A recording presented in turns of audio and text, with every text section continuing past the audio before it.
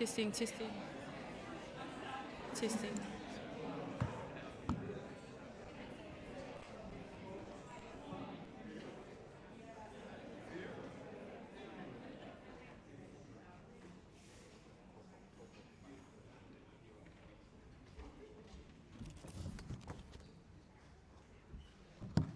Gosh, it's gone very quiet.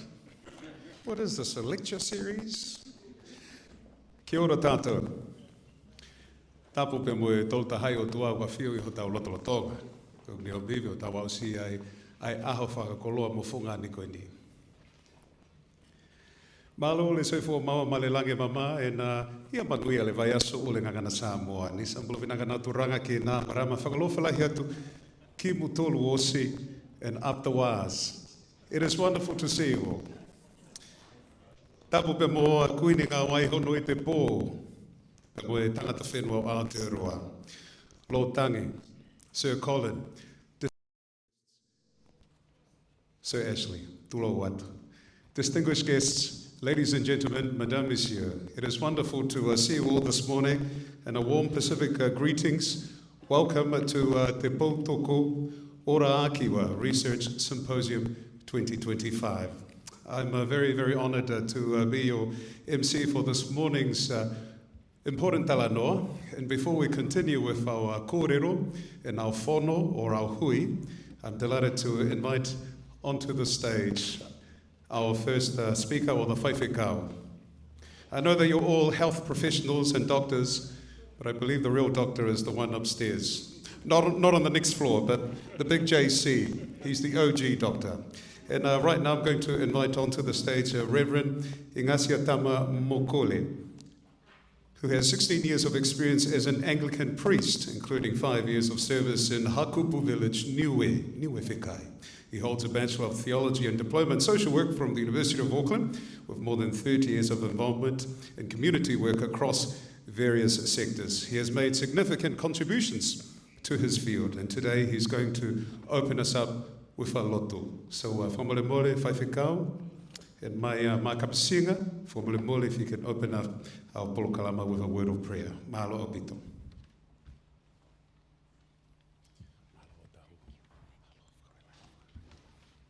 God is good.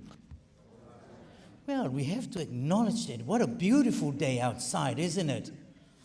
And he washed it last night to make sure it's clean and shine and look fresh this morning. Yeah? Well, I love singing. Let me test who went to Sunday school in your time. This is the day. Are you ready? I know there's some singers in the house. This is the day, 1, 2. This is the day that the Lord has made.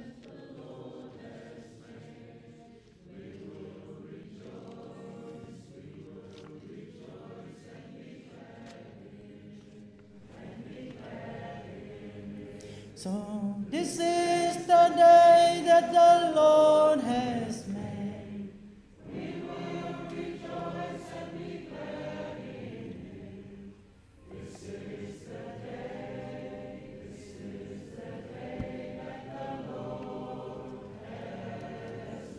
Monu, monu, monu.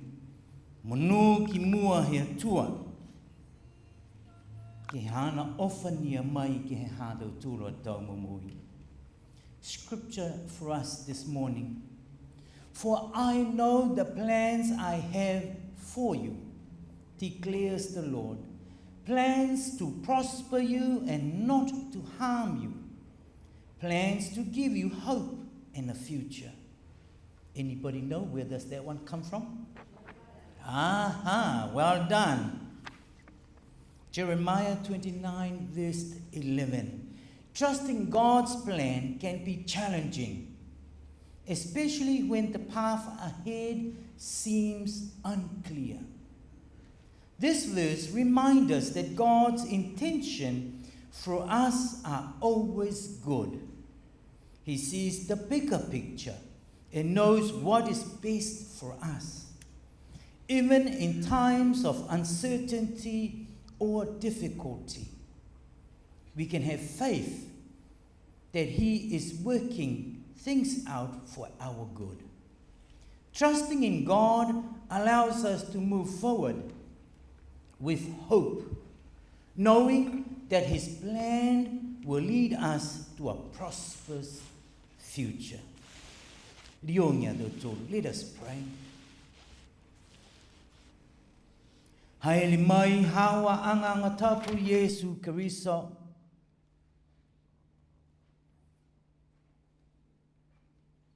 Whakatau whilo ai mo mautolu ke he pongi nei. Kia tawana mo tūtanga loa. Father, as we meet together today, thank you for every seed that has been filled here today. For each mind and heart that feels the presence of this room, we thank you. Only you truly know what we are setting out to accomplish today. We have an idea, a vision, hints, and daily instructions. We have talents, abilities, and time to work. However, only you can see in perfect details the end of every beginning, every project, every season, every life. Nothing is ever in vain, for even mistakes and missteps are used for good. Your righteousness transcends all our efforts and understanding. Forgive us for our pride, the pride that puffs us up and the pride that threatens to unqualify us.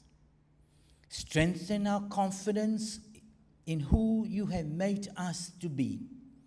Set us free from comparison in order to work together efficiently.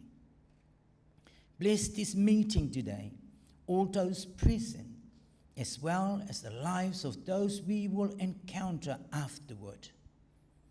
Ready us to make every moment count in Jesus' name. Kia monu tangaloa e hawa whakamuninanga, ki hawhangi mautolu mo hawa takitakianga Yesu Keriso. Monu, monu, suhui, amen. May we have a wonderful day. In Jesus' name. Amen. Whakawelahi maha ki Reverend Mokole, and you can catch him in the Holy Land of Otahu every Sunday at the local Anglican church. We have a great food court there, by the way. Not that anyone asked. Ho'eki ha'amatapule, bonjour à tous, and once again, welcome to you all and welcome to our Polokalama this morning. Now, before we continue, I do have some very important announcements. Just like on board an aircraft, I do have to remind you, tulo watu, aloha mai, if you need to use the lavatories, they're located to this side of the building. Whakamole mole, kere kere, there will be no smoking, vaping, as well as breathing. If you do not do that, that'll be fantastic. No littering. Rubbish is to be put away into the bins outside near the whale kitchen. As I mentioned, the bathrooms are there, but in case of a fire emergency, the whale crew will assist us, and we will meet here at the centre court just outside, and then we'll go to Sky City. All right, you beautiful human beings. That's all the very imperative notices that we have to go through, but right now, I'm delighted to invite on to the stage our next speaker. This young man, I feel like I age way faster than he is. It's Sir Colin Tukuitonga. Pas, malo. Thank you. Your French has improved out of sight, JP. My kids make fun of me. I only know 3 French words. Oui. Good morning, all. Pleasure to see you all. Aloflahi atu ke he lilifu he whare. Alofa ke he matua whapikau whawilahi ke he leongi ke he whangi e whanua tautu. Aloflahi atu he mautumau e haulang matai i ao mō motul katoa. Si aloflahi atu. Kia pai. I want to welcome people who have come from overseas. We have someone from the Caribbean. Welcome. And of course our distinguished visitors from the Pacific, Lord Tangi, Prof. Don Wilson, Dr. Paula Vivili, Aiono, and anyone else who have come to see us today. We're pleased that you've come. I want to acknowledge the speakers. Again, Professor Don Wilson from FNU, Nagabalevu Sara, Professor Cleona. I always struggle with we have this ongoing joke. People will have difficulty pronouncing my name, so I keep saying to Cleona, how do I say your name properly? But thank you for joining us today. And of course, the beautiful, smart Dr. Karina Gray. We're very happy in Aotearoa. She's our new Director of Public Health. She'll do good things for our country and for the region. And of course, all of you. We try to create this opportunity, so not just so you can catch up with your friends, but and socialize, but we hope it's also an opportunity for the young people in the room to talk to seasoned campaigners. Some of us are beyond seasoned, beyond redemption. So that's the basic aim, is to create this opportunity for people to share knowledge, to make connections, to learn from each other.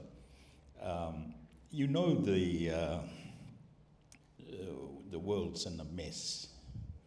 Seriously disrupted.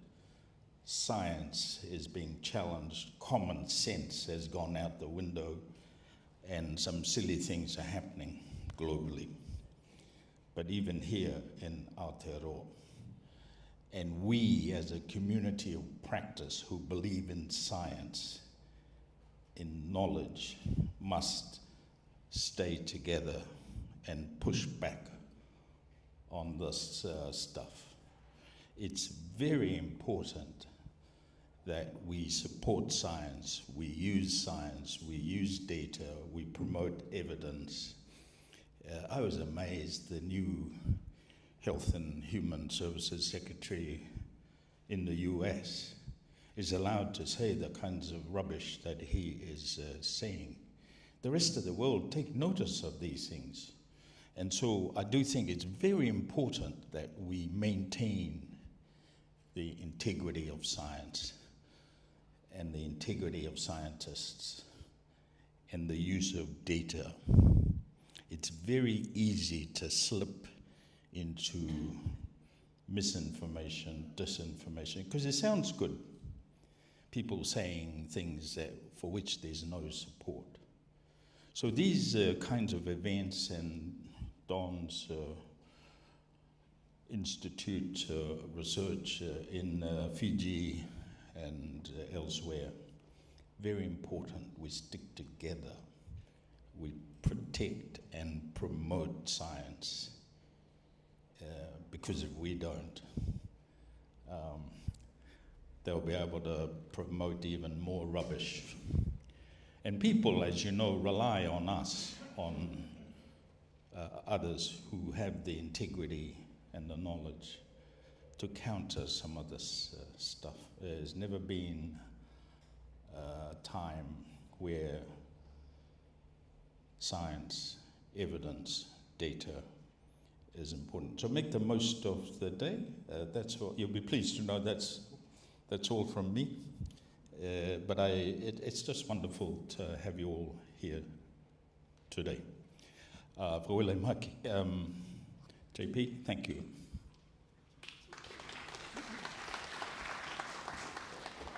Whakawelahi mahaki māloa pito Professor Sir Colin Tukuitonga.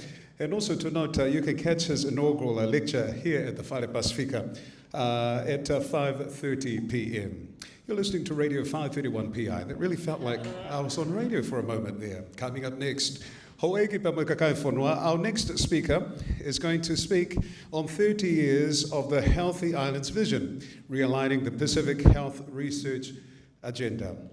And that speaker is Associate Professor Donald Wilson, who is a public health physician, an epidemiologist, and an academic leader with a career spanning close to 30 years in public health, epidemiology, and toxicology. He is currently the Associate Dean Research of the College of Medicine, Nursing and Health Sciences at the Fiji National University and the inaugural director of the Fiji Institute of Pacific Health Research, FIPHR, at the same college. Dr. Wilson earned his PhD in occupational environmental epidemiology in Japan, focusing on the respiratory health effects of air pollution in industrial cities in northeastern China. Since returning to Fiji 10 years ago, his research engagement and interests have broadened to include water-sensitive diseases, re-emerging communicable diseases, non-communicable diseases, NCDs, in the Pacific, sexual and reproductive health, planetary health, and particularly the importance of policy impact of Pacific health research works. Kere kere, please put your hands together for Associate Professor Donald Wilson. Vinaka.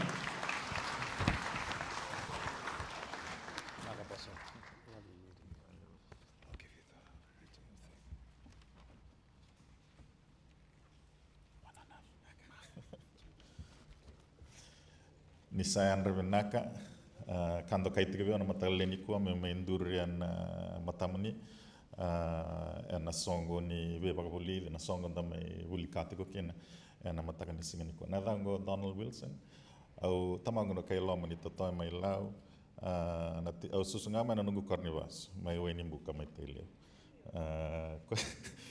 Wagavina Nakati and Gutik on Matakan Singaniko. Wabinakati Colin, Benavalivin Sureti. Good morning, Bulabanaka, everyone. I was just acknowledging Sir Colin and also saying that my father is a Kailama from Totoya in Lao, but I was raised by my maternal grandmother in Wainimuka in Tailebo. And such an honor to be standing in front of you this morning to share a few thoughts about what I think is happening in the Pacific as far as my work and my role in research based in Fiji and how we think we can work together. So the title of my talk this morning is 30 Years of the Healthy Islands Vision, which I think we all know, and trying to realign the Pacific Health Research Agenda, again, based on the work that we've tried to do over the years. And so as an outline, I'll talk about some of the health challenges that we face in the region, then share a bit about the Healthy Islands Vision, which again I think you all know, research capacity and the investments towards research, and hopefully trying to share some of the thoughts that I think might be able to revive the spirit of the Healthy Islands Vision and some thoughts on looking ahead. The few photos on this slide depict how the Pacific Island countries confront complex sustainability challenges, high disease rates, inadequate sanitation and clean water, rapid growth of informal settlements, and existential climate threats like sea level rise, increased flooding, and extreme weather. Urbanization, extractive industry, and agricultural development are accelerating ecological degradation, compounding these adversities. So the Pacific Island countries also have made less than 6% progress toward the SDGs, ranking among the lowest globally. They have sharply regressed in key measures of health, food security, climate action, clean water and sanitation, education, and energy. The COVID-19 pandemic and successive extreme weather events have highlighted the challenging nature of the region, including geographical isolation, limited resources, and severe climate change impacts. Despite these challenges, Pacific Island countries boast some of the world's richest cultures and ecosystems, providing unique opportunities to meet the SDGs. As self-contained socio-ecological systems facing a spectrum of global challenges, our countries are crucial locales for pioneering some health research that also includes the planet and action at the health-environment nexus.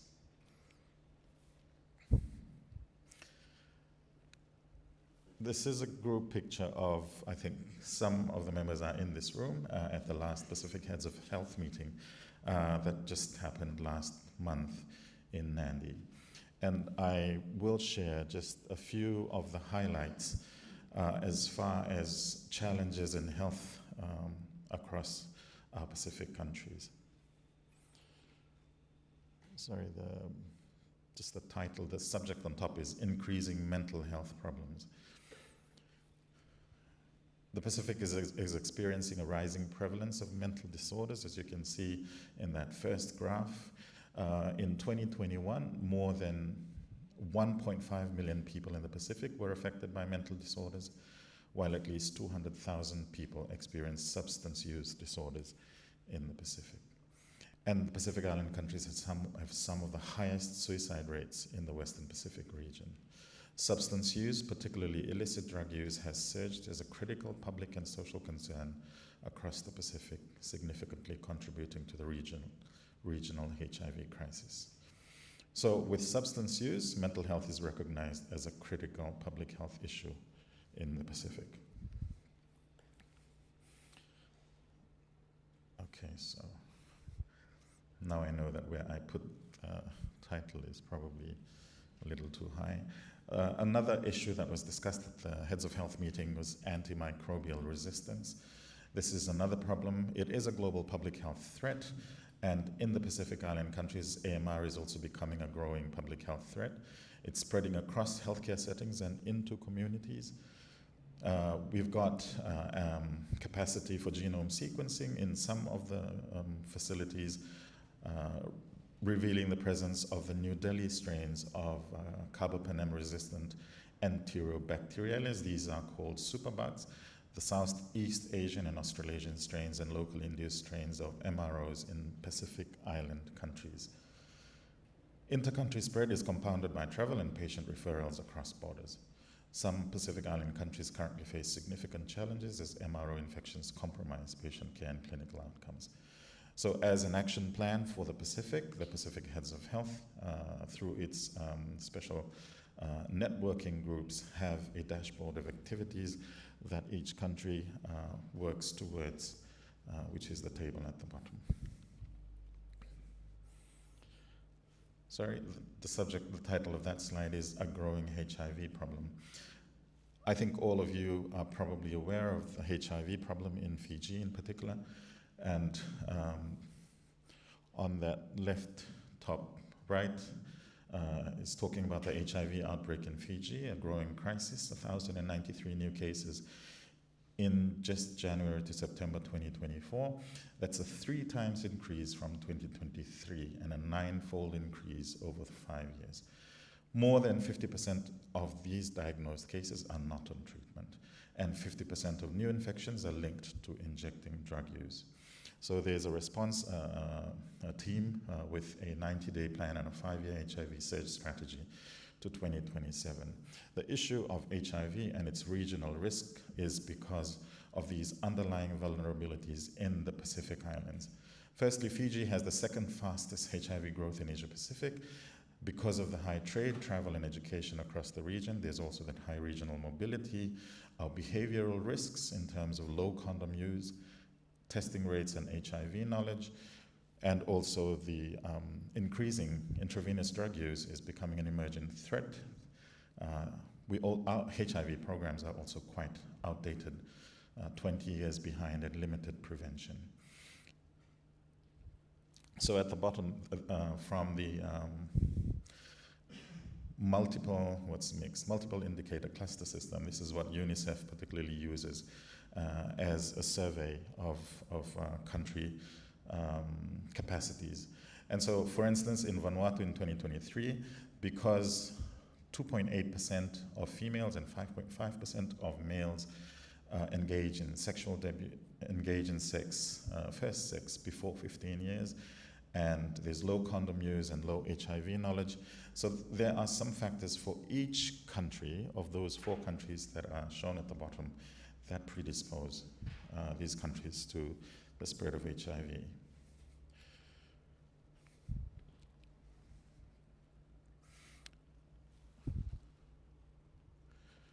Globally, humanity has crossed at least 6 of 9 planetary health boundaries that push the Earth outside its safe operating space. And our Pacific Island countries and territories are at the front lines of intertwined environmental and health challenges, and these are exacerbated through reaching these planetary tipping points.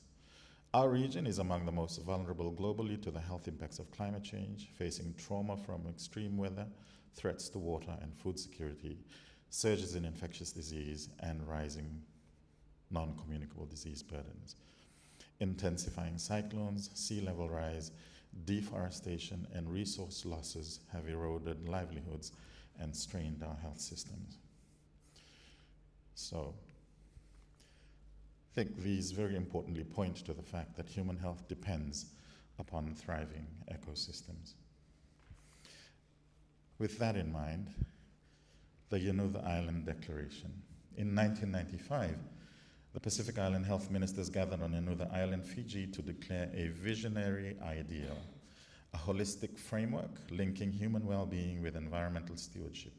This 4-part vision for healthy islands of the 1995 meeting included one that aspired for ecological balance. Ecological balance is a source of pride.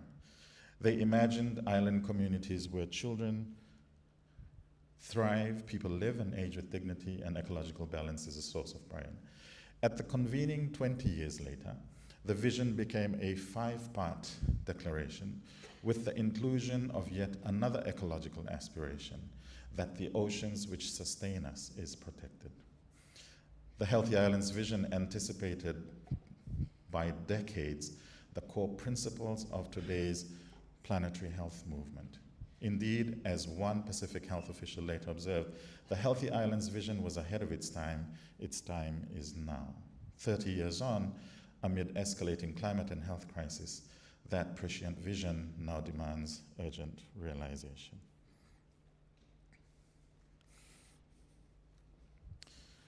I really need to learn how to that title, right?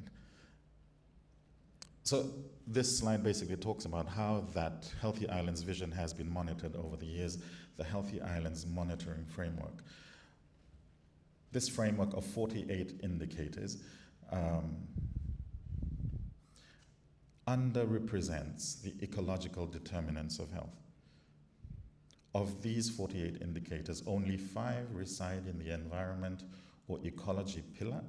Even these few environmental indicators are patchily reported. Fewer than half of Pacific countries have recent data, and none have data for climate change and natural disaster resilience.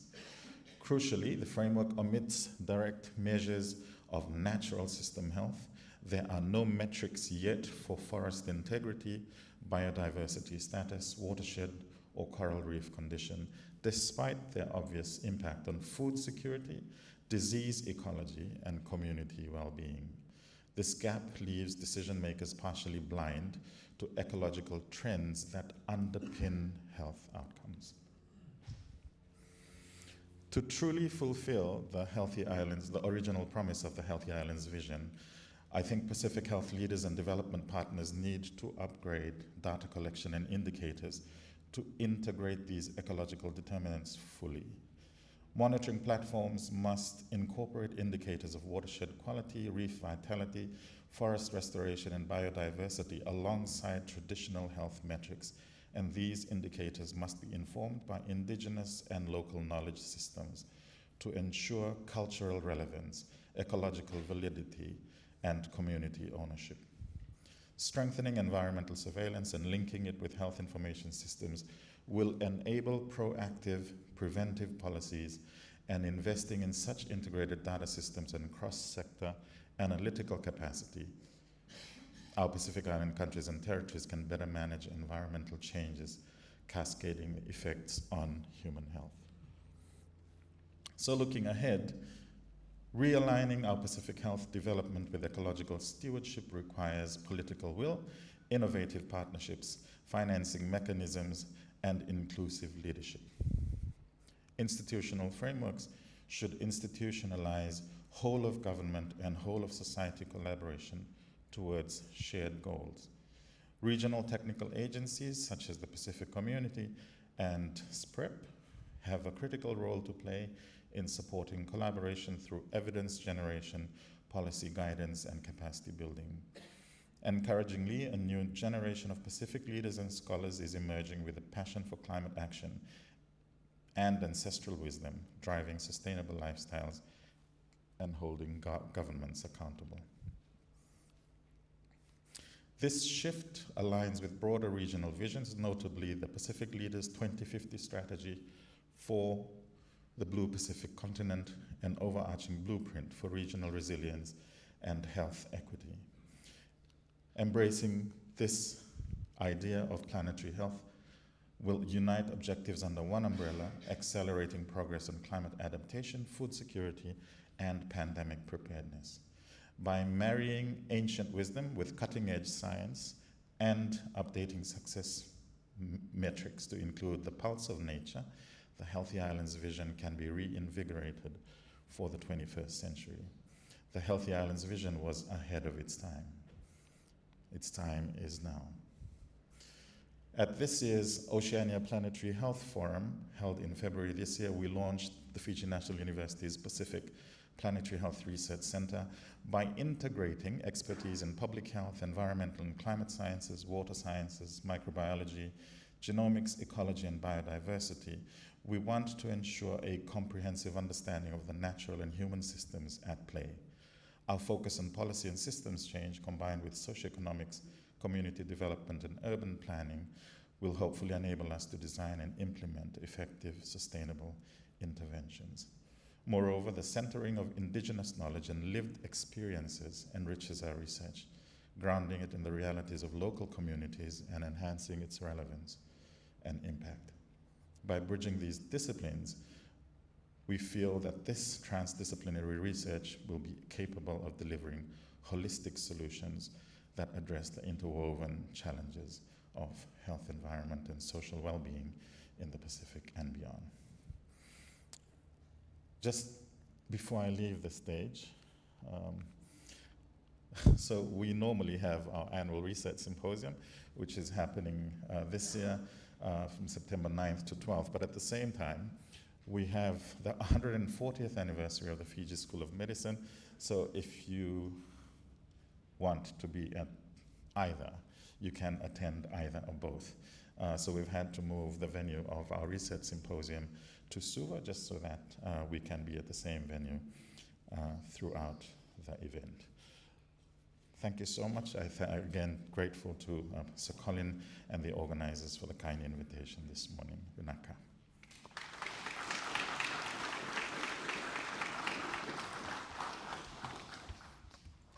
Vinaka Vagalevu Boso. Sotatale.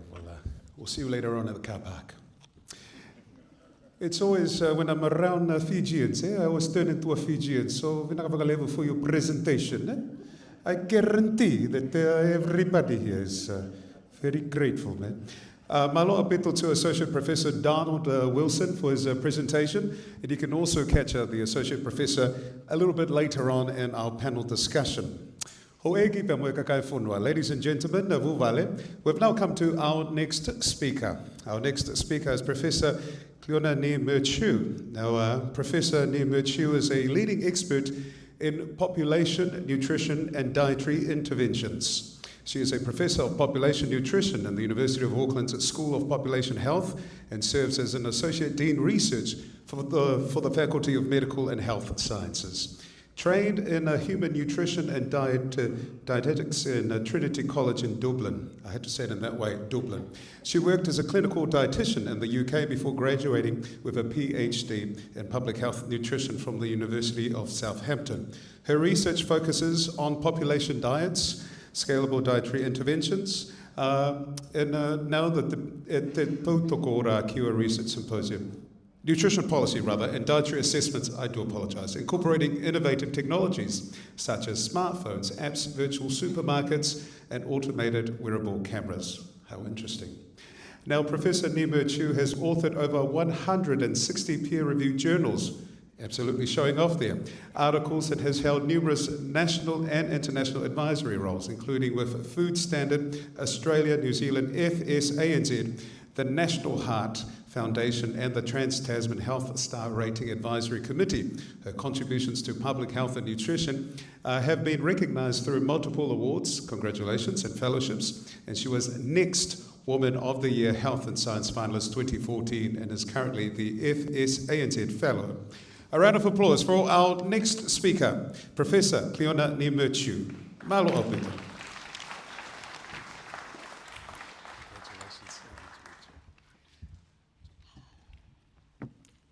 Kia ora koutou, ko Cleona Niweraku tōku ingoa. Thank you so much for the very kind introduction. I do want to emphasise that I'm here today at Professor Sir Colin's request, not as a researcher in my own right. You've heard about my background, but I'm also Associate Dean Research for the Faculty of Medical and Health Sciences. So what I'm planning to talk about today is the research landscape and priorities for New Zealand from that perspective. The ADR role is a new one to me. It feels still very new. It's actually, I've been in the role for nearly 2 years. The first year was an absolute baptism of fire, just getting my head around the breadth of research that goes on across our amazing faculty, which is the most research-intensive faculty at the University of Auckland. And 12 months in, I thought, oh, that's it, okay, I've got my head around it. Everything is just going to be the same from now on. And then a year ago, everything started changing in the research landscape and in terms of priorities and funding.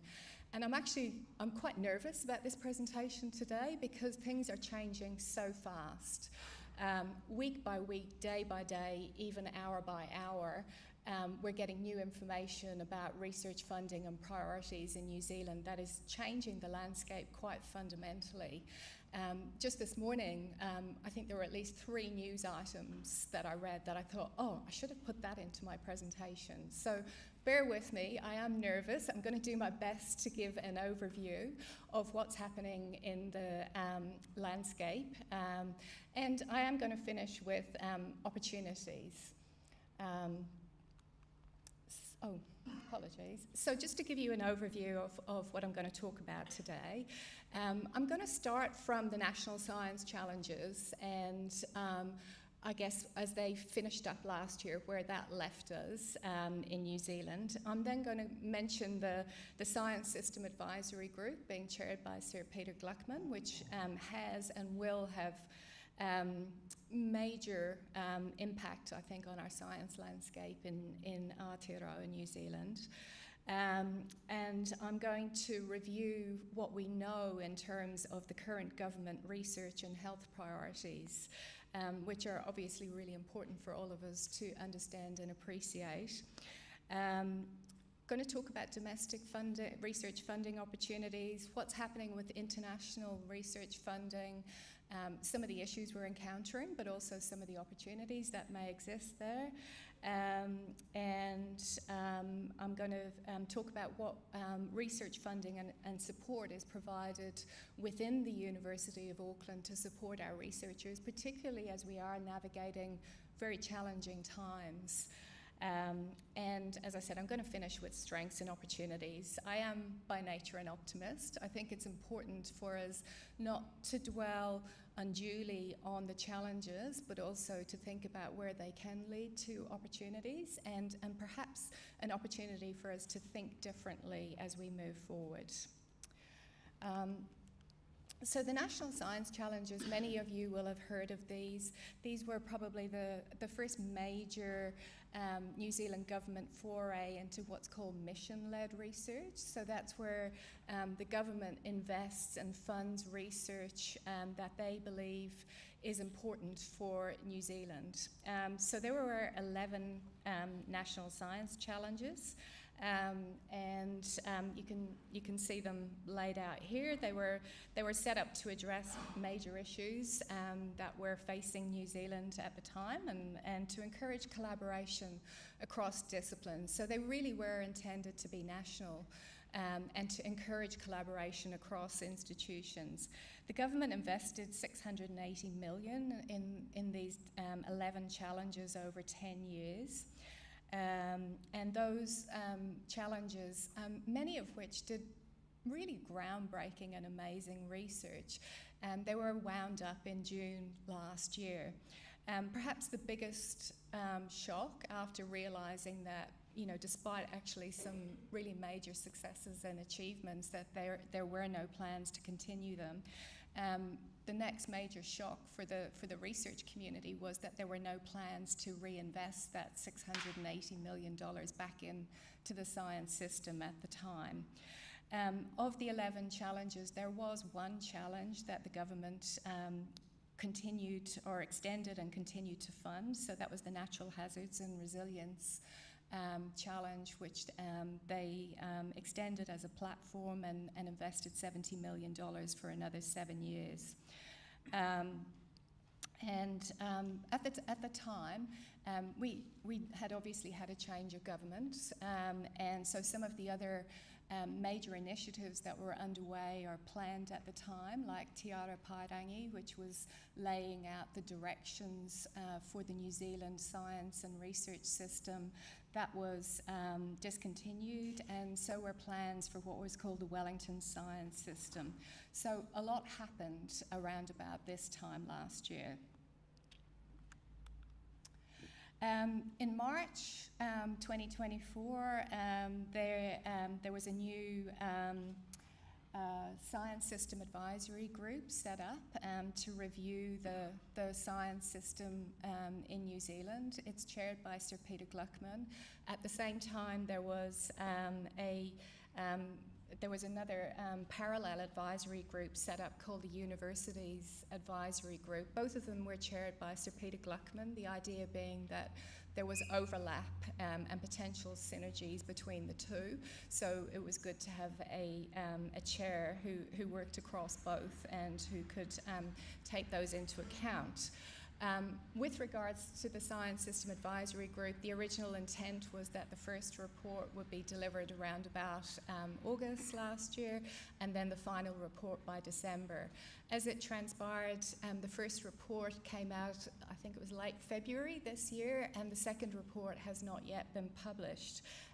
The image that you see on the right of the slide comes from the MB website, so there is more information there about both advisory groups and where they're at, but we're still waiting for the recommendations from the second science system report. But some of the major changes that came out of the first report included the recommendation, which was adopted by the government, to merge the 7 existing Crown research institutes into 3 public research organisations. And alongside those 3, to create a new advanced technology focused PRO. Some of the other changes that were adopted are listed there. One which is probably going to be really far-reaching was the recommendation to create a Prime Minister's Science, Innovation and Technology Advisory Council. And the intention of that council is to advise the Prime Minister and the government on science and research priorities for New Zealand moving forward. You will probably have heard that the new chair of, the new Prime Minister's Science Advisor and chair of that committee was announced last week. That's John Roche, who was previously at the Ministry for Primary Industries. Yeah. Okay, so we are still waiting anxiously for the second report from that advisory group, but we have no indication when it will actually be released. This morning, it was reported that the University Advisory Group report has been completed and sent to the Minister, but again, there's no indication of when or if that will be released. So what do we know about the current government research priorities? Well, the priorities that I've identified and listed on this slide here come from a whole range of documents and announcements that have taken place over the past 12 months. Consistently, what we're seeing coming through in terms of government priorities are the need for science and research to focus on economic growth, commercialisation, technological innovation. We're seeing renewed interest in gene technology and regulations being adapted to support more research in that area. There's still a huge climate and natural hazards are a major priority and come through time and again in terms of the different funds that are available. And of course, there are the new public research organisations, which three of which are due to start on the 1st of July this year. So those are focused on bioeconomy science, earth science, health and forensic science, and eventually the new PRO will focus on advanced technologies.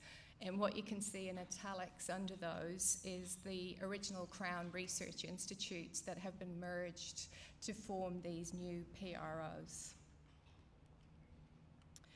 So those are research priorities for the government across the board, but many of us here today work in health and are very invested in supporting and promoting health in our communities. So what are the current New Zealand government health priorities? Well, these were released in the government policy statement on health, which was around about July last year.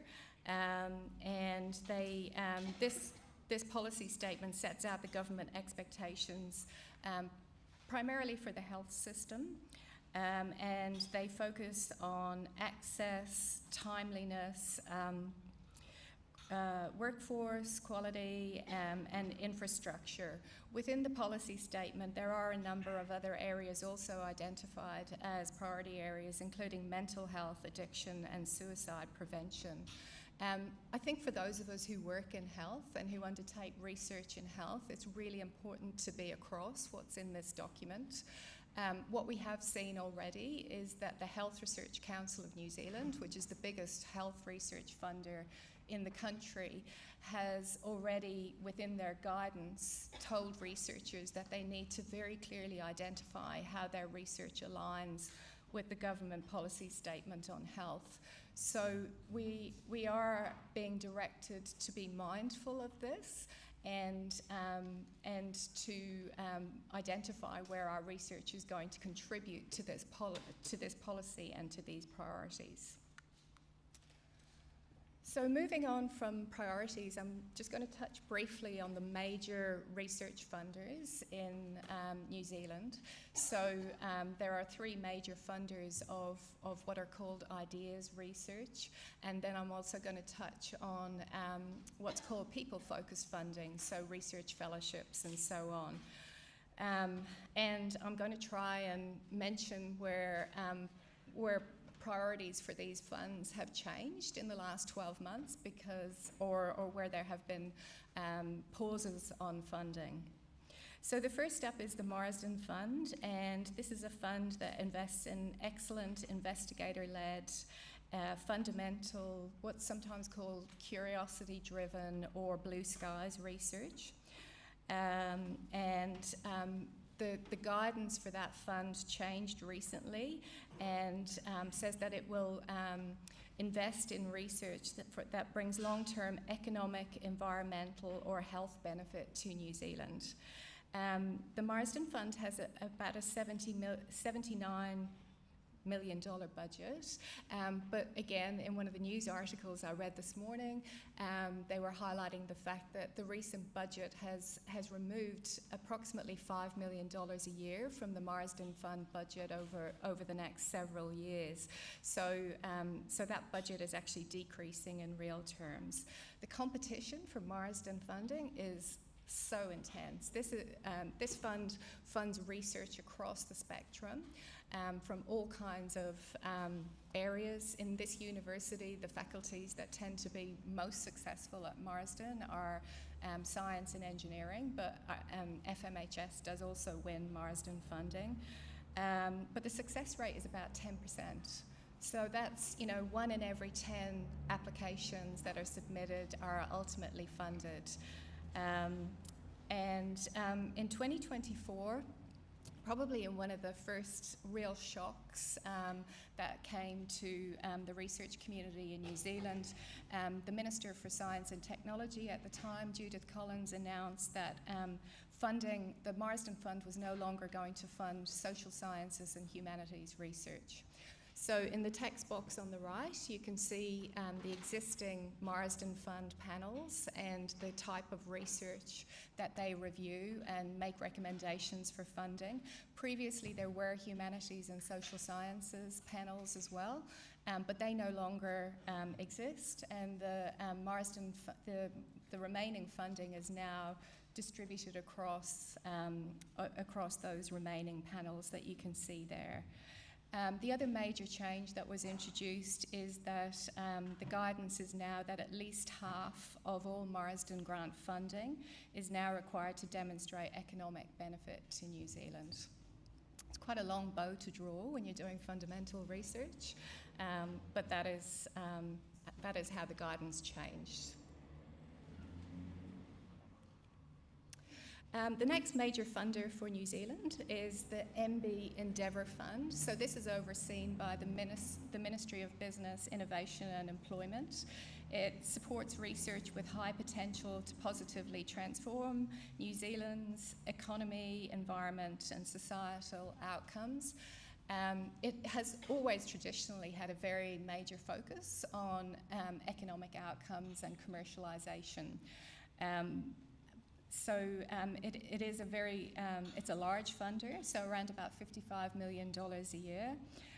That's split across large programs, but also smaller, what are called smart ideas projects that particularly early career researchers have traditionally been really successful with.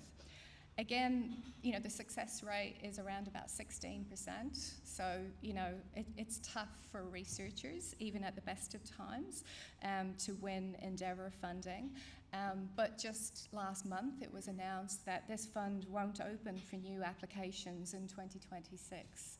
So, the reason for this is that historically, the institutions who have won most Endeavour funding have been the Crown Research Institutes, which are undergoing restructuring and merging into these new public research organisations. So in an effort to minimise burden on those existing Crown Research Institutes as they go through a merger, MB announced that they're not opening for new applications, but that they will consider extending some existing funding, only though where it is considered to be value for money and aligns with government priorities. So we're starting to see those government priorities come through again very strongly.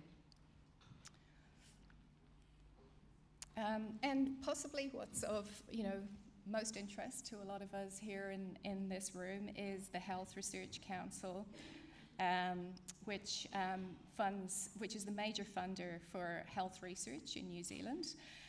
It funds health research across the spectrum, from biomedical through clinical, public health, also health systems, Māori health and Pacific health research. And it had about $120 million budget in the 2024-2025 funding round, which we're expecting the results from that round to come through next week, the week after. The success rate is anywhere between 10 and 25% for HRC, depending on the particular type of funding that you're applying for, whether it's projects, fellowships, or programs. But in the most recent budget, again, because a lot of existing research funding has been reprioritised towards supporting these reforms in the science sector, the estimate is that the HRC budget will be decreased by around about 17 million next year.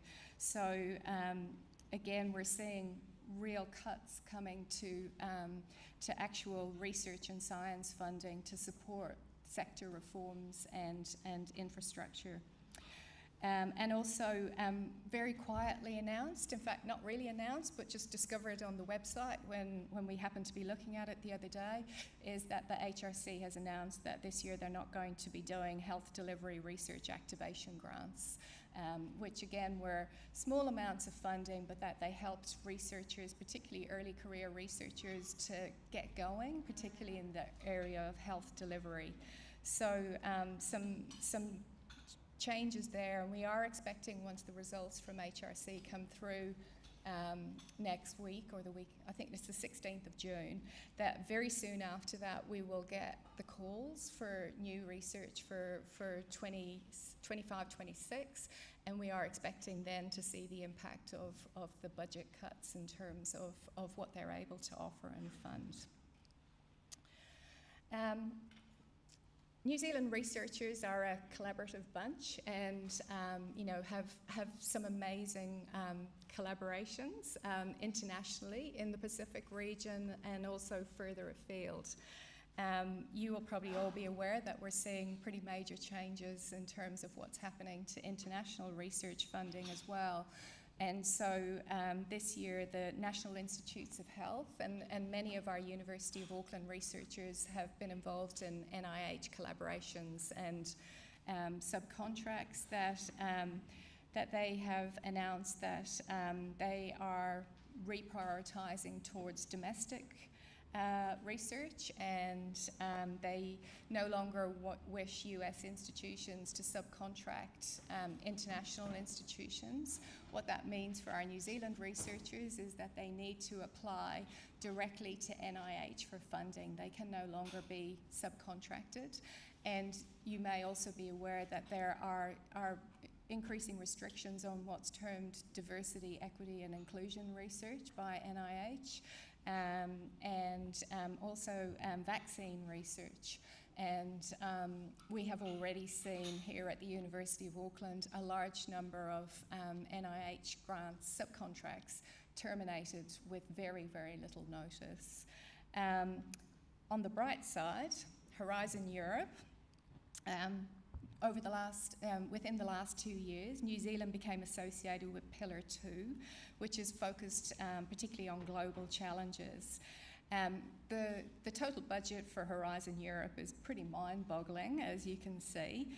And the research areas within Pillar 2, which New Zealand is associated with, include health, but also culture, civil security, digital, climate, food and bioeconomy. So many that I think are very relevant to Pacific research. And in terms of government support, MB provides top-up funding to help cover overhead costs. The exception is that they announced recently that they will no longer provide top-up funding for what's termed social sciences research within Pillar 2. So again, I think very much directing researchers towards the more STEM-based research. The Catalyst Fund, which is run, different parts of it are run by MB and by the Royal Society. This is something that supports the development of international science and innovation collaborations for New Zealand researchers. So potentially a really important opportunity for those of us who wish to grow those collaborations. But again, they have renewed or at least revisited their priority areas, and we're seeing a lot of the priority areas that the government has already indicated. Health and biomedicine are absolutely still there, as are biotechnologies, but we're also seeing other new technologies, Antarctic research and space research being highlighted as areas for support. I should mention as well that there are a large number of other international funders that I haven't listed here, including the Wellcome Fund and other other kind of MFAT and other funders, so there is other research funding to support international research and collaboration, but they just tend to be slightly smaller in terms of the amount of funding that's available for research.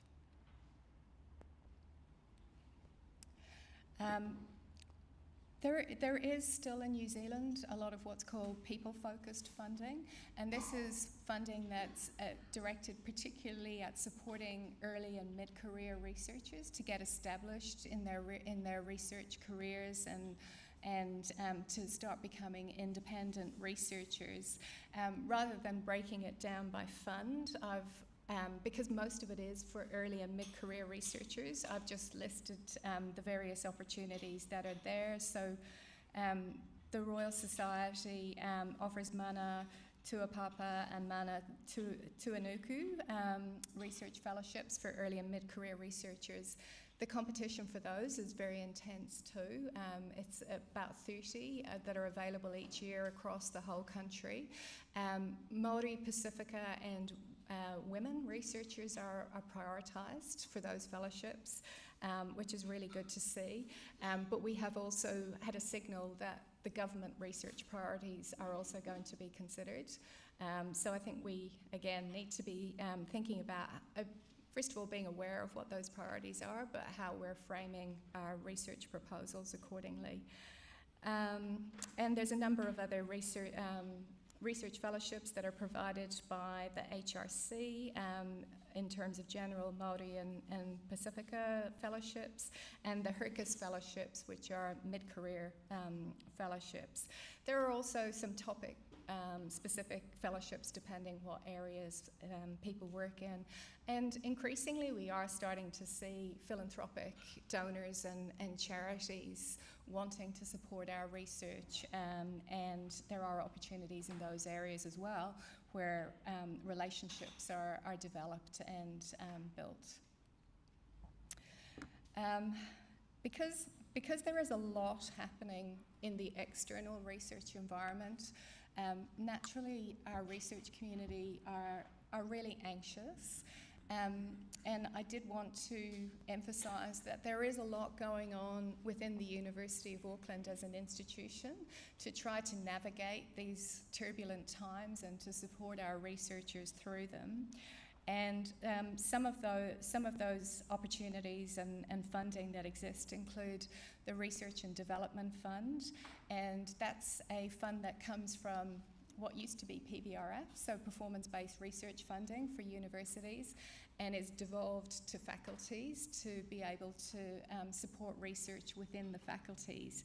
And I wanted to highlight that within FMHS, that our faculty fund offers 3 postdoctoral fellowships a year. And we also top up the salary for those researchers who are successful with those Royal Society and HERCUS fellowships, because there is a big gap between what the funder provides and what the university pays in salary. And we also provide seeding grants and support our faculty research centres. So we are very focused on supporting our people and our research within FMHS. But across the university, there's also funding through the Transdisciplinary Ideation Fund, the Researcher Skills and Development Fund.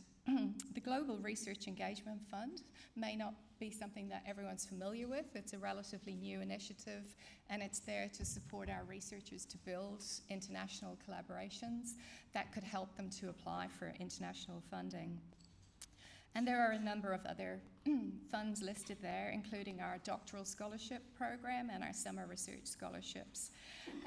Probably more importantly, because everything is changing so fast, there is a huge amount of work underway at the moment to really analyse what the impact of all these changes that I've just been listing, what impact they are going to have on research that's being done by the University of Auckland, and on our research pipeline and ultimately societal health and impact.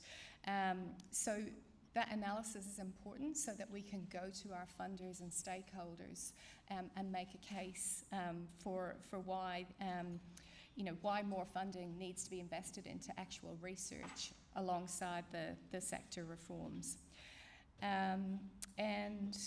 Yes, the university is actively engaging with sector stakeholders, including funders, to ensure that our perspectives are represented during the reform process. I'm not sure that we're having a great deal of success, but it's not for lack of trying. Our VC and DVCR are out there making the case for why these cuts in funding and the changes in priorities and redirection are really going to impact in terms of our research and our people.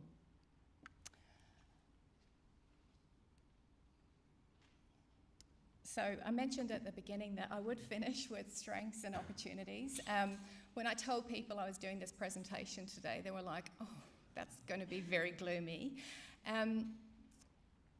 It is gloomy, but I think with any change brings opportunities as well as challenges. And I think it is an opportunity for us to reflect as an institution and as communities in terms of what our strengths are. As Sir Colin mentioned, it is really important in these times that we hold fast to what we know to be important and not to be constantly shifting in response to government priorities. Nevertheless, those priorities do have an impact, and we should be considering them and be mindful of them in terms of how we frame the importance of our research. I think consistently we're still seeing with all of the priorities that health, climate and the environment are absolutely key and are still very much valued, and there is research funding available for those areas. I loved the example of the Planetary Health Centre. I think that's a really exciting opportunity to think about the intersection of health, the environment and climate, and suspect that that's absolutely, an opportunity for New Zealand research as well. Technological innovation, whether we embrace it or not, it's not just coming, it's already here. And we need to ride that wave, I think, and consider how it might improve the healthcare that we provide and increase the efficiency of our healthcare system. In Aotearoa, we have incredible strengths in Mātauranga Māori and Indigenous knowledge systems, and we should be leveraging those strengths, embracing them, building on them, and I think those are real strengths and opportunities internationally, not just domestically. Really encourage us to do more work in those areas. I think the 4 new public research organisations are an opportunity. There is going to be an imperative for universities and these public research organisations to collaborate. So I think we should be thinking about, how the work that we all do might be able to enhance what these PRO's objectives are and how we might be able to work together. We are a small country, there's limited funding.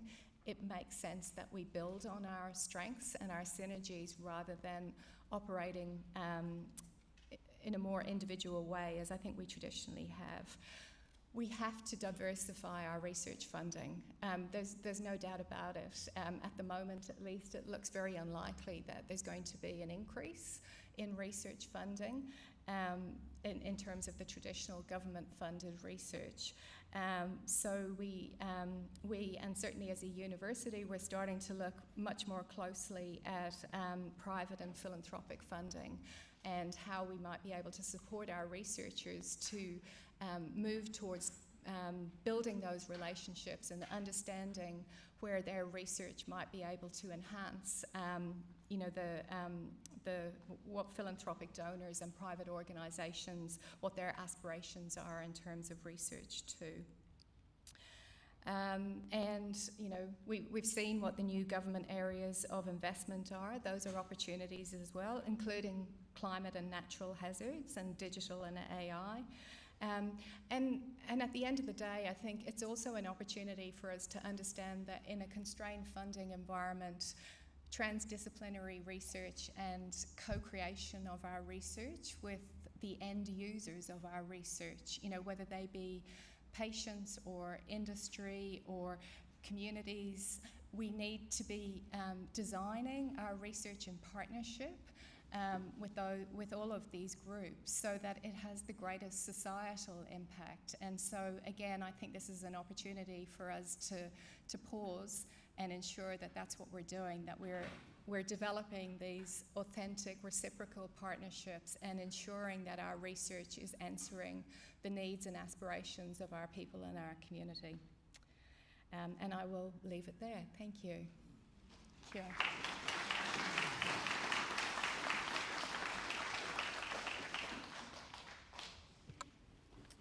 Grazie mille. Thank you very much, Associate Professor Malo Abito, for your presentation. And very important to know all those funding streams. I'm currently funding my local KFC, as well as my gym membership. I pay, but I don't use it. We're now going to present some little thank you gifts here on behalf of our team. So aloha mai, Professor Cleona. We've got a little gift for you here. It's something that I carved on my way, because sitting in Auckland traffic could be a lifetime, but do enjoy it.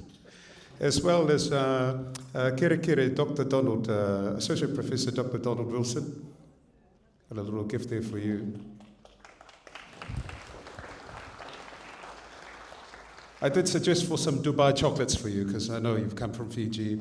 And also a block of butter here in New Zealand, which is $100 at the moment.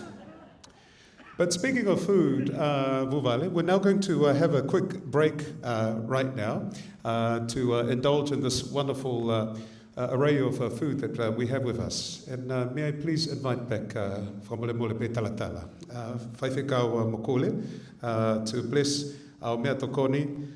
When he spoke, the sun came out. And I looked over to Mission Bay and the ocean split in half. That's how powerful his prayer is. Once again, he's at Anglican Church Otahuhu, the Holy Land. Over to you, Whaifekau Malo. Let us say our grace for the food. Lord God, we thank you for the provision of nourishment of our body. May we enjoy our food and drink. In Jesus' name, amen. Enjoy your snack. Ladies and gentlemen, I invite you to indulge and share in breaking bread and the talanoid. We will commence our polokalama at about 10:50. Paging all passengers. Okay, sorry, better stop here. Enjoy.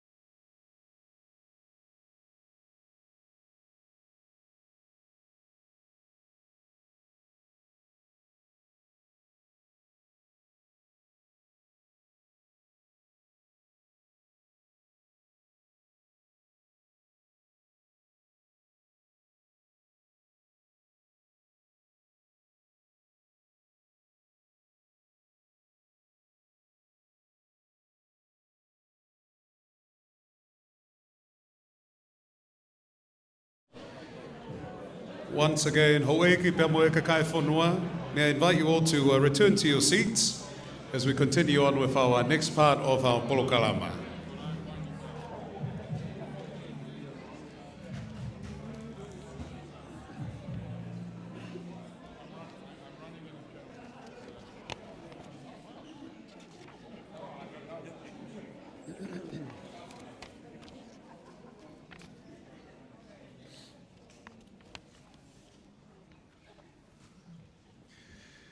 Bonjour à tous and kia ora tātou, ngā mihi, piki mai kake mai, mālomo e tau mau e ahone, and ia manuia loe vai aso o le ngangana Samoa. Whawhkai ke le lava to you all for remaining with us as we continue with our polokalame here at the Whare Pasifika. Once again, welcome to you all, but I'll firstly like to acknowledge a wonderful coffee, Sa Māori coffee, as well as the food that's here as well. I think it was very riz. So you guys have delivered a wonderful refreshment to nourish our bodies and soul. But right now, ho'eki pia moe kakai whanua. I'm delighted to invite on our next speaker to speak on research needs for public health and priorities for Pacific Health. We have Dr. Karina Gray, who is a public health physician, an epidemiologist and a respected leader with extensive experience spanning over 15 years in public health, epidemiology and health policy.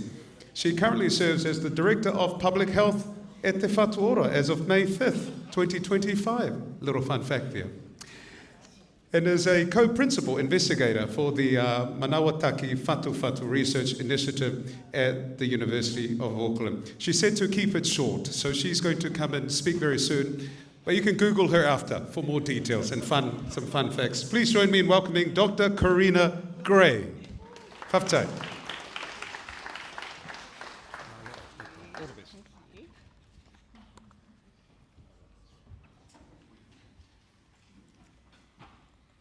Tēnā koutou katoa, mā luelelei, kia ora nā, whakalofalahi atu, bulavanaka, mā loni, talofalava, and manuele vai aso o le ngangana Samoa. So I want to thank the organisers of today's symposium for bringing us together and for the opportunity to present today. I also want to acknowledge our distinguished guests and the Reverend for opening us in song and prayer this morning. I'd also like to acknowledge all our speakers who have and will be presenting throughout the course of the day. It's really wonderful to see the depth of Pacific research here in Aotearoa and in the region. I'd also like to acknowledge my heartfelt congratulations to Sir Colin for your well-deserved professorial appointment. I'm really looking forward to your inaugural lecture this evening, and as someone who has benefited from your support over many years, I feel immensely proud. So I've been asked to speak about Pacific health and public health priorities in Aotearoa, New Zealand. Now, there are a multitude of public health and Pacific health frameworks that we could use to think about and prioritise the different issues facing Pacific peoples in Aotearoa. This model, by Dyer and colleagues in 2022, is based on the Dahlgren and Whitehead model of health determinants. And I like it because it articulates different factors at many different levels that impact on individual and population health. Ultimately, our goal is to see thriving Pacific communities, healthy whānau, and successful individuals. At the highest level, climate change is obviously one of the most urgent public health issues facing the planet, having particularly significant impacts on Pacific Island nations, as Professor Donald has told us this morning. And I'm really looking forward to the launch of the Lancet report on climate change and health during our working lunch this afternoon. Another priority is ensuring that the places that people live, work, learn and play are healthy environments that support whānau to thrive, and that includes warm, dry housing, safe, healthy neighbourhoods, and environments that are conducive to optimal learning and working. For Pacific peoples, socioeconomic, commercial and digital factors play an important role in determining people's life trajectories and health outcomes, and we know that there are significant inequities in income, as well as education, employment and technological opportunities in Aotearoa. These and other factors contribute to differences in access to timely, affordable and high quality care, as well as an underrepresentation of Pacific peoples in the healthcare and research workforces. Addressing communicable diseases is also a priority, as well as pandemic preparedness and our ability to respond rapidly to outbreaks and other emerging public health issues and threats. And finally, we need to think about how we tackle the growing burden of non-communicable diseases and how we close the long-standing gap in life expectancy for Pacific peoples. But I'm not going to talk about all of these priorities this morning. Instead, I'd like to offer some reflections based on some of my experiences over the last few years. So my first reflection is that one of the greatest strengths of Pacific peoples is that we are part of transnational communities. Pacific peoples in Aotearoa maintain very strong links with our respective Pacific Island countries. This means that any major event in the Pacific will impact Pacific communities in New Zealand and vice versa. So this table shows 5 of the larger Pacific ethnic groups in New Zealand. The middle column shows the number of people living in that Pacific country, and the right-hand column shows the number of people identifying with that ethnic group living in New Zealand. And so the first 3 rows show the New Zealand realm countries of Tokelau, Niue and the Cook Islands, and the last 2 rows show Tonga and Samoa. So as you can see from the table, the number of people identifying as Tokelauan, Niuean and Cook Island in New Zealand are much, much higher than the number of people residing in those Pacific Island countries. And the number of Samoans and Tongans in New Zealand is very similar to the number living in Samoa and Tonga. This highlights the important role New Zealand plays in the health and well-being of Pacific peoples, not just in New Zealand, but on a global scale. The transnational nature of Pacific communities was well illustrated in 2019, when New Zealand experienced its largest outbreak of measles since 1997. Measles is an incredibly contagious illness with a reproductive number of 12 to 18, which basically means that each person with measles would, on average, infect 12 to 18 other people in a totally non-immune population.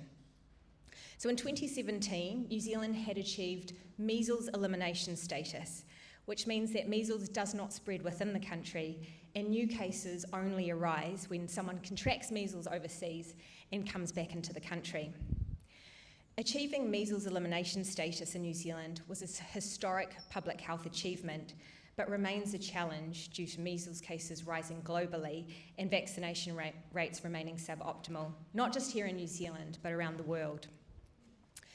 In 2019, following multiple virus introductions into the country from returning travellers, 2,185 cases of measles were notified across the country, with the majority in the Auckland region. Pacific communities were disproportionately affected, with an incidence rate 14 times higher than the European population. Almost 40% of cases were hospitalised, but fortunately, there were no deaths. Sadly, this was not the case when one of the New Zealand measles cases inadvertently exported the disease to Samoa. New Zealand, a developed country with around 5 million people and a robust health infrastructure, experienced more than 2,000 cases and almost 800 hospitalisations, and our health system was severely strained. So we can only imagine how overwhelmed the Samoan health system was when this population of just under 210,000 people, with a fraction of the number of doctors per capita, experienced more than 2.5 times the number of cases and hospitalisations. According to official counts, 83 people, many of whom were babies, died. Needless to say, it was absolutely devastating, and there were lessons for both countries. One of the most important things New Zealand can do as a good Pacific neighbour and to protect our own population is ensure we vaccinate as much of our eligible population as we can to prevent ongoing transmission when cases are inevitably imported into our country. This table shows MMR vaccination coverage for children aged 1 to 5 years as of April this year. To achieve herd immunity, we need 95% of our entire population to be fully vaccinated or immune from previous infection. But as you can see, for children under the age of 5, we still have a long way to go to achieve that target. Furthermore, there are adults in certain age groups, particularly those between 25 and 45, that's some of you in this room, who had lower rates of MMR immunisation as children, and it's estimated that up to a quarter of people in this age group are not immune to measles, which creates a risk that measles could be spread through this group, who are also probably the group who are most likely to travel. So the health system is very focused on increasing immunisation rates among children, and research by Moana Connect found that the greatest barrier to childhood vaccination was not that families don't want to vaccinate their children, but rather the same access barriers we see across health services, including issues with transport and childcare, concerns about costs and eligibility, and the fear of exposing infants and young children to infectious diseases in the community and clinic. Their recommendations were to obviously address these barriers, as well as focusing on building trusting relationships with Pacific families and communities, taking time to unpack vaccination information and explore any concerns that families have, as well as growing the Pacific vaccination workforce. Which brings me to my second reflection, which is that we need to address access to health services at all stages of life. One of the most stark indicators of inequity in access to care is in the receipt of care during pregnancy. New Zealand operates a lead maternity carer system, which runs on the premise that pregnant people have a choice in who provides them with antenatal care. It's usually a midwife, but could also be an obstetrician or GP.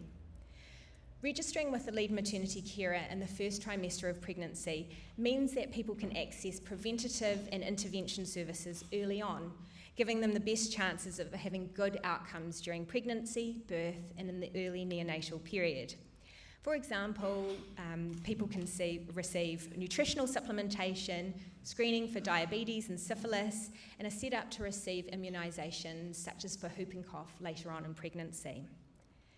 But for as long as we've been reporting on LMC registration, Pacific people have had significantly lower access to maternity care compared to all other groups, which directly impacts on maternal and perinatal outcomes. So this graph shows perinatal mortality rates by ethnicity, with Pacific babies having significantly higher risk of death compared to all other ethnic groups. Work by the Maternal and Perinatal Mortality Review Committee over many years has linked these inequities in death rates to lower rates of access to care, but still, registration remains low. Now, the reasons for these lower rates of access are likely multifactorial, but what we do know is that there are shortages of midwives in areas where Pacific communities are concentrated, and most notably South Auckland. In addition, of the 3,000 midwives in New Zealand, only about 100, that's 3% of the workforce, are Pacific, despite Pacific peoples making up 9% of the total population. Oh, sorry. And this brings me to my third reflection, the importance of growing the Pacific health workforce. So this table shows 6 different categories of healthcare providers in New Zealand and the percentage of that workforce that is Pacific. So if we keep in mind that Pacific peoples currently make up 9% of the total population, but only roughly 5% of nurses, 3% of midwives, doctors and pharmacists, and 2% of psychologists and dentists, it's clear that not one of these workforces comes close to having a representative proportion of Pacific peoples.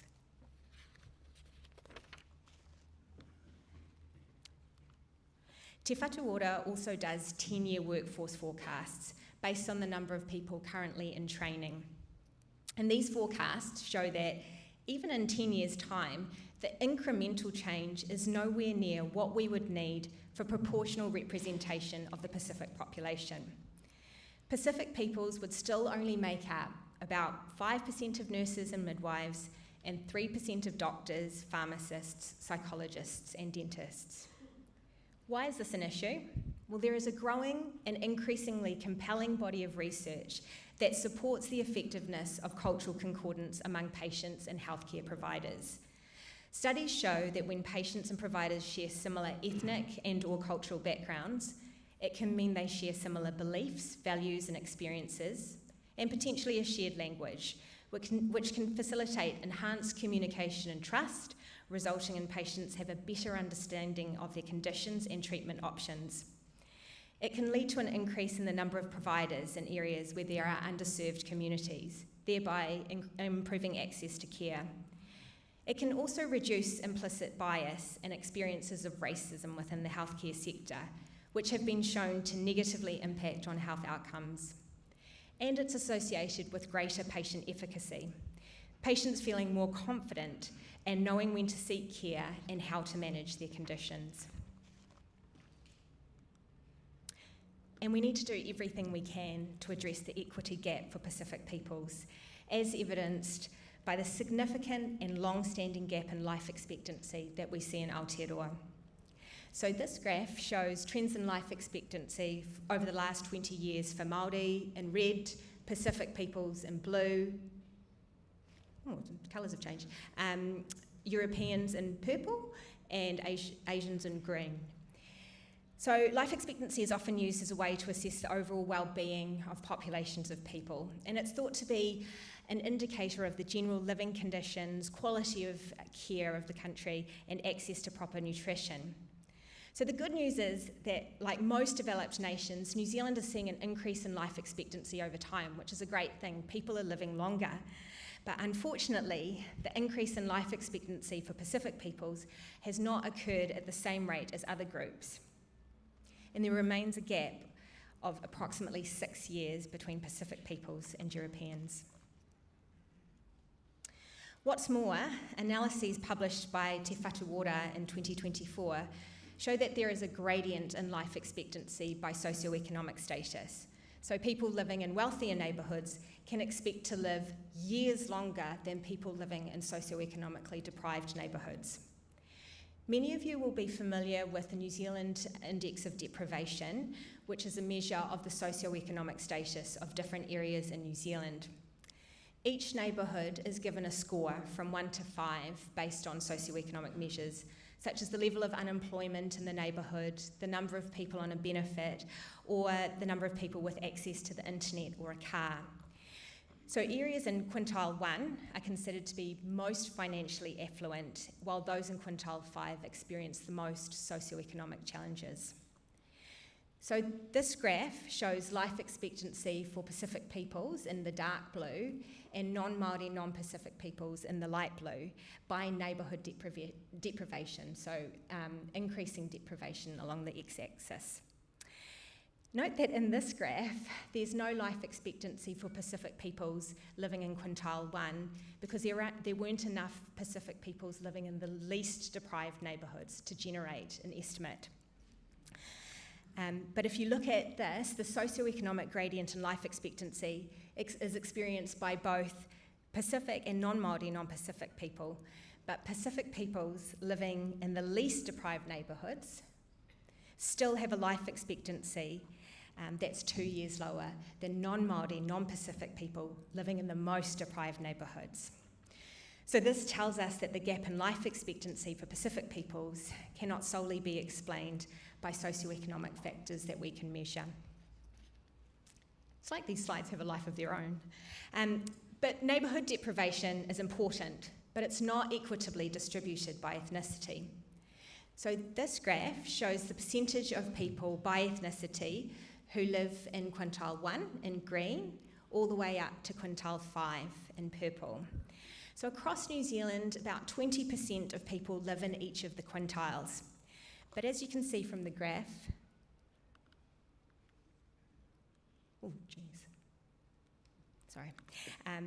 more than half of Pacific peoples live in quintile 5, and 75% of Pacific peoples live in quintiles 4 and 5. And these are the neighbourhoods that experience the most challenging socioeconomic conditions. Research has shown that people living in these neighbourhoods often don't have equitable access to good quality housing or safe spaces to walk and exercise.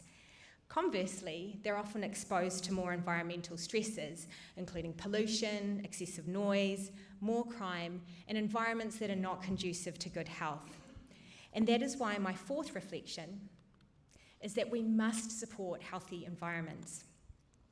I've been really privileged to attend many community engagement events over the years, and a key message from communities is that they want agency over the environments they spend time in. Youth in particular have asked us, how can you expect us to be healthy when there are takeaways, alcohol shops and vape shops on every street corner?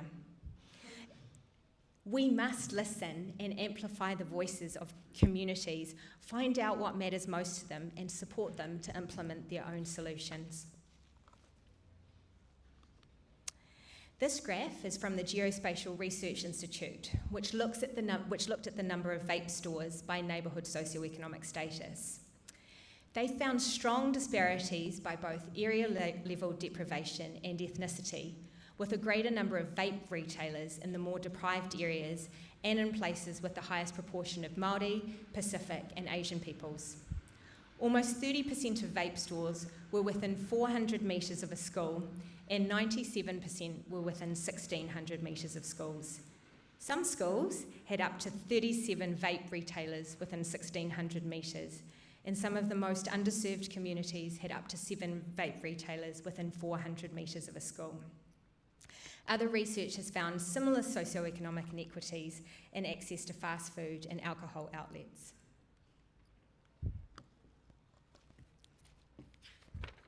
So why does this matter? Because the environments that people live, work and learn in matter. This graph shows trends in daily vaping by ethnicity from 2016 to 2023 for different ethnic groups, and the trends for Pacific peoples is shown by the yellow line. So over that 8-year period, daily vaping increased from less than 2% to 19% in Pacific peoples. In a recent report for Poutoko Ora, researchers talked to people from different neighbourhoods about the impact of alcohol outlets in their area. Residents felt the visibility of alcohol outlets close to schools, alongside public drinking, normalised alcohol and contributed to underage drinking. Most residents felt alcohol supply, public drinking and intoxication negatively impacted their neighbourhoods, making them feel less safe. Many people reported avoiding parts of the area some or all of the time. Parents also restricted their children's activities due to safety concerns. For example, not allowing their kids to walk to school or play at the park. These reduced opportunities for children to walk, play and socialise with friends and just generally exert their own independence. Some people drove to other neighbourhoods to shop or exercise to avoid drinking locations, facing additional transport costs and reduced opportunities for exercise. In the health system, it's so easy for us to say, we're just going to educate people about healthy living. But individual behaviours are very much influenced and often very dependent on the environments we find ourselves in. But there are plenty of opportunities for action, and that brings me to my final reflection, making better use of population data to inform public health actions. New Zealand's Pacific population is actually very unique in terms of its high geographic concentration in urban areas, and particularly Auckland, Waikato, Wellington and Christchurch. According to Census 2023, 275,000 Pacific peoples, that's 62% of New Zealand's entire Pacific population, live in Auckland, and Pacific peoples make up 17% of the Auckland population. Now, this geographic concentration can sometimes be a negative, as we've seen with the clustering of unhealthy environments in certain neighbourhoods, and also where there are particular weaknesses or gaps in services, such as the shortage of midwives in South Auckland. But it can also be a positive, and as public health practitioners, we can use this information to better plan and target services that directly address differential access to the socioeconomic determinants of health and opportunities for Pacific communities to thrive. Auckland is a particularly good illustration of the geographic concentration of Pacific communities in certain areas. There are 21 local board areas in Auckland, shown in this map, which I just downloaded from the Auckland Council website. But,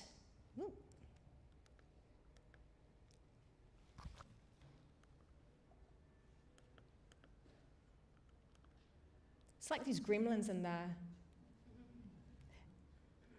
Okay, well, sorry, but 2/3 of the Pacific population in Auckland live in only 5 of the 21 local area boards, 3 in South Auckland, 1 in East Auckland, and 1 in West Auckland. And this table shows those 5 local board areas, the number of people, Pacific people living in that area, and the percentage of people in that area that are Pacific. So, for example, there are almost 50,000 Pacific residents living in Mangere o Tahuhu, and of the people living in Mangere o Tahuhu, 60% of people are Pacific. And similarly, right next door in Otara Papatoetoe, we have more than 42,000 Pacific people living there, and almost half of residents there are Pacific. This information is important for us to understand what areas we should be focusing on in order to maximise opportunities for Pacific communities, and in particular Pacific children, who will make up an increasing proportion of our future workforce.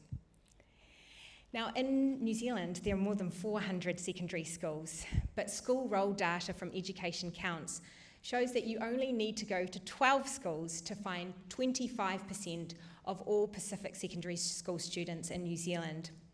So this table shows those 12 schools as of October 2023, the number of students on the roll of that school, and the percentage of the student body that is Pacific. So not surprisingly, all 12 of these schools are in Auckland, and they mostly correlate with the local board areas that we saw in the previous tables. So this provides us with a really important opportunity to be able to reach a large number of young Pacific peoples in their whānau and maximise our resources. And if we're thinking about equity and educational outcomes, we also need to ensure that these schools have access to high quality teaching and other resources, and value and reward their teaching staff in the same way all other schools do. So I'd like to leave you with a Samoan proverb and some final thoughts. Tautua nei mo se tai ao manuia, serve now for a better tomorrow. So I recently finished the book, Hidden Potential by Adam Grant, and there was one quote that really stuck with me. It's more important to be good ancestors than dutiful descendants. Too many people spend their lives being custodians of the past instead of stewards of the future. We worry about making our parents proud, when really we should be thinking about making our children proud. The responsibility of each generation is not to please our predecessors, it's to improve conditions for our successors. And what an amazing opportunity we have to do that with our research and in public health. Ngā mihi, nui kia koutou, whawhtai tele lava. Thank you very much.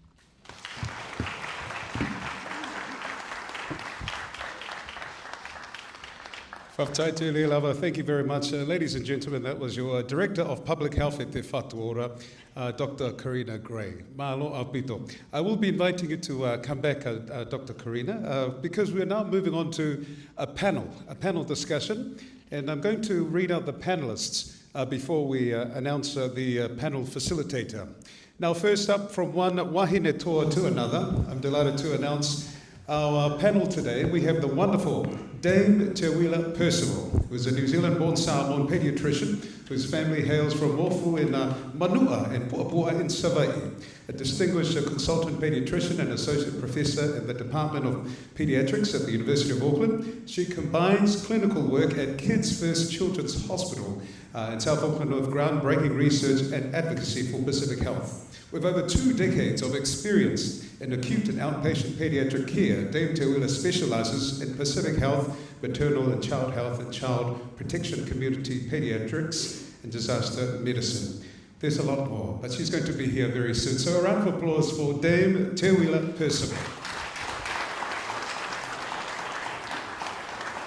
And the list continues of our wonderful wahine toa. Also joining Dame Te Wheeler, nice to see you, my dear, is Pro Vice Chancellor Pacific here at Waipapa Taumatarau, the University of Auckland, New Zealand. Is Jemima Tiatia Siao, is a Professor of Pacific Studies at Te Wananga Waipapa, a School of Māori Studies and Pacific Studies, and Pro Vice Chancellor Pacific at Waipapa Taumatarau, University of Auckland.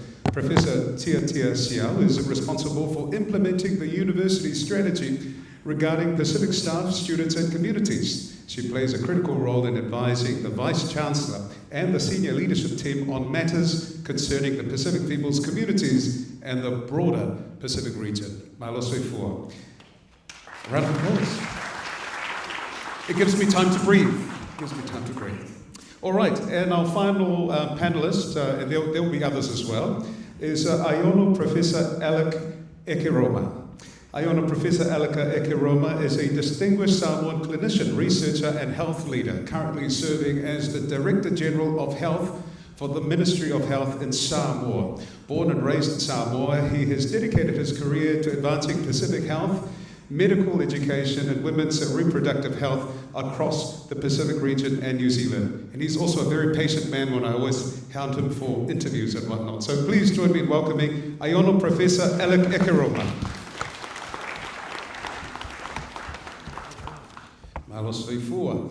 Now, our facilitator is Sir Ashley Bloomfield, KNZN. He is a respected New Zealand public health leader, physician and academic, currently serving as the interim chief executive of the Institute of Environmental Science and Research, ESR, in case anyone wanted to know the acronym.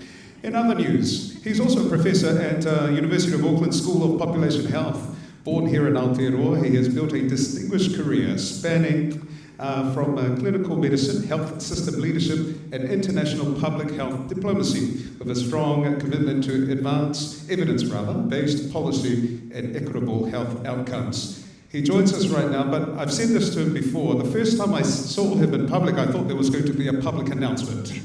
No lockdowns here. All right, a round of applause for the facilitator and a wonderful panel. As well as welcoming back to the stage, may I please invite Kere Kere, Associate Professor Donald Wilson, as well as Karina Gray to join our wonderful esteemed panelists. Me taki maaka, maururi.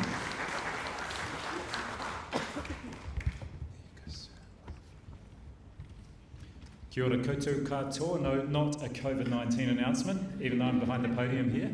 What a very distinguished panel we have here. It's a real pleasure to be facilitating it. We've had some excellent, informative and thought-provoking presentations already this morning, and it's great that we've got Donald and Karina up here as part of our panel, along with the three others. So what we're going to do in this session, we've got about an hour. I'm going to just give you an outline of the session, make a few opening comments. I'm then going to ask our panellists some questions. And just for our panellists, there are one thing will be similar to the stand-ups in the Beehive, and one thing will be different. The thing that will be different is I will be gently asking you the questions rather than shouting them at you.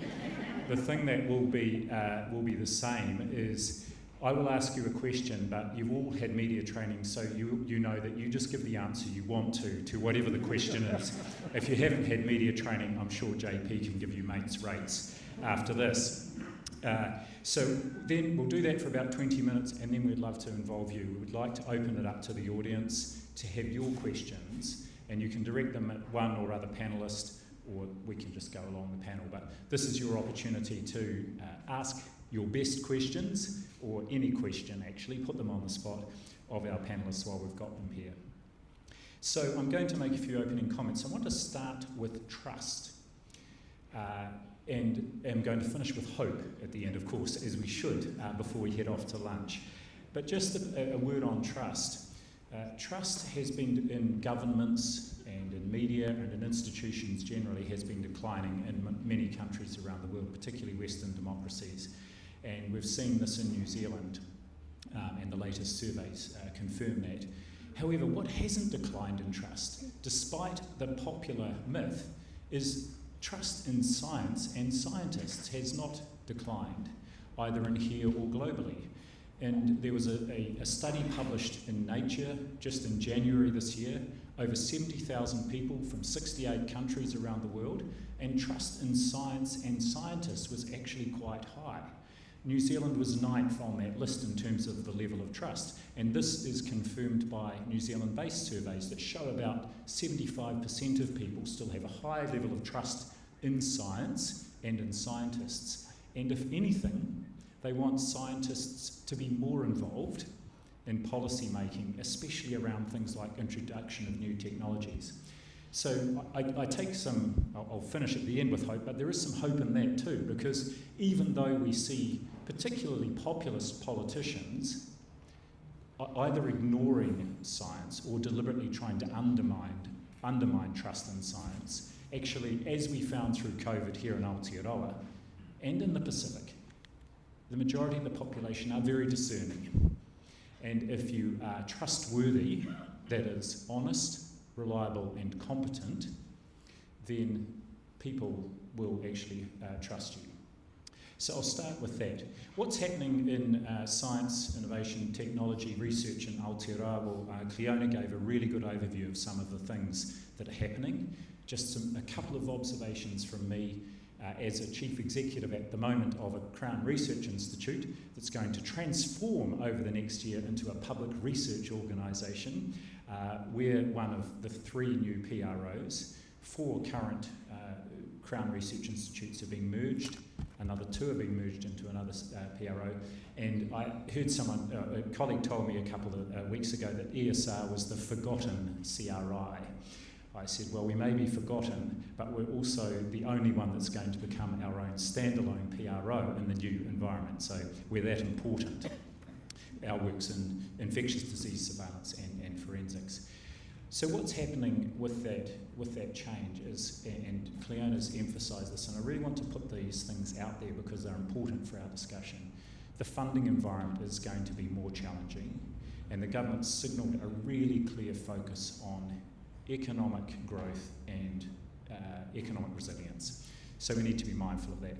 The second thing is that it creates uncertainty for our people. So we need to be thinking about how do we make sure our people, particularly our early career researchers and our researchers who may be looking at opportunities overseas, if the funding environment in Aotearoa and around the Pacific, which is already pretty challenging, if it becomes even more challenging. I dare say there may be researchers in American universities who might be looking to come here, but we'll still need to have funding for their research. The other thing is there's a really strong expectations, and we're feeling it as Crown Research Institutes, of much stronger partnerships across universities and between the public research organisations and universities. We need to be just much better at working together and taking an NZ Inc. approach to our research. The fourth thing is priorities, and Cleona mentioned this. The government's signalling its priorities really clearly. And what's not a priority?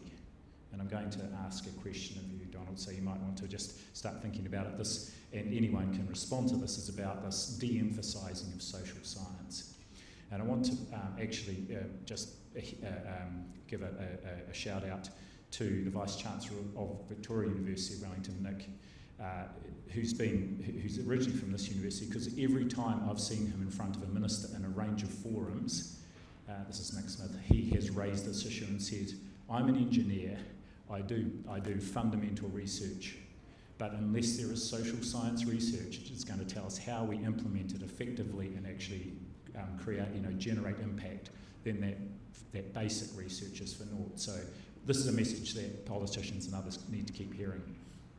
And finally, my final point here is, and this is, I think, something we really need to be all thinking about, is impact.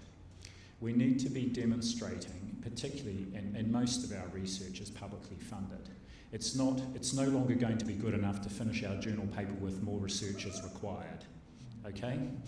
It probably isn't okay now, but it's definitely not going to cut the mustard in future. We are going to have to be able to show this research is it will make a difference, and here is how it will show, and be able to demonstrate a pathway to impact. Now, of course, that's harder with fundamental research, but we should be thinking right up front, even as we're putting our research proposals and be much clearer about what the impact is going to be. And that doesn't have to be economic growth, but it should at least be able to demonstrate how it's contributing to social, cultural, environmental and economic resilience and well-being in our communities. So a few thoughts there. All right, enough from me. I'm going to start with you, Jemima. You can say whatever you like, of course, in response to my question. That's the beauty. But I know that the area of mental health is one of your key areas, and one of Donald's slides talked about the growing problem of mental health issues in the Pacific, and we know that they're here as well in Aotearoa. And I'm thinking just, any thoughts you've got about how we move from, describing the problem and our understanding the problem and the gap between the size of the problem and the services available, what is it we need to be thinking about that's going to help us really address those issues? You can answer that question, or you can say whatever you plan to say with your opening comments. Over to you. Thank you.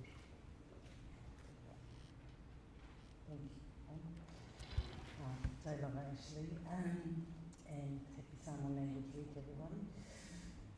That's loaded, but I can probably only respond in light of what you've just presented, and it's pleasing to see that Fiona, you presented that it's still a government priority, mental health and addictions and suicide prevention.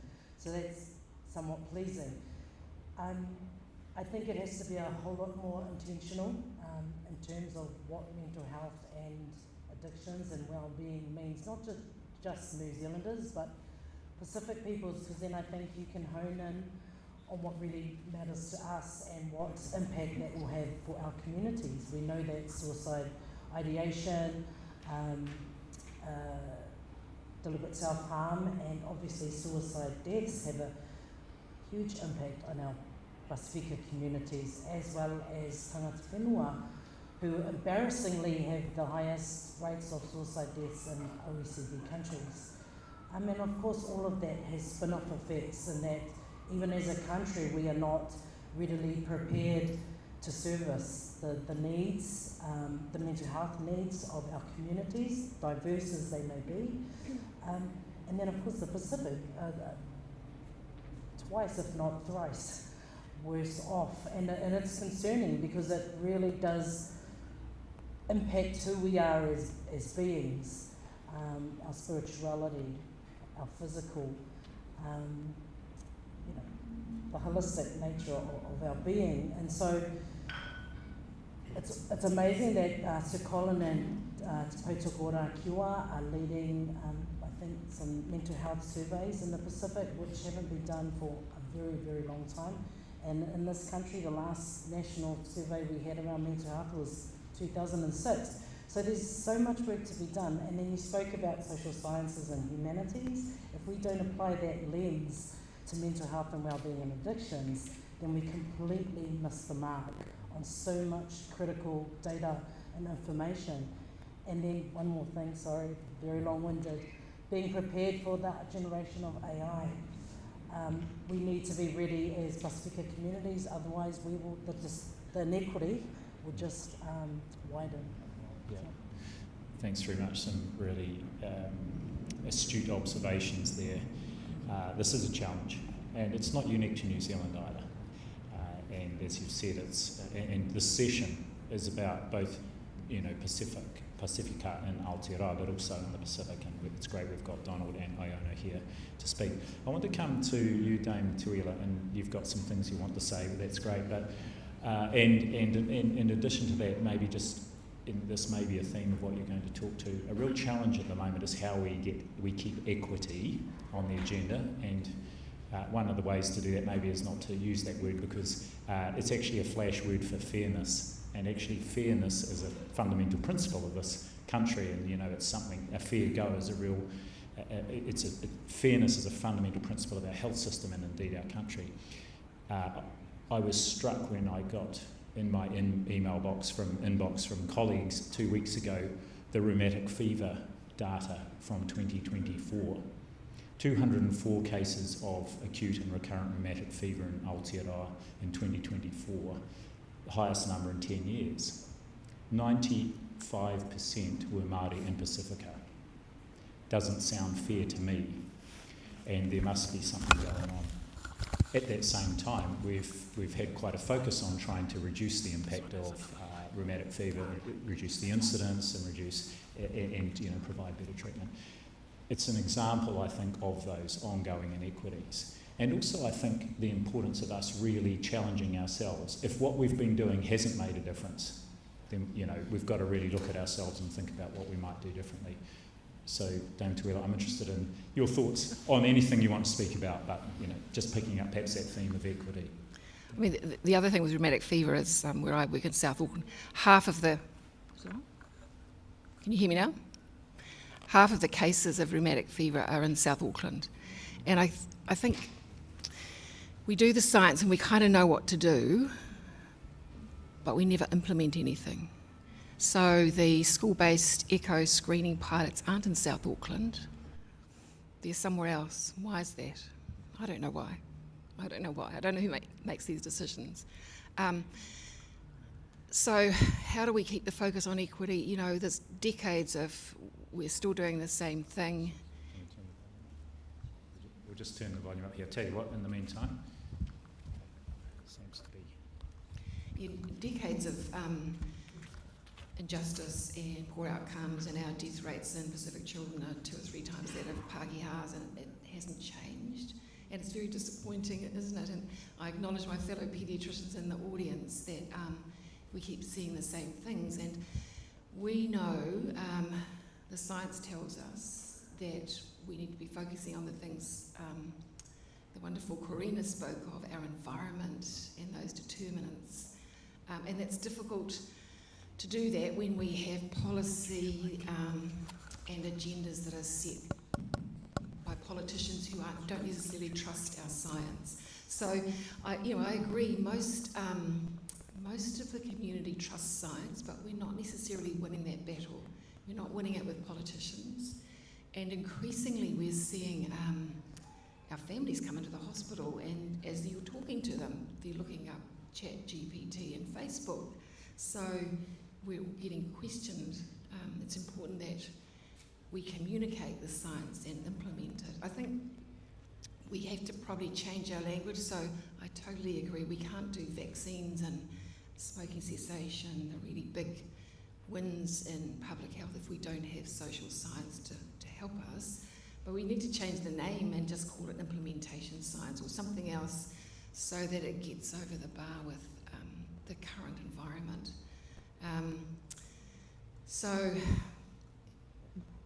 And we're in an environment now where Pacific and Māori are not words that are particularly in favour.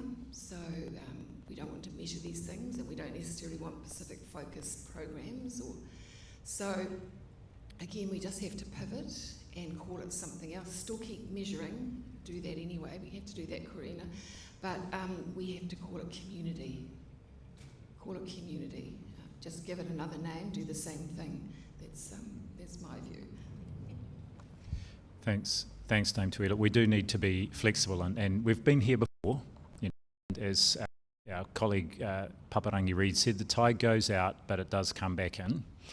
And of course, we need to be making sure we're keeping doing the good mahi and not losing sight of the importance of these things. So I just do want to acknowledge the amazing work you and your colleagues do in South Auckland with both rheumatic fever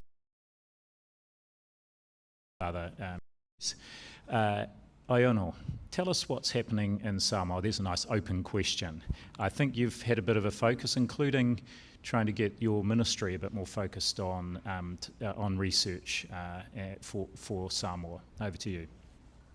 Thank you very much. Happy Samoan Language Week. I'm indeed privileged to be invited to this forum and also this panel. Now, research evidence is important for New Zealand for planning, for strategy, and also for improving clinical outcomes. And so it's more equally important also for the Pacific Island countries, the small countries in the Pacific. Now, there's probably more research being conducted in Fiji because they've got more research and in university institutions. And in Papua New Guinea, whereby there's also government-funded research institutions. But in the small Pacific Island countries, most of them do not have the population, the HR, human resource, limited funding for research, and so therefore, and also limited systems for research. I know of one year where the research was going very well in Tonga, and then you just have to have one person leave the system, and then the whole research system collapses, because one or two key researchers in a system actually drives it. But once they leave, then it goes. So therefore, the next best thing is to train our clinicians. There's more clinicians out there in the Pacific Islands, doctors and nurses and midwives, who could be trained to actually conduct research. But we found in a study that was conducted about 13 years ago through the Pacific Society for Reproductive Health, that training clinicians to perform research was essential, and that was through workshops that were conducted in the region. We found that only those who were associated with academic institutions and heads of departments, doctors, were more successful in doing research. All the others were not successful, despite the similar training that was given to all the teams. So therefore, if we're going to invest in research, clinical research in Pacific Island countries, then it seems that we need to train more heads of departments, consultants, specialists, and or have them associated with an academic institution, a university. Because when you're associated with a university, you tend to do more research because it's in your job description. We know that clinicians are very busy in the Pacific. Many patients to see, and yet Corina has shown, of course, the ratio of doctors per population ratio is very low. So they're extremely busy, and so there's basically very little time for research. And again, research evidence and collection of data is important to actually inform policy and to improve clinical practice. So what we've looked at is to actually encourage nurses and doctors to do clinical audits. It's part of clinical governance. And when they perform clinical audits, and as you know, it can be quick to do a clinical audit than compared to doing research. And it's also cheaper. And using the data that they collect every day. And so therefore, when they do clinical audits, then they can actually improve clinical outcomes almost immediately. But we need to enable them, of course, with better resourcing and an encouragement from the system that is there. So the Ministry of Health in Samoa, the only department that actually puts out more research in the ministry is the Department of ENT, ear, nose and throat. And the reason why that is because there's an audiologist that is there from Australia with a PhD that actually drives the research within that department. And so what I've actually encouraged now is for the Public Service Commission to actually employ her as our lead researcher in the ministry. And then she can go around and actually encourage all the clinicians and heads of departments with the data that they collect every day to actually do more research. So that's how one can actually drive research within the ministry, is to identify key people with research skills and give them the time and give them a good salary, give them space to actually encourage clinicians to do research. So I think that that's the only way to do it. And again, encourage our nurses and our midwives to work in teams, because as you know, research is a team effort. And so therefore, when a whole department does research, including all the nurses and the midwives and the doctors, then it tends to be more successful, especially if it's driven by a clinical leader. Thank you very much for my time. Thanks, Iono, and you've emphasised a really important point, that is both the value of research for the clinicians in terms of their enjoyment of their work, but of course as well in terms of improving clinical outcomes. I think you've given a really nice description, and congratulations on what you're doing in Samoa. Donald, I want to come to you. Thanks for an excellent presentation this morning. You've been writing some notes, so feel free to tell us what else is on your mind following the other presentations you've. And I just wonder if this issue around sort of with implementation science happening in Fiji or in some of your efforts, but also just please any reflections you've got before we go to Karina and then open up for questions. And thanks, Sir Ashley, and again thank you to Sir Colin for the invitation. Really honoured to be sitting among panelists lined up here. The Fiji Institute I'll talk mostly from Fiji, but we do engage with a lot of regional countries as far as our research is concerned. We collaborate a lot with our Pacific Island countries. The Fiji Institute of Pacific Health Research was established in 2019 with a 5-year strategic plan, and that strategic plan was built on the back of most of these regional engagements that we had. And over these meetings, sometimes random, sometimes regional meetings that happen in Fiji, where we get to discuss and try and arrive at what we think are research priorities for those countries. And so in our strategic plan was a list of about 10 strategic themes along which we aligned and made them the research priorities. So I think we all know that non-communicable diseases make up the bulk. In Fiji's case, the top 4 causes of morbidity and mortality are non-communicable diseases, and the same, I think, across most of the Pacific. One of the things I should probably add in here is that childhood obesity is also increasing across the Pacific. So while we're dealing with adults and who we think are very resistant in our attempts, to deal with the NCD problem, we need to look to the next generation. But the childhood obesity problem is also probably becoming a crisis, and so we really need to invest a lot of those resources into ensuring that the programs in schools, the policies, canteen policies, food policies for children, whether we're looking at sugar-sweetened beverages, taxations, and things like that connect to children are important. The next thing I think is in terms of priorities is probably infectious diseases. I think a number of our countries continue to be endemic for leptospirosis, typhoid, dengue, and diarrheal diseases, particularly in the informal settlements. And we have a number of projects that are currently running, looking at, particularly informal settlements, where everything is informal, and so, water supply people come in tonight, they set up house tonight, tomorrow morning they connect to the pipe water from the neighbor, electricity is running by tomorrow because everything is informal and illegal.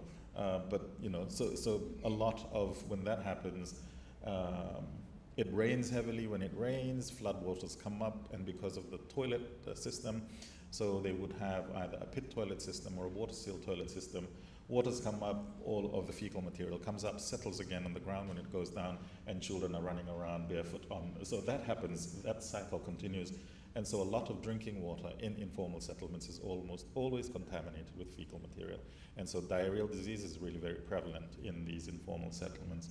And so these projects are really trying to see what are some nature-based solutions to try and solve the drinking water problem in these communities.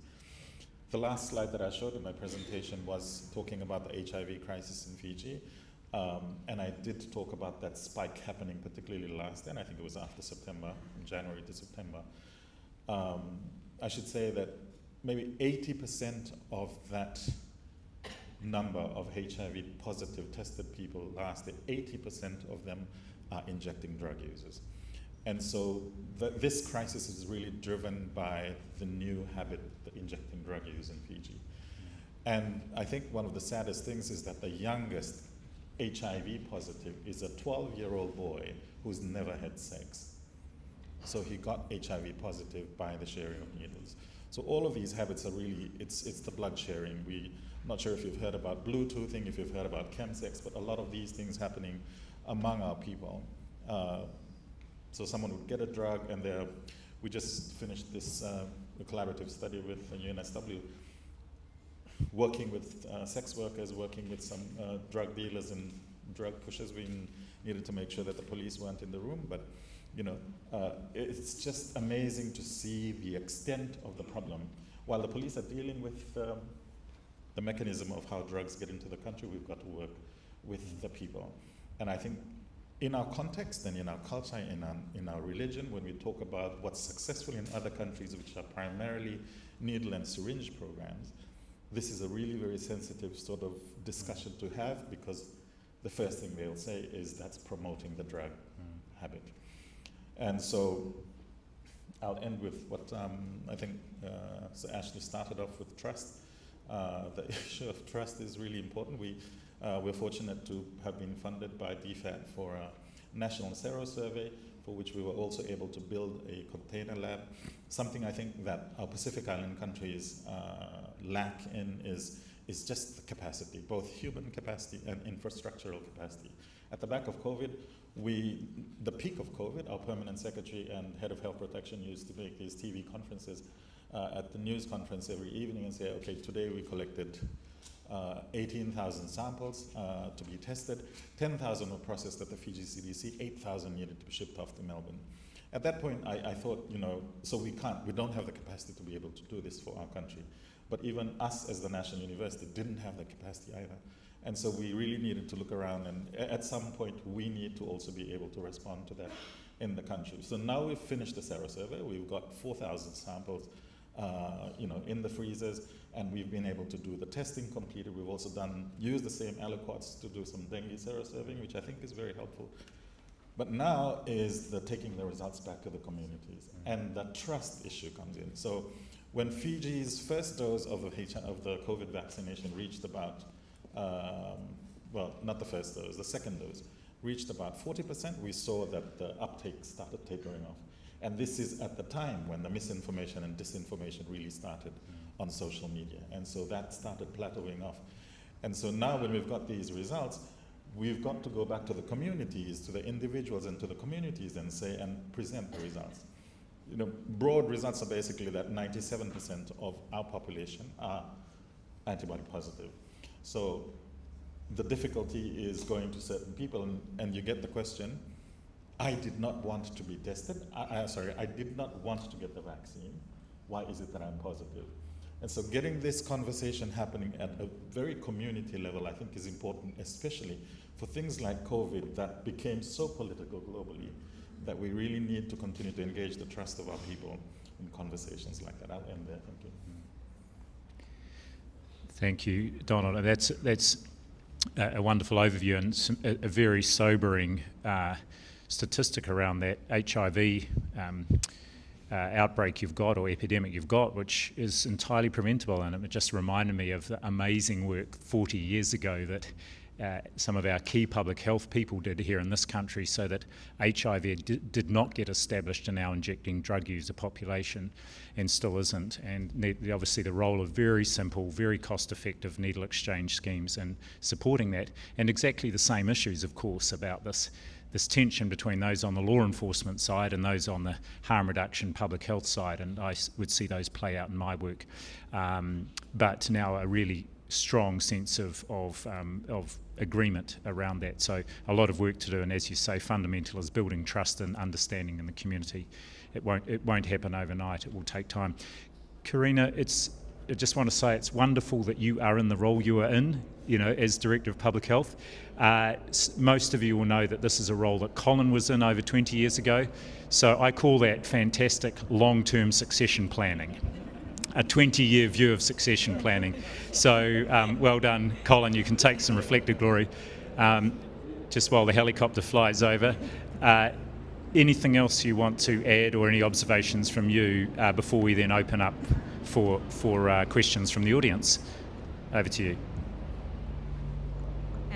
Thanks, Ashley. I feel like I was really greedy. I already had half an hour to speak. But what I do want to say is, I think the most important thing we can do is support our communities, kind of listen to what matters most to them. What are the issues happening in our communities? How can we support our communities to implement the solutions that they already have? And also, just really want to say it's so fantastic to see so many familiar faces. I see lots of people who have been championing Pacific Health for a very long time, and lots of emerging Pacific researchers. So it makes me feel really hopeful. Good. I know you want to end on hope, and it does. It makes me feel extremely hopeful to see all these amazing Pacific researchers. I'm really looking forward to the sessions this afternoon. Wonderful. Okay, if you do have a question, please put your hand up and we will get a microphone to you. You won't need to shout your question. There's one down the back there. Thanks, JP, or someone will take that there. The comments you made about listening and building trust, I mean, one of the things that came out of that survey in New Zealand about trust in science and scientists, and high level of trust in scientists to lead the discussion about introduction of new technologies. In that survey and in the global one, the area where scientists didn't score so highly was people were not sure that they would listen to them very well. And there were two simple requests. Tell us the pluses and the minuses, the pros and the cons, and secondly, listen to us and hear our concerns. High trust, but really wanting also to feel they were being listened to. So I think there was something in that. Right, we've got a question down the back, please. Thanks very much. Stephen Howie, one of the paediatricians that Dr. Wheeler was mentioning, so Kiwa Tato. Now, I wanted to pick up on the point that, Ashley, you were making about how crucial partnership is. And this is a wonderful panel. And I would love to have, and I know this panel will have views on this question, and I would love to hear your candid views on what is working and what is not working in partnership in health research in the region and for Pacifica. Thank you very much. Such an excellent question. Iona's thrust his hand. It is right. Okay. Well, anyone can respond, but you start off, please, Iona. Thank you very much, and thank you, Steve, for that question. And it's one of the things I missed actually in my presentation, is that one of the key drivers for increasing research volume in the Pacific is collaboration, or the partnership that you mentioned. Collaboration. So there's a lot of you who have come across, and Steve is one of them, come across to the Pacific, to Samoa, to seek collaboration with our teams. Now, of course, we don't have research teams to collaborate with you, but our ministry would be very happy really to have our key people talk to the researchers that come across. Like, for example, Massey University was there last week, and I assigned one of our people to collaborate with Massey University with whatever research that they wanted to collaborate with. So one of the key universities that actually collaborated very well with Samoa, and mind you that Otago has been there, or Auckland has been there, is Yale University from the United States. So Yale University came about 10 years ago, and they brought funding and equipment and grants from the United States. So they employed local people to actually do the research. They trained those people. And so as a result, they've got more than 15 PhDs and tons of publications from research they've actually conducted in Samoa. And so therefore that's, and the volume of research that we conducted in Samoa by the Yale team is just amazing, and including some of the genetic type research. And I think they collaborated also with Auckland University. I see that Offa is here with some of that research as well. So collaboration is actually key in improving research in the Pacific. Thank you. Thanks. Tuila, over to you. What's working and what's not working? I just wanted to, first of all, acknowledge the wonderful Sitiliki Finau, who gave us that wonderful paper, Research Imperialism, which tells us what not to do, which is years and years of external researchers going into the Pacific and researching on us. And, that lesson that Sitiliki has left us and taught us is really important not to forget.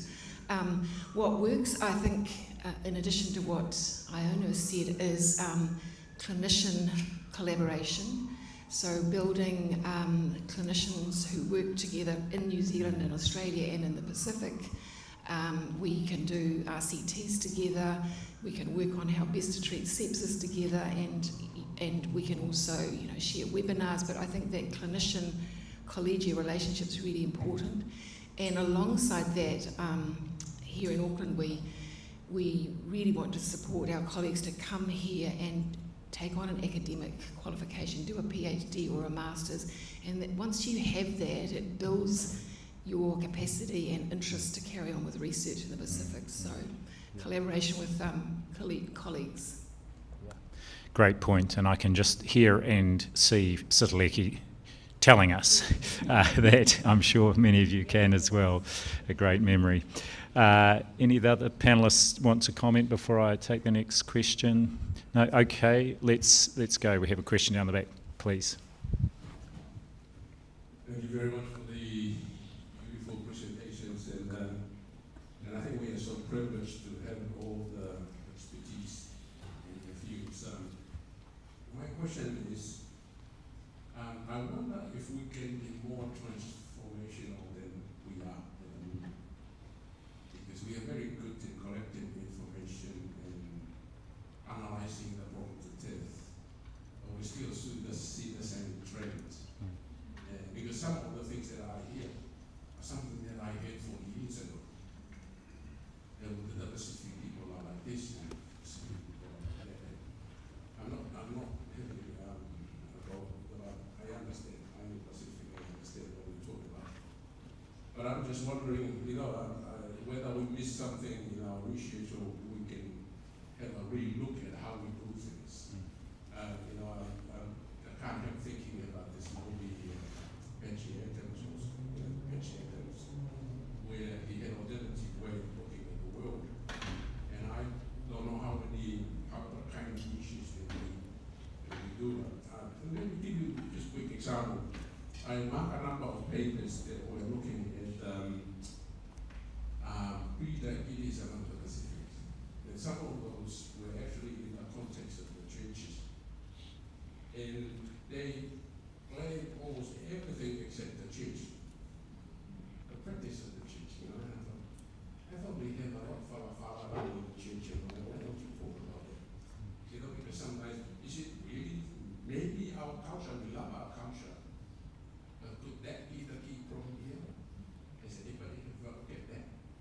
How can we come back in 3 years' time, 5 years' time, and talk about great stories that we see, transform the Pacific, and tell good stories, and there are probably great stories out there that we don't tell. So just come here and tell all the good stories, so we can get more money to the research. When can we ever come back and tell great stories of our success? So I don't know if I'm asking the question or Thank you. An excellent point. I think there's a question in there, or at least something to respond to. The thing I'd like to pick up on is it's not just an analysis of what the problems might be and where the source of that might be, but what's the latent energy and culture in there, and how could that be harnessed actually? And to be honest, we saw this through COVID, because it was very often the Pacific communities in this country, in this city, that got affected first. And by goodness me, they were amazing at responding and leveraging their strength, actually, including through the churches, to respond and look after each other. So I guess it's if there is a question in here or a challenge, it's how do we shift the narrative across to really focus on harnessing those things that could be a weakness and part of the problem, to make sure they are absolutely front and centre in the solution. Any of our panellists want to comment? Yeah, Donald, please. Thank you. From an academic institution perspective, so of course at FNU, at the College of Medicine, we have about 80 to 100 students enrolled in any of the master's programs. We graduate about 30 to 40 in the Masters in Medicine, so the clinical masters. But across the Pacific, and we form 15% of the population of students 15% of our student population are from the region across the Pacific. So the regional students are strongly encouraged to do research in their countries, identify what the problems are in their countries and do research in that.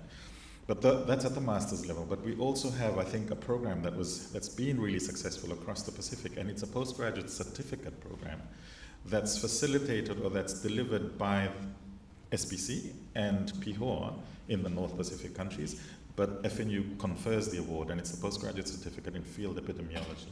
I'll give you an example. So those who are recruited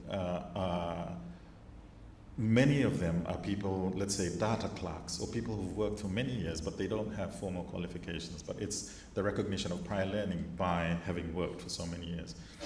In the Federated States of Micronesia, several years ago, one of them, so there were about 16 students. So part of the training is an operational research project, and so this person went to a primary school, looked at the school health programs, and saw that they didn't have a hearing assessment as part of the school health program.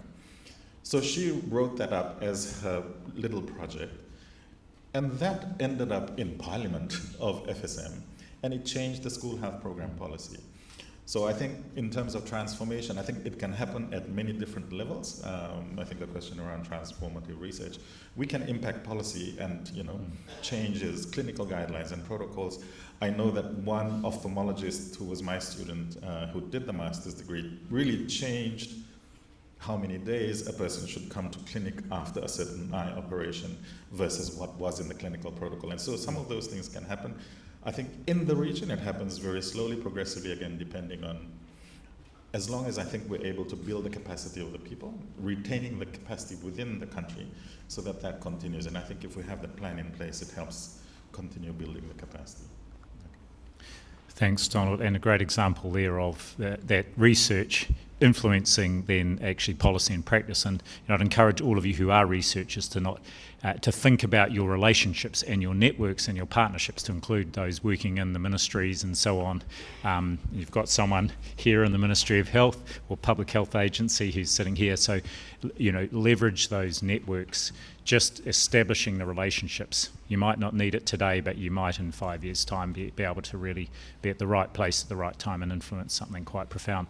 Now we've got a question over here. If we could give this chap the microphone, please, sir. Thank you. I love the support. I love this so far. Potentially a big question here.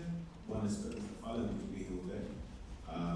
But I'd just like to hear your thoughts, because you're all involved in various kind of avenues of research. Do you think that trauma in all of its various forms is something that's like understudied? And what are your thoughts on that?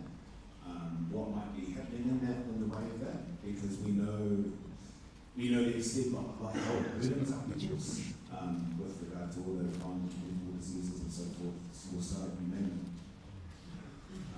Trauma is, as a guess, it is very understudied in our communities. Yeah, we'd love to hear your thoughts. Excellent question. Jemima, please. Yeah, thanks for the question. As you said, trauma in all its forms, absolutely it is, and it's not necessarily something that Pasifika or any human is comfortable about airing. You could look at SA or sexual violence, you could look at physical trauma, the psychological trauma, spiritual trauma even. And as part of, I know this was going some time back in 2018 as part of the Mental Health and Addictions Inquiry, trauma was basically the core of everyone's challenges in this country, regardless of ethnicity, age, location, it was trauma. But if we take that a step further, it may be able to dismantle a lot of the health research that we could potentially investigate. And that is historical trauma, the discrimination and prejudice of dispossession of land, race, institutional racism, gendered violence, so much. But how, I guess the next step in terms of the research priority around or strategy is how do we best address that trauma that makes sense to us and is more impactful, rather than applying certain lenses that blanket something that is so complex for much of our population. So, in short answer to your question, yes, we need more trauma-informed investigations.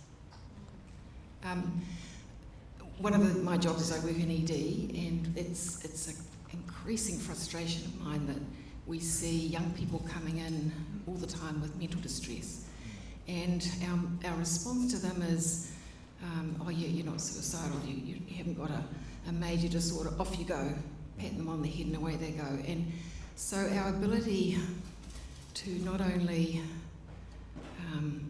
clarify what's happening in terms of mental distress and trauma, but responding to it is just such a frustration. Yesterday, actually, I was looking online at trying to find an AI app that could do CBT and like mindfulness, that was free, that I could like refer people to, because there's just such an absence of trying to get help for people. So it's a big frustration for me. Absolutely, we need to do so much. Thanks to you both. So a great question, and I think some really incisive response of there. We've got a question down the back here, please. It's going to be very short. Regarding Pacific data, do you have any specific data on the different islands? Because we are here as Government, Fiji, and so on. Okay, so two elements to that, I'm sure, both in Aotearoa, but also maybe Donald and I may be able to comment on the state of data about health and in the different Pacific Islands as well. But Karina, to you first. As soon as I saw Seta, I knew she was going to ask that question. She asks that every single time. Thank you for your question.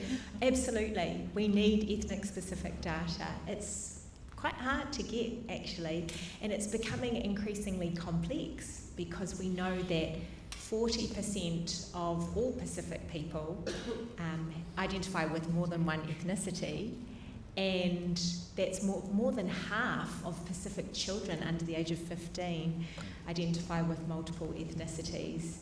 I know when I was at the Ministry for Pacific Peoples, we were doing a long-term insights briefing specifically looking at Pacific people who also whakapapa Māori, and a third of all Pacific children also have Māori whakapapa. So absolutely, totally agree. I was like, I should have included a slide with ethnic-specific data as soon as I saw you. But we also have to grapple with the increasingly complex identity of what it means to be Pacific, because ethnicity is just one dimension of identity, and it's becoming increasingly complex. Thank you. Donald, did you want to comment? I was just thinking, it's amazing what politics does. Until we had our elections 4 years ago, I think. Before that, for 16 years, we were not allowed to receive or to get ethnicity disaggregated data because it was called racism, racist. Change of government, bang, we're allowed to do that. We have elections next year. I don't know what's going to happen next year, but it is such, I've had this argument with so many people.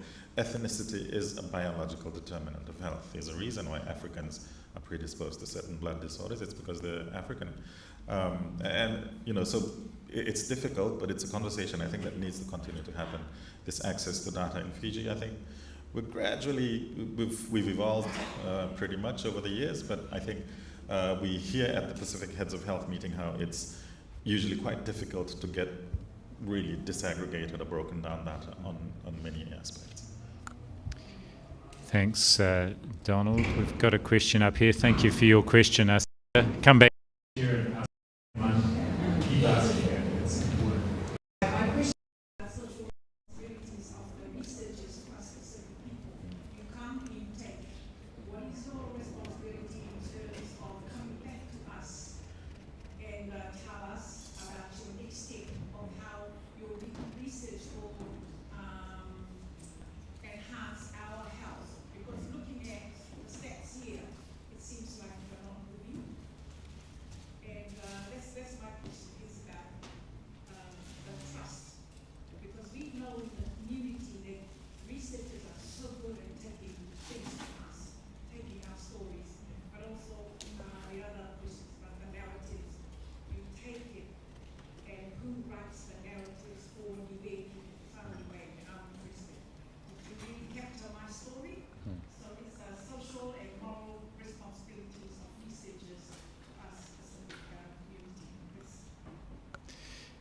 Yes, I agree. And I'm sure our panellists would like to comment as well. Please, Tuila.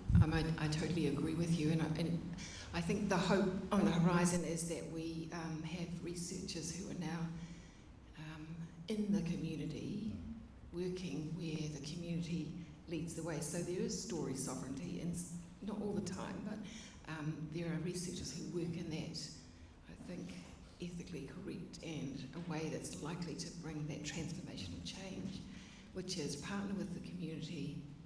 Don't just take your research off to the university, but you're in the community with people and you're doing research with them. So their PI is on the paper, same as everybody else. So I think partnering with the community is really critical. Just to add to that, quickly, just first-hand experience, I'm doing a project which is looking at the nexus between climate change and mental health and well-being in the Cook Islands here and Niue. I'm not Cook Islands, I don't whakapapa Cook Islands or Niue, but it was important to the research team to attempt to grow a pipeline of researchers in Niue in the Cook Islands. Obviously, in those countries, they are probably on 10 research projects. And so the process is rather slow. So with that data, I don't profess to not oversee it or curate it at all. It is the communities we work with, it belongs to them. So in time and more communication and more, as you say, going to and fro, that data will become more available. But I think as senior researchers in the room, we need to be very purposeful and intentional about growing the pipeline and not feeling so insecure that perhaps your job may be on the line, because that's not what it's about. It's about thriving environments and new ideas and innovation and elevating our young people. Thank you very much. Actually, we yeah.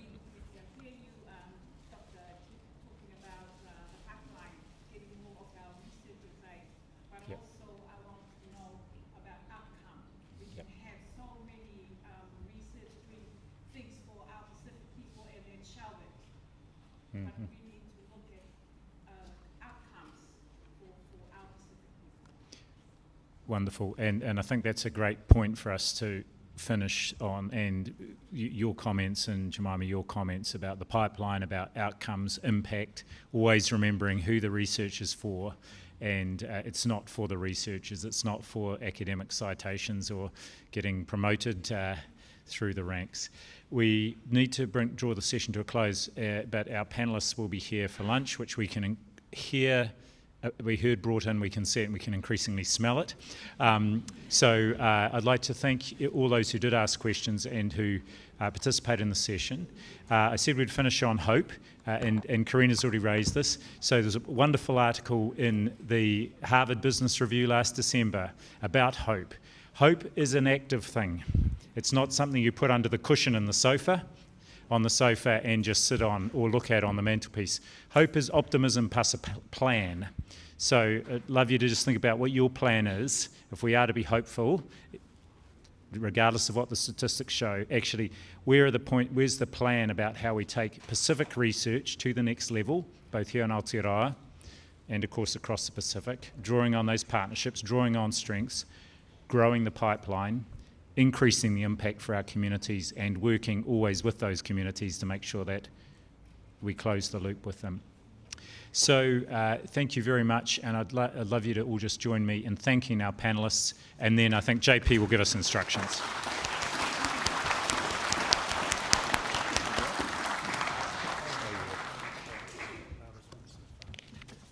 Oh, there we go. I should turn it on. Malopito Sir Ashley, thank you very much for facilitating that session. For a moment it got a bit intense. I thought someone was going to run it straight. But we're now going to break now for lunch. But before that, we've got some gifts for you, sir. We've got Moana Pacifica lifetime membership, especially for you, Don, don't support Dan Rua. So we've got some gifts here, and for everyone else, it's a stickman painting that I did also on my way in this morning. So a round of applause and thanking our wonderful panel. I do apologise. We are short on time, and I also need to go back and continue watching Coronation Street, so if you don't mind wrapping this up really quickly. But we're going to break for this next session, and I do ask for forgiveness. I beg your indulgence, because this next bit is going to be a working lunch. So may I invite you to indulge in the mea tokoni, and please come back. We'll give you about 10 minutes to grab a plate and come back for this next session, which is a working lunch, looking at the launch of the Landslit Countdown inaugural Small Island Developing States Report on Climate Change and Health. So once again, if you're listening, I do invite only the New South Wales supporters to eat first. And if you're from Queensland, could you please suffer quietly, please? But enjoy lunch, and we'll see you very soon. Maurururoa me taki atupaka.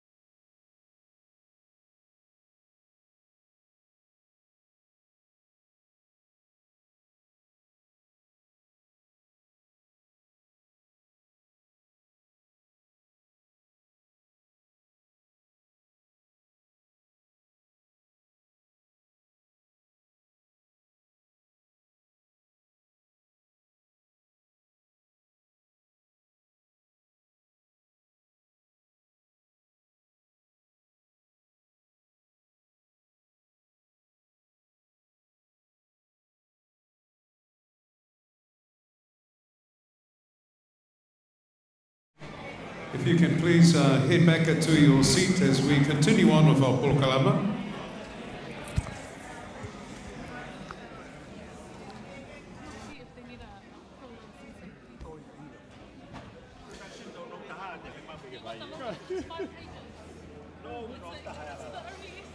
Oh yeah. I'm gonna punish you. That's more than Malanga ipehe ahon. Sabe ko roeni pete ne hanga whawhi lo.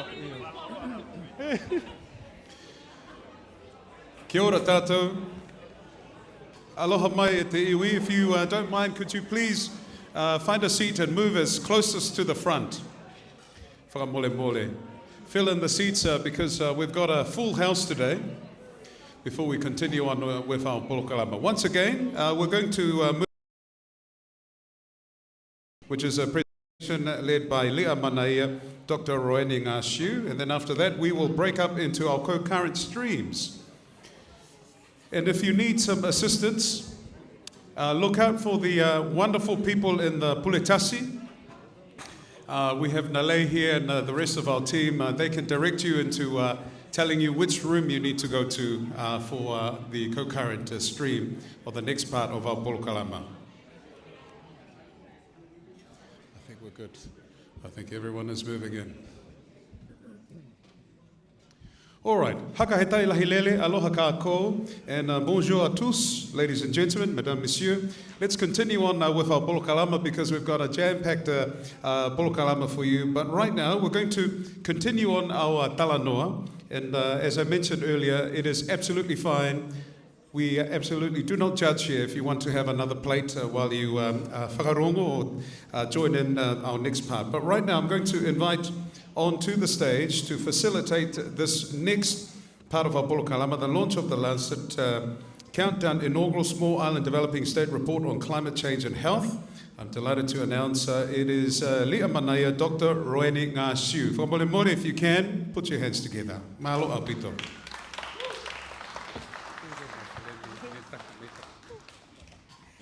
Malo lava soifua manuia, malangi ma, talofa. Welcome everybody to our Pacific launch of the Lancet Countdown Small Island Developing States report.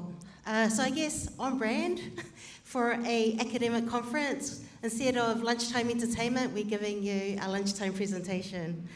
I'm really privileged and honoured to be speaking on behalf of the Lancet Countdown SIDS Regional Centre. I've been part of their centre for the last 3 years, and we're fortunate that Dr. Bola Vili is joining us to officially launch the report and also to provide some opening remarks. One of the things, and I think Mali was highlighting, is how research is going to benefit our Pacific people and how it's going to lead to some outcomes. We've also got ethnic-specific data, so we've got data sheets for all the Pacific countries. But I think to sort of start off and talk about the importance of why data and information, particularly around climate and health, is important, Dr. Bola Vili is the best person. So Dr. Bola Vili is Deputy Director, General Science and Capability for the Pacific Community. He was the Director of the Public Health Division at the Pacific Community, which he held for 6 years. Dr. Vili holds undergraduate degrees in human nutrition and medicine, as well as a master's degree in international public health. And without further ado, welcome.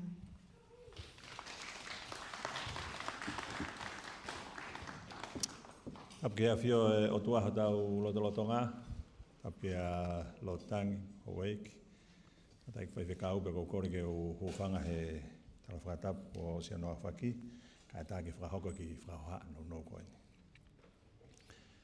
Kia ora, Bulavinaka, malo e lau mali, and Pacific greetings to all of you. I was given strict orders, 5 minutes. And so it's a pleasure to be here with all of you and give short remarks as we do the Pacific launch of the Lancet Countdown Inaugural SIDS report on climate change and health. I mean, climate change in our region is well known to all of you. The Pacific puts out less than 1% of the emissions, but bears the brunt of the impacts of climate change. It's the single most important threat to our region and its development. In terms of funding to address the issues related to climate change, there's been many pledges of up to $100 billion. It's estimated that $2 billion a year is required to address the impacts of climate change. But we know that over the past years, we only receive about 200 million. And so the burden is a lot, but what's been done is relatively difficult. I mean, we all know the general impacts of climate change and health in our region, not extreme weather events. I arrived earlier this week to Auckland and said to myself, I leave the Pacific to get away from this kind of weather. So even New Zealand is not immune to extreme weather events. The 2023 Pacific hurricane season was the costliest season since 1980 at about $13 billion to Pacific countries. Vanuatu was particularly devastated last year after their earthquake to have two cyclones within a week of each other and left the hospital infrastructure severely damaged and cost over 400 million to the country. As we know, there are increasing outbreaks of dengue fever and other vector-borne diseases, and as we speak, at least 6 countries have a dengue fever outbreak in the region. And we're also seeing dengue fever outbreaks with 2 strains when that was quite rare in years past. Increasing heat, 23 and 24 were record years of global temperature rise and the impact of economic developments and the possible return of traditional practices to minimize exposure. We know that food systems are increasingly vulnerable. Climate change and food importation trends in response to local food insecurities, and this has impact on the NCD epidemic and burden faced by many Pacific Island countries. As has been said, NCD remains the highest cost of morbidity and mortality. We know that Pacific Islands are acutely impacted by rising sea levels, and there is coastal inundation and erosion. Some work did by SPC in recent years using satellite data showed that in Marshall Islands, for example, in the Runit Dome, which is the sealed nuclear waste post-nuclear testing dome, the coastline has moved almost 13 meters into the coast, and it's estimated that in the next few years it will move a further 10 meters and reach the dome itself. And so that example is one of many that we see across the Pacific. One of the pieces of work we also did was we had a look at the health infrastructures in the region, and we found that 62% of health facilities are within 1 kilometer of a significant water body, either sea or the river. Today we're happy to launch this report, which is important because it focuses on SIDS. As we know, often SIDS are neglected, but because we are the most impacted and vulnerable according to IPCC report, this is a great initiative. Climate justice is also one of the things that we raise, and many of you will know that last year in November at the International Court of Justice, many of the Pacific countries and regional organizations put a case against climate change and its impact, and whether countries should be responsible for their actions. And of course, the report provides credible evidence for action.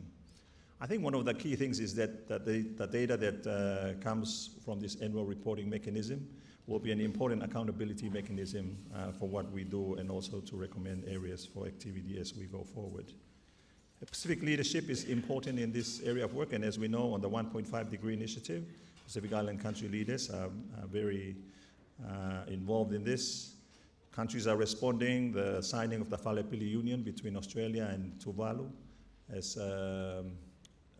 opportunity for migration because of climate change impact. Of course, this is a rather complicated initiative because, as we know, migration because of climate change is a sensitive issue because it's not just moving place, but you leave your ties to your land and your culture and your ancestors. So It's great. My 5 minutes is up, and so I congratulate the Regional Center for SIDS of the Lancet Countdown on Health and Climate Change on the launch of this inaugural report. Thank you very much.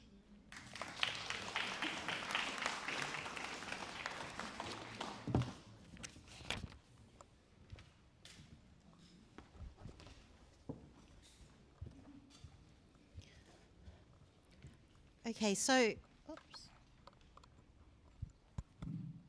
thank you very much, Dr. Vivili, for those opening remarks. Probably most of you are sitting here thinking, what is the Lancet Countdown? So I'm very pleased that we have Dr. Georgiana Gordon-Strachan, who is providing a bit of an overview via video. Dr. Georgiana Gordon-Strachan is the director of the Lancet Countdown Regional Centre. She is also the director of the Tropical Metabolism Research Unit of the Caribbean Institute for Health Research, which she joined in 2018 as a senior lecturer of the Sickle Cell Unit. Dr. Georgiana also specialises in epidemiology, health policy, health services research, research methods, and biostatistics.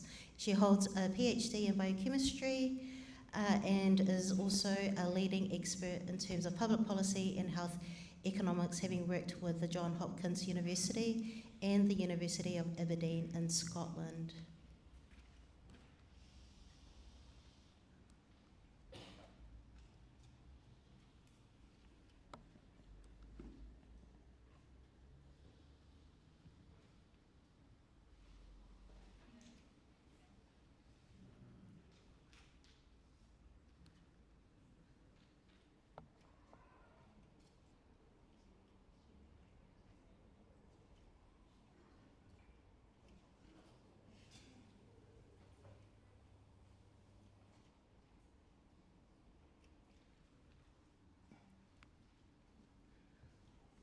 While we wait for the audio to load up, I might also just introduce Ms. Stephanie Parker, the Research Fellow for the Lancet Countdown. She came all the way from the Caribbean.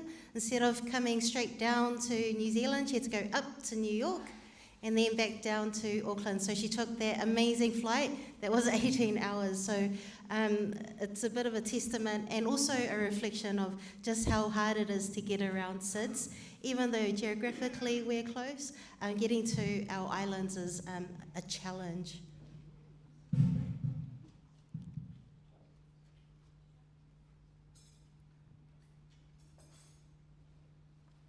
day, everyone, and thank you for joining us for this historic event, the Pacific launch of the 2024 Small Island Developing States Report of the Lancet Countdown on Health and Climate Change.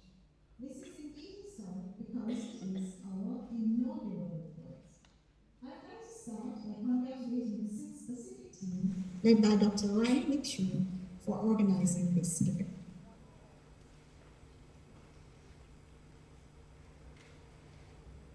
So the Lancet Global Countdown Group was established in 2015, and it was established at the same time as a landmark Paris Agreement, which governments worldwide signed, and they committed to limiting global warming to well below 2 degrees Celsius. This agreement prompted the establishment of the Lancet Countdown Global Group on Health and Climate Change in 2015 to be used as a framework and mechanism for monitoring progress on the Paris Agreement. The Lancet Countdown operates through an international multidisciplinary collaboration comprising of over 140 experts from more than 35 academic and United Nations institutions. They have been tracking the progress of health and climate change since 2015 Paris Agreement. The team is led by Dr. Marina Romanello, the Executive Director of the Global Lancet Countdown. Each year since 2015, the Lancet has published the Lancet Countdown Annual Report, while they track the progress on health and climate change. thereby highlighting the importance of monitoring the implementation of climate responses that maximize health benefits. There are 6 regional centers, and as you can see, the Lancet Countdown Health and Climate Change Small Island Developing Centers, the developing states, is one of these centers, regional centers. It was important to establish a Small Island Developing States regional center because of the challenges that small island states have with climate change. So unabated climate change, driven by the anthropogenic emissions of greenhouse gases, has been described as the biggest global health threat of the 21st century. So even though small island developing states, like those in the Pacific, contribute less than 1% of greenhouse gas emissions, they are among the most vulnerable to climate change.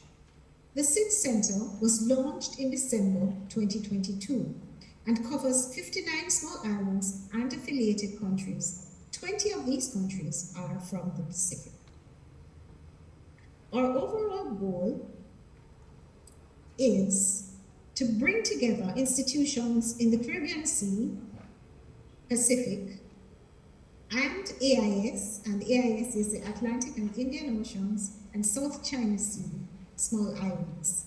And we're bringing them together, we're coming together on key issues relating to health and climate change. Our most important output is our annual progress tracking report. This report tracks 25 indicators from 5 thematic areas. This diagram shows the 5 working groups of the Lancet Countdown and how they relate to one another. In the center, we have the health impacts of climate change, and that is working group 1. Below, we have the response to the health impacts of climate change in the form of health adaptation, and this is working group 2. And mitigation actions and health co-benefits, those indicators form working group 3.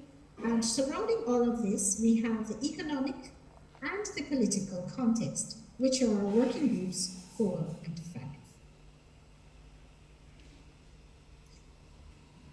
The 2024 report will be articulated and presented by Stephanie Parker. So I will not go into details on this because she will give you a full presentation on our findings. I would just like to say that this report was made possible by the contributions of 35 authors from 22 institutions, and that we monitored 25 indicators from 5 working groups.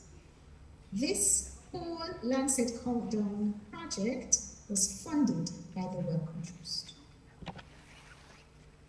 So I'm going to close here. I hope I gave you an understanding of what we do, and I thank you for your attention, and I wish you every success in the conference that you are hosting.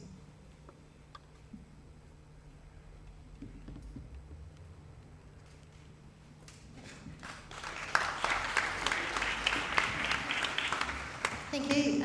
Without much further ado, I'd just like to introduce Stephanie Parker, who is the Junior Research Fellow with the Lancet Countdown Regional Centre for SIDS.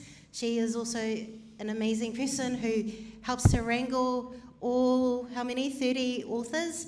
You can imagine what that is like when you're trying to collaborate across time zones, across disciplines, across institutions. She keeps us on task, but also does an amazing job in providing us with the information in order to make sure that what we're writing is relevant for our respective SIDS countries. So thank you very much, Steph.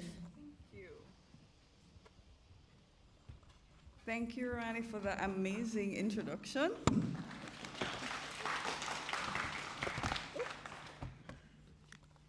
Give me a second just to set up. Okay, I think I've ready. Right. Okay, good afternoon, everyone. I'll be presenting on the findings of the 2024 Small Island Developing States Report of the Lancet Countdown on Health and Climate Change with a specific focus on Pacific Islands. This project, as Georgiana said, is funded by the Wellcome Trust And this report was made possible through collaborations with over 30 institutions. In the interest of time, I'd like to encourage you to scan this QR code to send in your questions or comments. Just leave it up for a bit.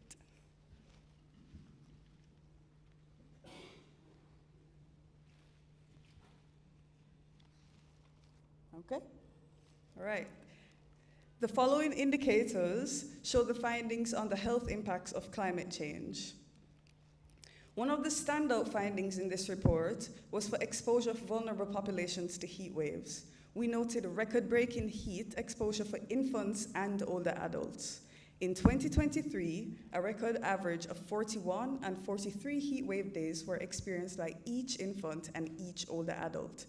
This was 48 times higher than the average between 2000 and 2004 for each older adult and 36 times higher for each infant. While this massive increase in the days of exposure in 2023 was mainly driven by warming in the Caribbean, trends in the Pacific are concerning, as there were 7 days of heatwave exposure for each infant and each older adult in 2023. This was 6 times higher than the average for both vulnerable groups over the period 2000 to 2004. Now, this indicator tracks the annual hours during which less strenuous outdoor activity like walking and more strenuous activity like running may pose a risk for heat stress responses. Overall, we noted that health-threatening heat is reducing the hours for safe outdoor physical activity.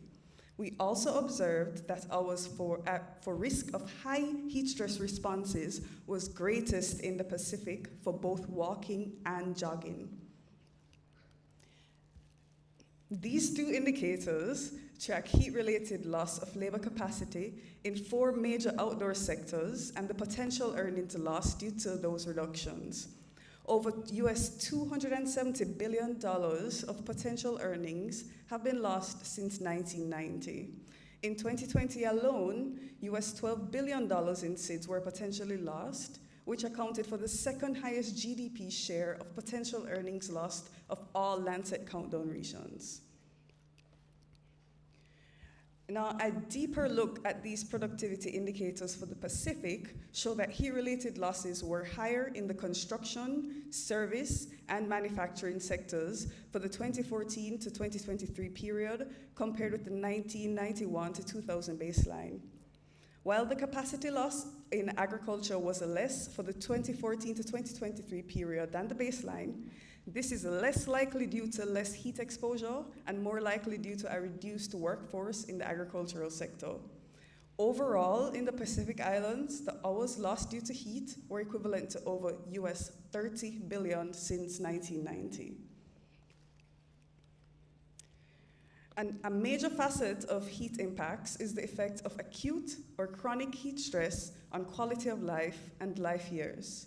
In the Pacific, over 1,000 heat attributable deaths were observed over the period 2013 to 2023. Across SIDS, heat attributable mortality almost doubled over the 2023 to 2022 period compared to 2000 to 2009. Now, the monetized value of that mortality has been progressively worse each year since 2000, with a rate of US $20 million lost per year to deadly heat. And this brings us to the health impacts of climate change on infectious disease transmission. We noted that the climate is becoming more conducive to pathogens carrying diseases. For dengue, this meant the climate was 33% more suitable for dengue transmission by the Aedes aegypti and Albopictus vectors for the period 2013 to 2022 compared to a 1951 to 1960 baseline. Okay. There was a 40% increase in the Pacific for the same periods, which is higher than the regional average increase of 33%. One notable point is that the climate of Solomon Islands was most suitable of all SIDS for dengue transmission by the Aedes aegypti mosquito over the 2013 to 2022 period. This is validated as this period also saw 2 serious dengue outbreaks on Solomon Islands, one in 2013 resulting in 5,000 cases, and another in the 2016-2017 period which resulted in 12,000 cases. All right. Thanks to improvements in healthcare, water access, and sanitation, there has not been an outbreak of cholera in the Pacific Islands since the 1980s. However, it is important to note that the spatial suitability for Vibrio proliferation along the pooled SIDS coastline has increased by 27% over the 2011 to 2022 period compared to 1982 to 1990. Malaria shows little change in conduciveness to transmission. However, the length of transmission season is still quite long in SIDS. Correct. Drought is another key element of climate impacts. This indicator measures the area of land that is affected by extreme drought. As can be seen, the Pacific has the highest relative increase in coverage of drought-affected land of all other SIDS subregions. Compared to the baseline period, 11 times more land area in the Pacific was affected by an average of 3 months of extreme drought per year, not consecutive, by the way. And 21 times more land area experienced 6 months of droughts per year in the Pacific SIDS. Okay. Which brings us to one of the major reasons drought is so important, food security. The pooled findings from this indicator for SIDS noted that the higher frequency of heat wave days and drought months in 2022 compared to a 1981 to 2010 baseline was associated with an additional 2.6 million people experiencing moderate or severe food insecurity. It is also important to note that the share of the food insecure population associated with heat and drought also increased each year since 2014. Now, the lives of Pacific Islanders are arguably more influenced by the ocean than all other SIDS subregions. Around 80% of protein intake in the Pacific comes from fish. As you can see, sea surface temperature across SIDS has been on the rise. This is occurring while fish capture is also on the rise. Therefore, we have a situation that could be a perfect storm threatening marine food security with overfishing compounded by the effects of sea surface temperature rise and ocean acidification. It is important to note perhaps shift to more traditional practices to protect the vital marine ecosystem services. This concludes the indicators with impacts attributable to or associated with temperature. Of note, dengue is 40% more transmissible in the Pacific due to climate change, and over US $30 billion of potential earnings have been lost due to heat since 1990 in Pacific SIDS. Now, the indicators in this section pertain to health adaptation. Good. Greening has the, one second, let me just ensure. Okay, the colors are different. Greening has the potential to significantly lower high urban temperatures. As you can see, the majority of cells are showing very low to low urban greenness, especially in the earlier years. However, there has been incremental improvements. Especially of note is that Fiji attained a high level of urban greenness in 2023. Papua New Guinea has also maintained a trend of moderate urban greenness since 2021. So there is hope. In terms of assessment and planning, 9 countries have national health and vulnerability adaptation assessments conducted, and 8 countries have national health and climate plans. This was taken from the WHO 2021 Climate and Health Survey. While this is commendable for the countries with plans, especially where they strongly inform policy development and resource allocation, there is definitely room for improvement. A vital component that facilitates these improvements is health adaptation funding. Just over US $3 billion has been approved from 2015 for projects that include SIDS. It's important to note that not all financing from these projects go to SIDS. Some projects have non-SIDS and funds are extremely short of what is needed to adapt. Unfortunately, none of the projects explicitly mentioned health. However, most of them do come with health co-benefits, particularly projects improving water security, sanitation, and wastewater treatment. Another very promising finding was that most SIDS indicate a high to very high capacity to plan for and manage public health emergencies. In fact, 91% of Pacific SIDS met IHR requirements for preparedness, which is extremely commendable. Since storms are getting more intense, the reduction in lethal deaths speaks to the management before, during, and after extreme weather events. However, the economic burden is still high. A single typhoon in Guam incurred damages equivalent to over US $40 billion. In addition, high-income SIDS are not invulnerable to extreme weather.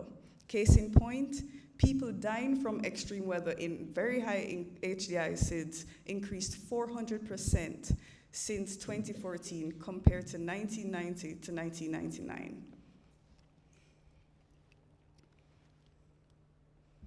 Okay.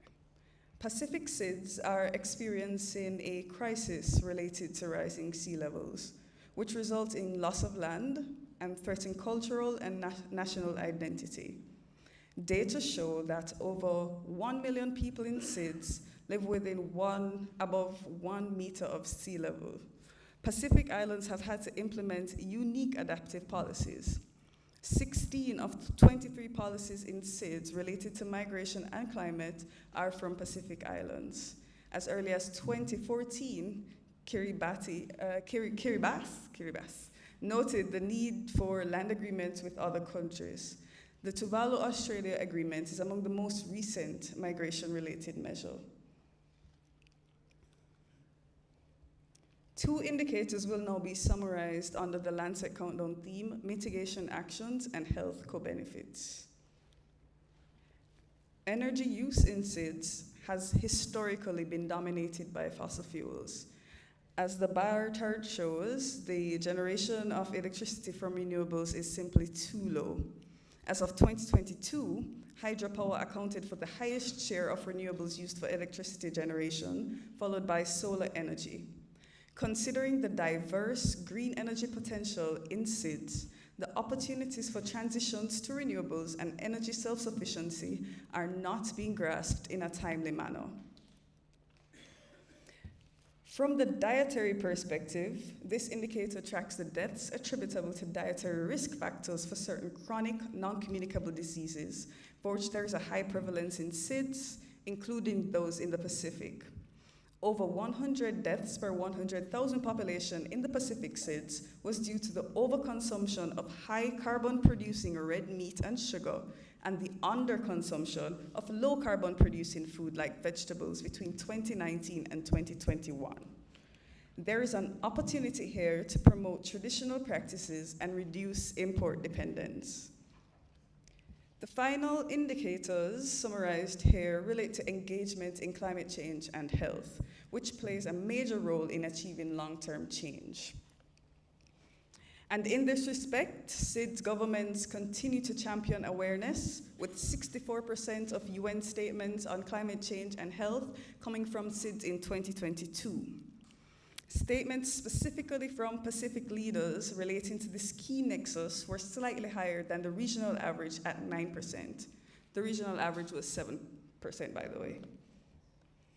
Another aspect of government engagement can be tracked from nationally determined contributions. And in another promising outcome, health mentions in the second submissions were 3 times more than those in the first submissions for SIDS.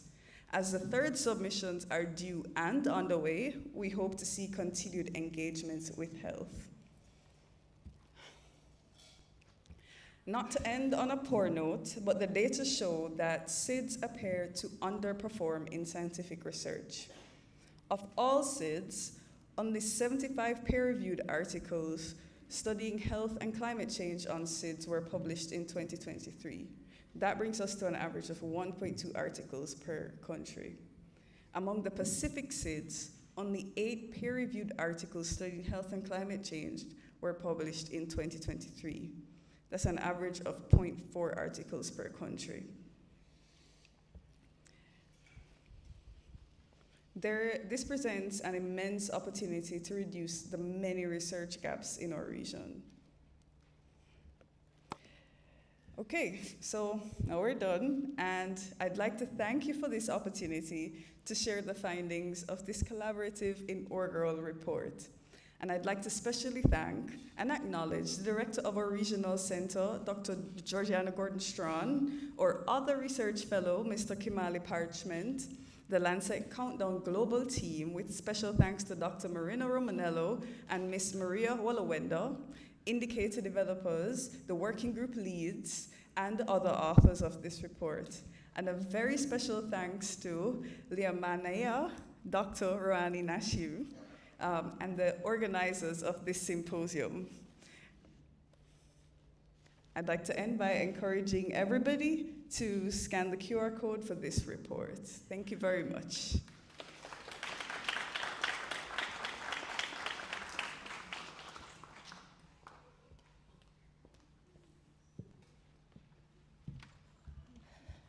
Thanks very much, Stephanie. I don't really have much more to add. I guess the report does show some sobering data and information, but it also shows the global imperative of the need in which we need to protect our Pacific communities and our other SIDS communities. I think this also opens an opportunity to connect more with our other Pacific institutes. So it was really heartening to hear about the amazing work that Professor Donald is doing. And it's probably more important, though, that the work from SIDS is led from within the region. The call to action in terms of what we can do as a community in terms of advocating and investing in more health monitoring and surveillance systems. But also I think what has been shared already in other reflections from our panel is that we also need to recognise and honour local leadership as demonstrated in the data with our wisdom holders, but also our young people in the Pacific who continue to carry the flag and to promote the Pacific region in such a positive light that we are not drowning, but we are fighting. And so I think by partnering with our Pacific communities and other SIDS, we will be able to unlock sustainable and culturally relevant health solutions. So on behalf of the Lancet Countdown SIDS, thank you all for joining us. We truly hope this report and all the country sheets that are provided here today will be of value to all the important work, advocacy, policy and research that you are all doing. Malo whawhitai mole awa noa. Thank you everybody.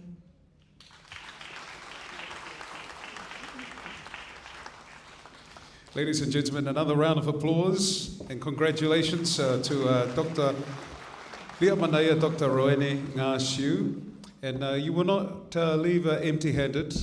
We've also put together another report for you in these little, the QR code is at the back as well. Mahalo apita for that.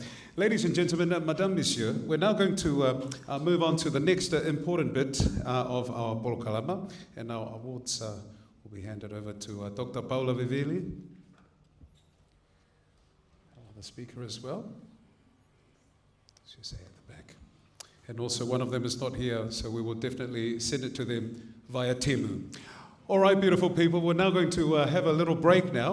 Well, not so much of a break, but we're going to move on to the next important part of our Polokalama, or our Porokaramu, which is the concurrent streams. So if you would like to stay or be part of stream number 1, navigating the NCD tide, it's here at the Whale Pasifika. That is chaired by Dr. Kara Okesene Ngafa. So that's in here. Now the stream number 2 is the health, resilience and preparedness stream. That's stream number 2, and that is located on in the white building to my right. So that's just outside here, and that is going to be chaired by Associate Professor Dr. Malakai Ofanoa. Stream number 3 is the climate crisis and well-being. Now, the location of that session is located onto my left, the building across from us upstairs. That is chaired by Professor Judith McCool. The next stream is stream number 4, which is the cross-generational well-being among Pasifika or Pacific. That will be chaired by Dr. Shavonto Akoi. And that stream number 4 is upstairs, also to the left. And then the final stream, stream number 5, which is Pacific Excellence Research Leadership at Workforce, chaired by Dr. Samuela Ofanoa. That is also going to be on the right, right here on this side, which is located just before the James Henry building. But if you look around, we have some people here in a matching outfit. No, it's not for White Sunday, but it's also for your assistants as well. So ask them if you get lost, but otherwise we'll see you very soon. So we will break now for the co-current streams, and then after that we'll see you here at about 2:40 to continue on our polokalama. Me taki maata and atawai wolo. Maururu.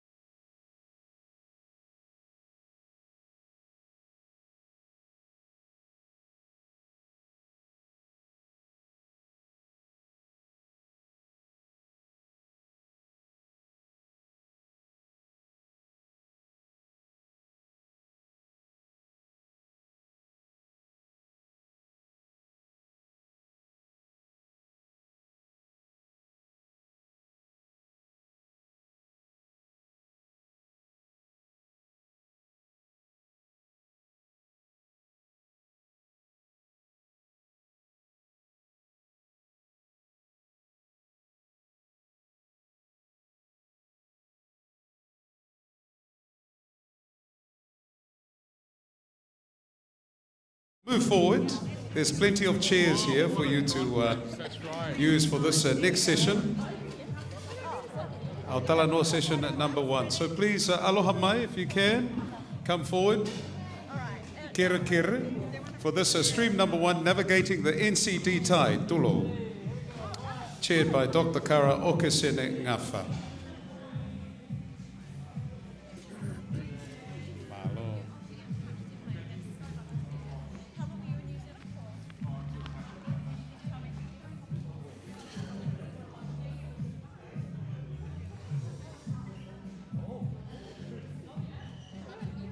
Once again, whakalofalahi atu kia matuloosi. I'm delighted to introduce the chair of this next session, Dr. Kara Okesede Ngafa. Over to you, my dear. Whakailahi. Kia ora whakalofalahi atu te alofa lava ani sampula maloi lelei. And very warm Pacific greetings to you all. I hope that I have got the speakers here. Can the speakers for this session come up to the front here, please? Sione Waka? Is Sione Waka here? Yeah, that's great. I think we are going to start. I'm a clinician and we're 2 minutes late. Usually at the handover, you actually arrive before time. At the time, you actually start the handover. So, but welcome everyone. I'm just going to hand over now to Associate Professor Sione Waka, the utility of uloa in a resource-constrained environment, the Mangalo example. So Associate Professor Sione Waka is Poutoko Pacifica and Pacific led at Huataki Waiora School of Health at the University of Otago. He hails from the Kingdom of Tonga, villages of Longolongo, Neyafu, Lofanga, and Lapaha. I hope I said that correctly. They've been working in different areas of mental health, including acute inpatient crisis services, early interventions, liaison, psychiatry, community, and cultural services. Siona's research interests are mental health, Pacific health, gerontology, men, and youth health. He's been awarded a number of research grants and won research awards.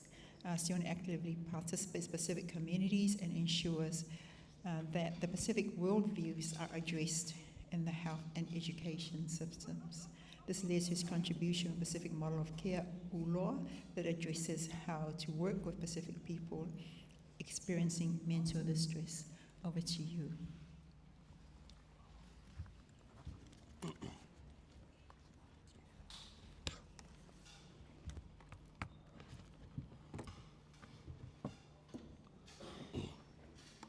Tapa moe a whio atua mafi o tau lotongani, whatapa moe tata whenua o Aotearoa, whatapat ka lotangi wanukunuka, mo Hawaii, ka mā hatai whanua, mo ki mutolko tāpeu mo hen he haua koen, ka whakahoko e pokalama koen tālawhalawa.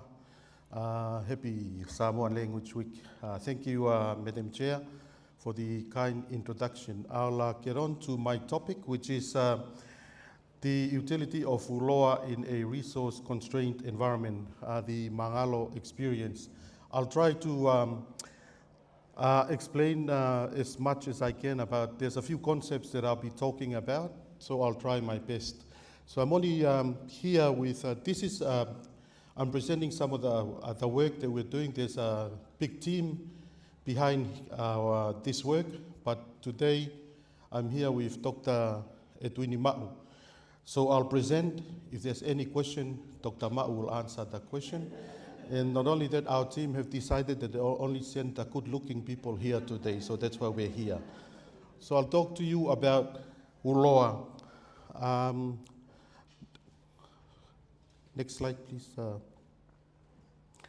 We have done some work on the Pacific constructions of mental illness, and then we found that the constructions of mental illness for our Tongan and Pacific people are very different within our population. Our men and community leaders construct mental distress from a very traditional way, like they look at it as being possessed by the spirit, disrupting social norm and cultural norms and values as well. Where our young people and service user, they look at it from the biopsychosocial constructions of mental distress, and our women and other families, they look at it from the intersections of the Tongan construction and the biopsychosocial construction.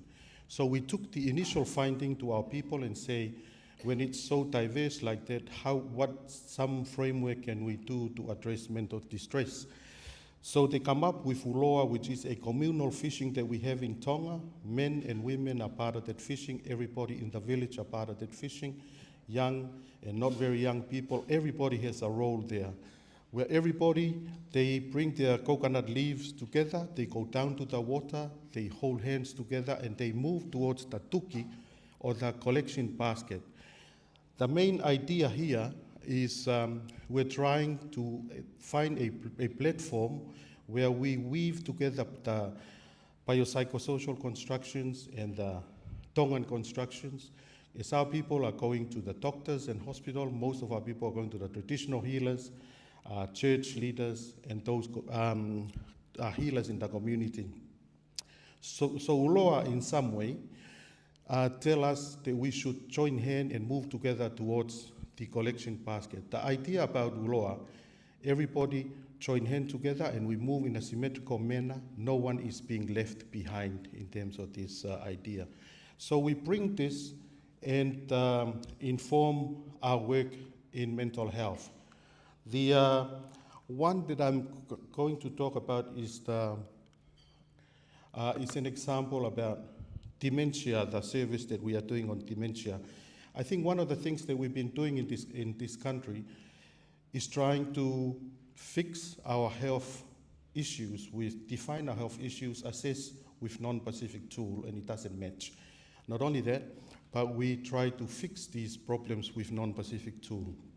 We challenge when we try to define words from our own Pacific language, our people tend to understand it more. When we have dementia talking through our community, these are some of the words that they use for dementia. They have loto ngalo ngalo and ngalo ngalo, which describes some of the symptoms about dementia. The other stuff about hoholokovi, hoholotamaki, which talk about the decline of dementia. The other one is transliteration. People just call it dementia or Alzheimer. And one of the work that's been used as well is Reverend Lobin Felice used the idea of whangai lupe, which is the setting sun, talking about when the sun goes down, there's darkness around there as well. The one that we used and through consultation with our people in the community is the word mangalo. Mangalo refers to a journey where the boat is disappearing to the end of the horizon and not coming back. We choose this concept of mangalo. It is a concept where when people have dementia, we'll be able to influence the boat before it leaves. Not only that, the sails and how the journey goes. So we live well with the people experiencing dementia before the journey disappears into the end as well, or our loved one passed away.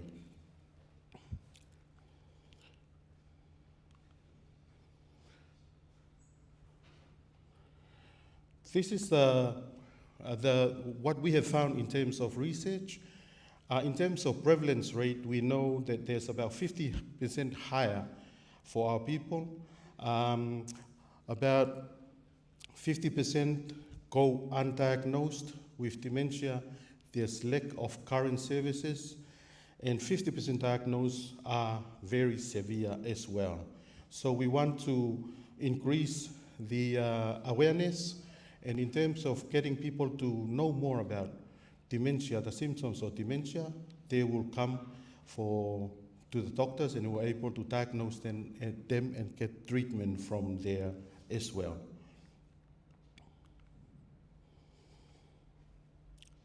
So if you think about Uloa and the leaves that I was talking about moving towards the same direction, this is like an example of the yau or the coconut leaves that we're pulling together. If we have these two au together, or the two leaves, we talk about the symptoms that we'll be able to treat the modifiable risk of dementia. We'll be able to increase health literacy and reduce stigma. And I think with dementia, it's associated with a lot, and it's still heavily stigmatized in our Tongan culture. Some people talk about it. If an elderly person is experiencing the sign of dementia, they talk about it as being possessed, stigmatized and stuff. So the more learning and awareness that we have, we'll be able to move this journey through here as well. Not only that, we are able to improve access to assessment and diagnosis, and upskill the workforce to meet the Pacific need. And I think with this upskilling, one of the things that we have learned, which is quite useful, is having Pacific staff in this service, but incorporating some of our Pacific worldviews, how we look and define mental illness, especially around dementia and things as well. With this, we are able to move towards to the collection basket that I've been talking about before, and able to get more people who are aware of the signs and symptoms, and they come for help as well. So like one of the initiatives that we've been doing with Dr. Edwini Ma'u and our team as well, we do weekly radio program on the 531 radio. Not only that, we know that our Tongan people love Facebook, so that program is live on Facebook, and then we get people accessing it all over the place as well. Not only that, but we get to watch how many people are checking our program as well. And I think with those stuff there, we're very fortunate that we're able to have a service which we could tailor specifically for our Tongan people. Very fortunate as well that we're able to call on some of our Tongan clinicians to come and help us in terms of helping people. So these are some of our staff that's working with us in terms of our services. With that, I say thank you very much. Malopito.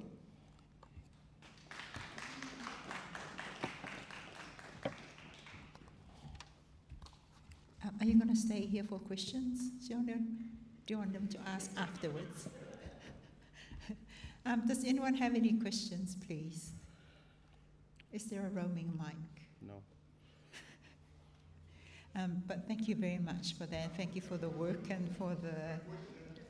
there's one question. Dr. Bach, you have to come back here, please. I just wanted to know, do we have a sense of the burden of dementia? Yeah. Undiagnosed. Yeah. Sorry, undiagnosed. So we only have New Zealand data. We know in New Zealand the age standardized prevalence is about 50% higher. Our research shows that maybe 9-10% of people over 65 in New Zealand that are Pacific have a diagnosis. So it'd be 10% of the 65 plus population in whatever country you end up in. So in Tonga, for example, there's 9,000 people over 60. So you'd probably have about 1,000 people with dementia.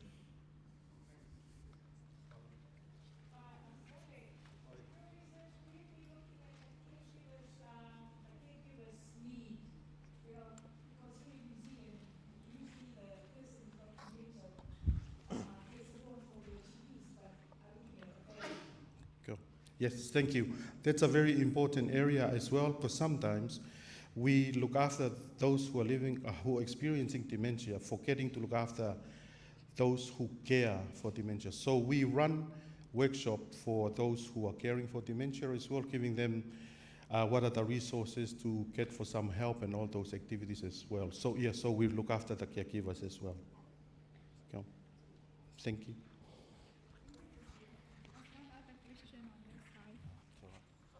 There's one other question. Are the mics coming to you? Asione, you're not allowed to go out yet.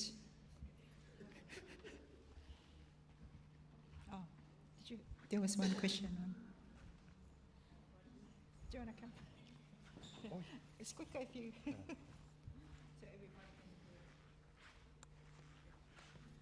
I just had a question because you highlighted stigma, and that's quite a very real issue in terms of dementia and mental illness in our community. But I want to think about what Dr. Donald mentioned earlier about the need to marry ancient wisdom with like cutting edge science. So like what are your thoughts on that, like from a Tongan perspective around ancient Tongan wisdom, trying to marry it with like public health to kind of address stigma? Yeah, that's my question. Thank you. That's a very important question. And I think in terms of educating people about dementia, when we talk about that journey, how it's about disappearing to the end as well, using some of those concepts, our people tend to align much more with it rather than just looking at dementia as symptoms, deficits around there. So we use those Tongan concepts and then weave the other new knowledge around there. And our people tend to seems to align with it much more better. And I think with stigma, sometimes associated with the level of things that we're unknown about, the more we know about it, the more knowledge we have, slowly uncover the stigma and discrimination that we go through. Just one quick question. You know, you use a lot of Tongan concepts. Can it be used around all of the other Pacific Islands? I think it can be used all over, and I think if we tend to weave our knowledges within all the other islands, it makes a much more in-depth and rich as well. So like for Uloa, in Fiji they call it Yavirau, in Hawaii they call it Hokilau. So sometimes you look, I mean the classic example is the word kainga. Kainga in Tonga means people. It's ainga in Samoa. Anyway, it's kaina, which means home. If you go to Hawaii, it's kaina, which means land. So we see that our relationship is not only with people, but with our land and environment as well. Yeah, be good. Thank you. Oh, sorry, there was one other question from another Tongan. I think so. It's asking often what we face within primary care now is delayed access or declined referrals to specialised assessment for diagnosis. Do you guys see that as well within dementia in terms of accessing the waiting time for diagnosis?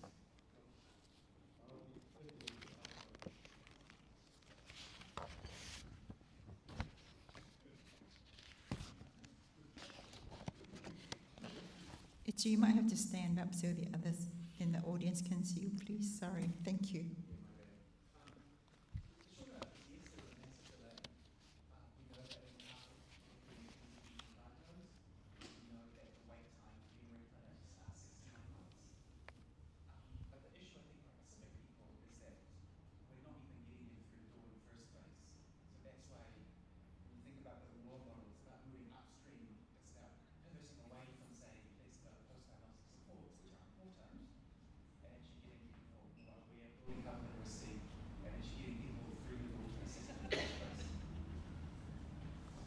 Thank you. I think, oh, sorry.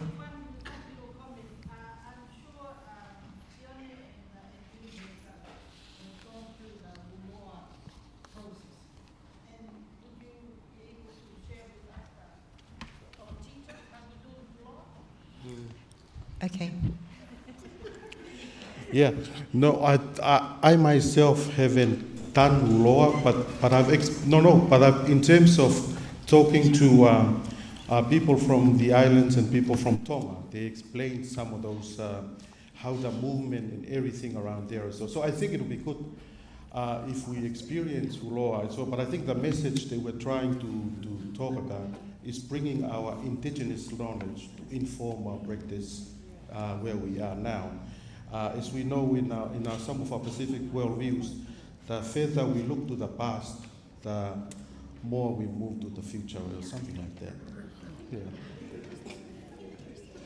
Thank you very much. I think in the interest of time, I'm going to, would you like to give a hand of applause for Tione Baka? Thank you very much for that presentation. Really appreciate it. And our next speaker is Dr. Gerhard Sundborn. And sorry, do you want to come up, Gerhard? I just need to put my glasses, sorry. So Dr. Gerhard Sundborn, he's going to talk about scabies, the primary cause of rheumatic heart disease.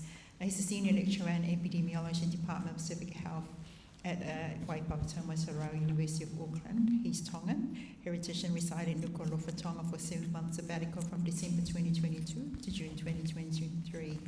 During this time, Gerhard shared the work his team were carrying out regarding scabies and rheumatic heart disease with renowned Tongan pediatric specialist Dr. Noakase Whakakopi Dr. Kobi Kaitau from Waiolo Hospital, Tonga Ministry of Health. Dr. Toa was immediately drawn in by this hypothesis and hastily worked with Gerhard and his team to undertake and plan 2 studies to investigate this hypothesis by incorporating screening for scabies within her long-established Mafusai rheumatic heart disease screening program in 2 locations in Tonga. Please give Gerhard a hand. Thank you, Kara. Malo Lee, thank you for the introduction. Kara, my name is Gerhard Sunborn, and I'm a senior lecturer in the Department of Pacific Health here at University of Auckland.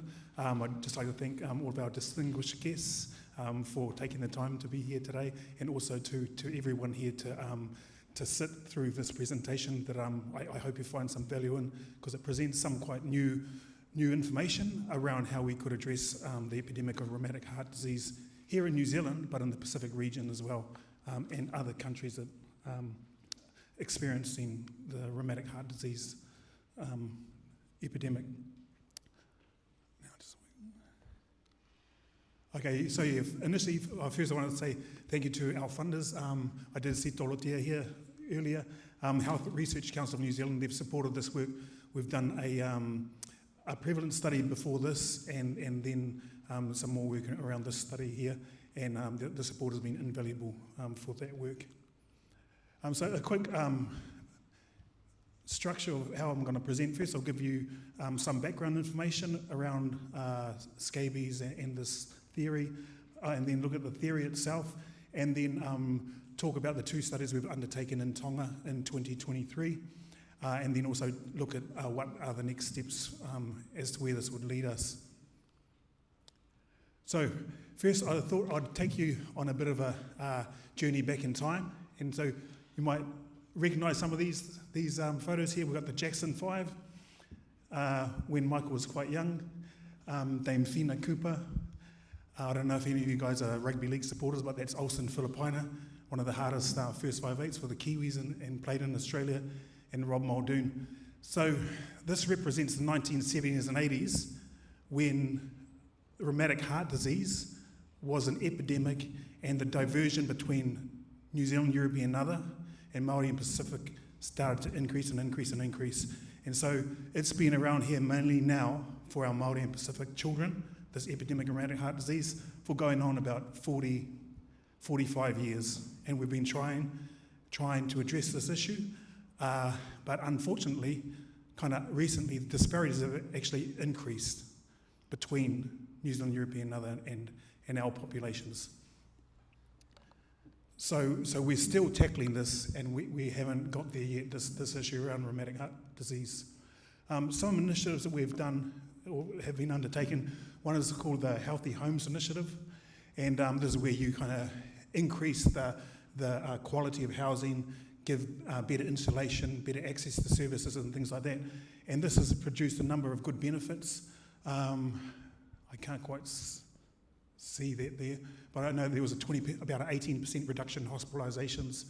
There was about a 2% increase in GP visits, which is a good thing, and a 2% decrease in pharmaceutical things being prescribed, and there was a 5% reduction in school absences in children. I emailed the guy who done this report and the study, and he said data around the impact on rheumatic heart disease and acute rheumatic fever, they haven't got that yet, but they're working on those results. So that's one initiative that was designed to reduce acute rheumatic fever and rheumatic heart disease rates. Another one is a vaccine for group A strep.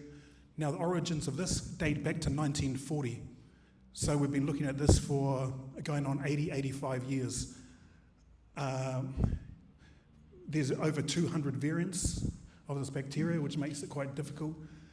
Research was halted by the FDA in the US for 30 years after a lot of children got sick from experimental vaccine. However, research started up again in 2008, and we're doing some groundbreaking research here in New Zealand, and there's a vaccine called T-Vax that they're hopefully trying to get to trial sometime in the next year or two. So that's that's an ongoing effort that's going on. A third attempt is the Mana Kids Throat Sobbing campaign. And this is throat sobbing children's throats for Group A strep. If they find that you get antibiotics. There was hopes that this would have had better results. However, unfortunately, there was a 5-year trial. I don't know if you can see it from 2012. Well, it wasn't a trial, but this was a program from 2012 to 2017.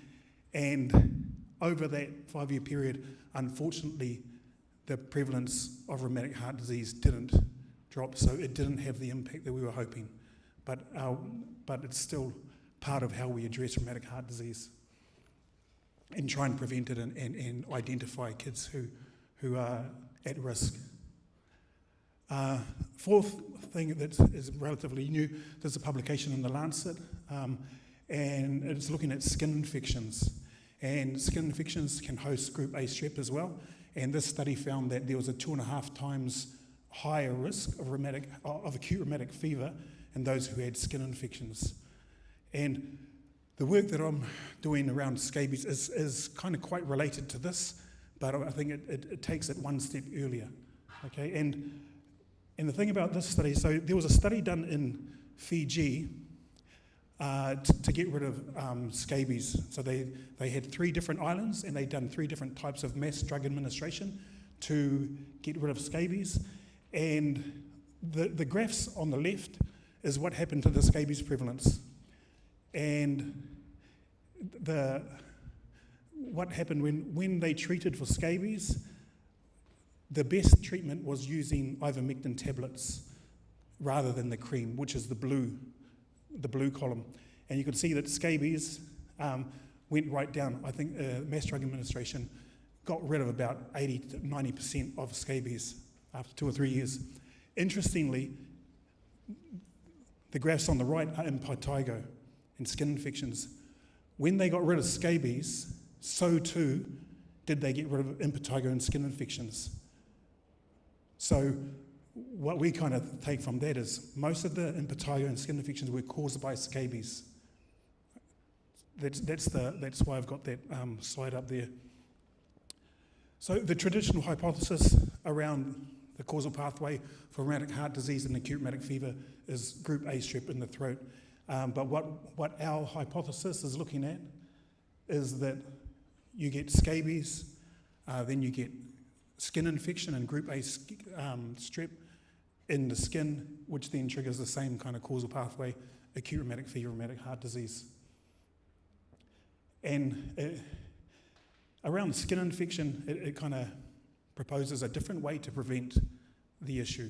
Because do you address scabies or the skin infection first? Now, other research that's supported this kind of theory over time, there was a study here, the reference is below, that was carried out in Trinidad in the 70s, and it was looking at rheumatic fever and glomerulonephritis, but it wasn't really looking at scabies. But in the body of the text, there's an interesting sentence where it refers that there was an outbreak of scabies was followed by an outbreak of rheumatic fever and PSGN. So there's a bit of an indication that scabies preceded the rheumatic heart disease outbreak. Okay, so that's from 1977. Other work, this was published by Daniel Engelman, who's part of the World Scabies Program in Melbourne, published in The Lancet. And you can see there in the causal pathway, they refer to scabies that it can be part of the causal pathway on the way to rheumatic heart disease. So in some parts of the world, it's taken as a given that scabies is part of the causal pathway to rheumatic heart disease. However, here in New Zealand, it's not that well known, I don't think. So that's the publication, The Lancet there. Some work that I've done with my colleague Simon Thornley has led, looking at hospital records. We found that children who had a recent diagnosis of scabies were 23 times more likely to have acute rheumatic fever, which is a significantly high prevalence. And when it was adjusted, they were 9 times more likely for different confounders. They were 9 times more likely. And also we've done a mapping study where the colour codes on these maps of Auckland, the darker the colour is the higher dispensing for permethrin. Permethrin is the cream used to treat scabies. And the little dots are cases of acute rheumatic fever. And when you lay them on top of each other, there's a really strong correlation. The areas that are getting high permethrin, where scabies is more prevalent, have higher number of cases of acute rheumatic fever. So again, this supports our hypothesis. And then our PhD student done this ecological study where he basically just graphed on the left vertical axis rheumatic heart disease prevalence and scabies prevalence on the right. And you can see there's like a linear relationship. As rheumatic heart disease, as scabies goes up, so too does the prevalence of rheumatic heart disease. So it shows they're very strongly related. And one thing about scabies is that it's routinely overlooked or misdiagnosed. Okay, a lot of times it could be mistaken for insect bites, allergies, eczema, fungal infections, folliculitis. There's so many things that it can get mistakenly diagnosed as. And we done a little study right at the very start of our work where we were in a preschool and we had a GP and a nurse and a dermatologist, and the children in the preschool all went and seen each of them separately to see what their diagnoses would be. And we had complete data for 24 children. And the GP found that out of those 24 children, 9 of them had scabies, or 38%. The nurse found that 6 of them had scabies. But the interesting thing, there was a small amount of overlap between the GP and the nurse. I think maybe 2 of them were the same kids. So there was, there wasn't exactly the same kids. And the dermatologist said that none of them had scabies because I think they were looking for a confirmed diagnosis. So different levels, and the GP and the nurse had a lot of experience working in South Auckland with our communities. So this kind of shows the difficulty in diagnosis. And when we use, there's a new criteria that was developed in 2020 on how to diagnose scabies. It was found that 18 children had scabies in terms of their diagnosis. So the GP got 9, which is half of what was actually there. So this is how difficult the diagnosis can be. And this is kind of just it's a graph presenting the same information I just discussed there. And so this is the paper, again led by Daniel Ingerman, around using the International Alliance for the Control of Scabies, consensus criteria for diagnosis. And it divides diagnoses up into confirmed, which is when you absolutely know it's there, which is what the dermatologist would have been looking for. He had a light on, his microscope, and he was really looking for the delta wing sign and this and that and the other, but he couldn't find any. If the child has a skin infection, there's no way you'll see that because there's skin infection covering it all up. Then you got clinical, which is not as sensitive or as accurate, but then suspected. But they recommend that you should treat suspected. Okay, so that's the issues with diagnosis. So now just moving on to the work we've done in Tonga. So this was a real collaboration between our university and Tonga National University. I want to acknowledge the work Tilema Kama and Mele Atu Kaho contributed there, and also too with the Ministry of Health. At the very start, it was Dr. Toakase, and then she handed over the reins to Dr. Joseph Takai, also Losana Vuki and Kalolaine Taitua. And also, this is our team from University of Auckland, and we've got a few ring-ins there. Dr. Viliami Poloka, we really appreciate the facilitation you provided too. So this is our team. And luckily enough, I was able to go on sabbatical in Tonga for 7 months.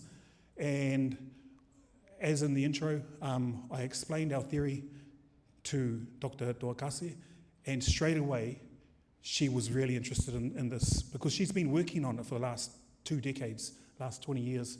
And so she invited us to join her with the Mafusai team in Hehefo, and then also asked us to go to Ewa when they were carrying out Mafusai then. And it was in the space of, the Hehefo work was in April, then October was Ewa, and in between that we held a symposium in June. So it was quite an intense little stay in Tonga, but we managed to do some amazing work. And yeah, Toa was just like, if there's a possibility that this could prevent this, let's do it. And so we did. So before we could go out and determine who's got scabies, we had to take our team through training in the new IX criteria to diagnose scabies. And this is the training in April. And then we went out to the Western District in Hehefo and saw kids there. We had the symposium in June, and then in October we were in Ewa. And so with the results, I'll refer mainly to the Ewa results, but the Hehefo results are there as well. So in Ewa, we've seen 956 children in 3 days, as piggybacking on the Mafusai program that does echoes to look at the heart for rheumatic heart disease. In Hehefo, we've seen 400 children in 1 day from 4 schools. Ewa, there were 6 schools that we've seen in 3 days. And the children were from 5 to 14-year-olds. And yeah, 6 schools in Ewa, 4 schools in Hehefo. So the echo screening program has been going on for a long time. And what would happen is we'd go set up, the children would get echocardiogram done in one room, and directly after that they'd come to us in the next door, and then they'd have their skin checked for scabies and other things. And so this is photos of examples of what the kids looked like. Beautiful, healthy children, young, all in primary school. But the thing is, with scabies, it doesn't affect your head. Okay, it's from the neck down is where you see scabies, and so when we seen the children themselves, there can be subtle things like this. So these are not photos of the actual children from Tonga; these are from other images, but it can be quite subtle, and then it can get kind of worse, and it can get a lot worse, all right? But on the heads, you wouldn't notice it. It's not until you take a closer look at their skin and the rest that you can see. And again, there's a spectrum. Some it's just papules that you can see, and others it's more significant. And you could tell these children a lot of them had been suffering for a long time. And so what we found from examining their skin was that in Ewa, 44% of them had suspected scabies by that IX definition. In Hehefo, it was about 46.8%. So a similar prevalence between the mainland and in there.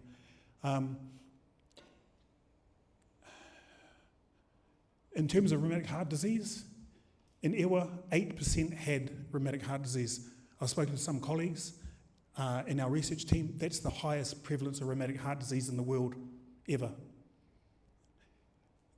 The column down here on the right is the work that Toa done over the past 15 to 20 years, looking at the prevalence of rheumatic heart disease over those years. And you can see the first time they went out to about 5,000 kids in 2003, there was a 3.3% rheumatic heart disease rate. and that was one of the world's highest back then.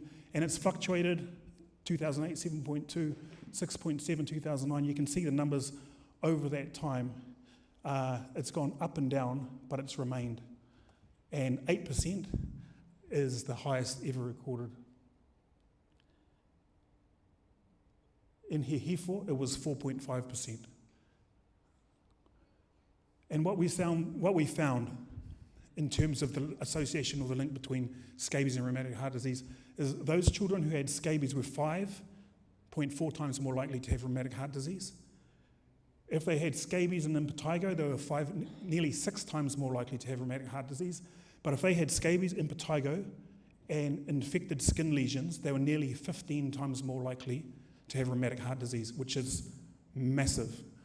Okay, so, and to kind of put it in perspective, the research that looked at lung cancer, smoking causing lung cancer, had a relative risk of about 15. So we're talking, that's the strength of the evidence that triggered us to target smoking to address all the health issues it causes and lung cancer. And that's the type of evidence we've got here around scabies and rheumatic heart disease. So we think this is huge information in it, and it can offer a real way to tackle rheumatic heart disease in a different way. But, you know, with everything else as well.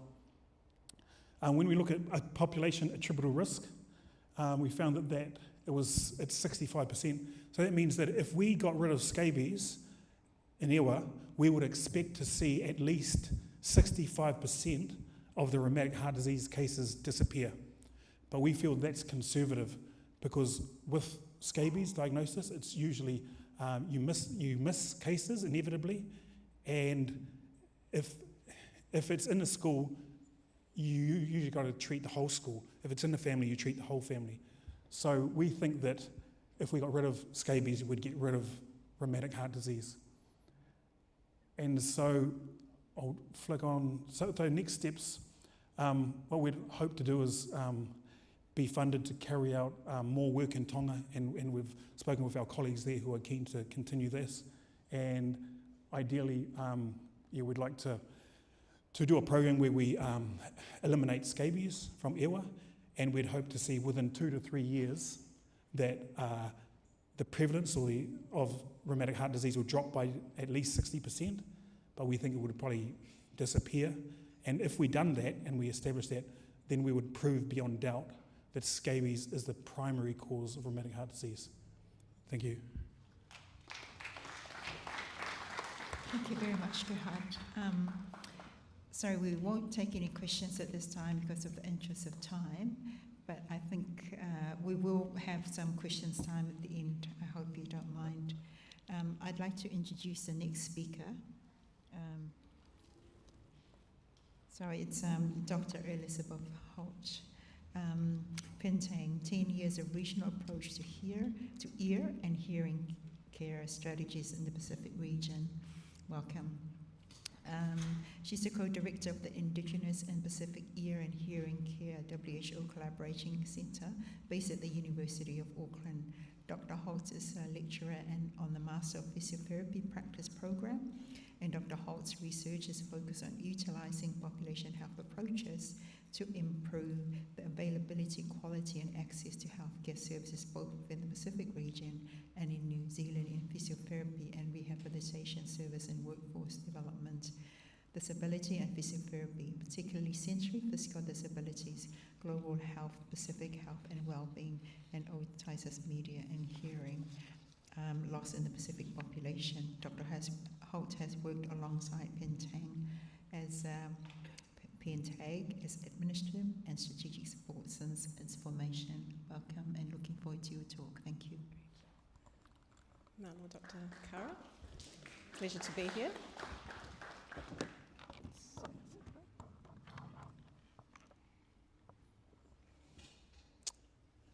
Malolele, kia koutou. Elizabeth Holt Hokoingoa, lecturer on the physiotherapy program at the University of Auckland, and have been a member of PENTAG since its inception in 2015. Thank you to the Pacific and Global Health Centre, Te Poutoko, for this opportunity, and I recognise the distinguished guests in the room. It's a real pleasure to be presenting this on behalf of the Pacific Ear, Nose, Throat and Audiology Group, particularly the PENTAG Executive Committee and the wider group of more than 40 clinicians and educators from across our region.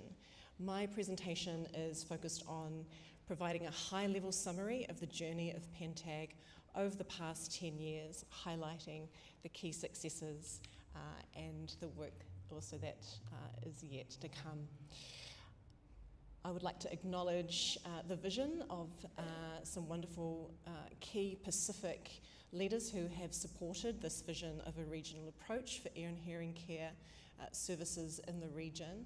Particularly, there'll be some familiar faces up there, I'm sure, particularly Dr. Bilon Kafoa, Dr. Selena Motofanga, Dr. Sione Pifileti, Dr. Amone Vakauta, Pokuina Southey, and Sereni Pereira and Philip Louis as well. So just providing an overview of my whistle-stop tour through PENTAG for the next 10 minutes. So I'll briefly touch on the status of ear and hearing health data in the Pacific region. I will then look at how and why a regional approach was initially established and developed, and also summarise some key milestones, successes and challenges in this regional approach from the past decade.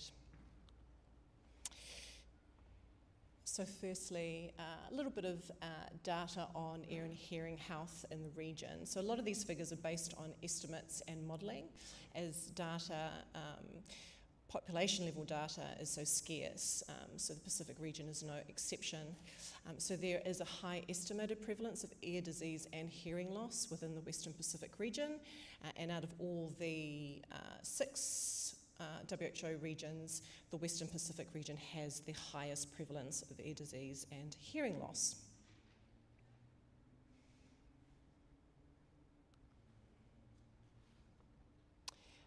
If we come closer to the local countries, there is also a high prevalence of ear disease and hearing loss within Pacific Island countries.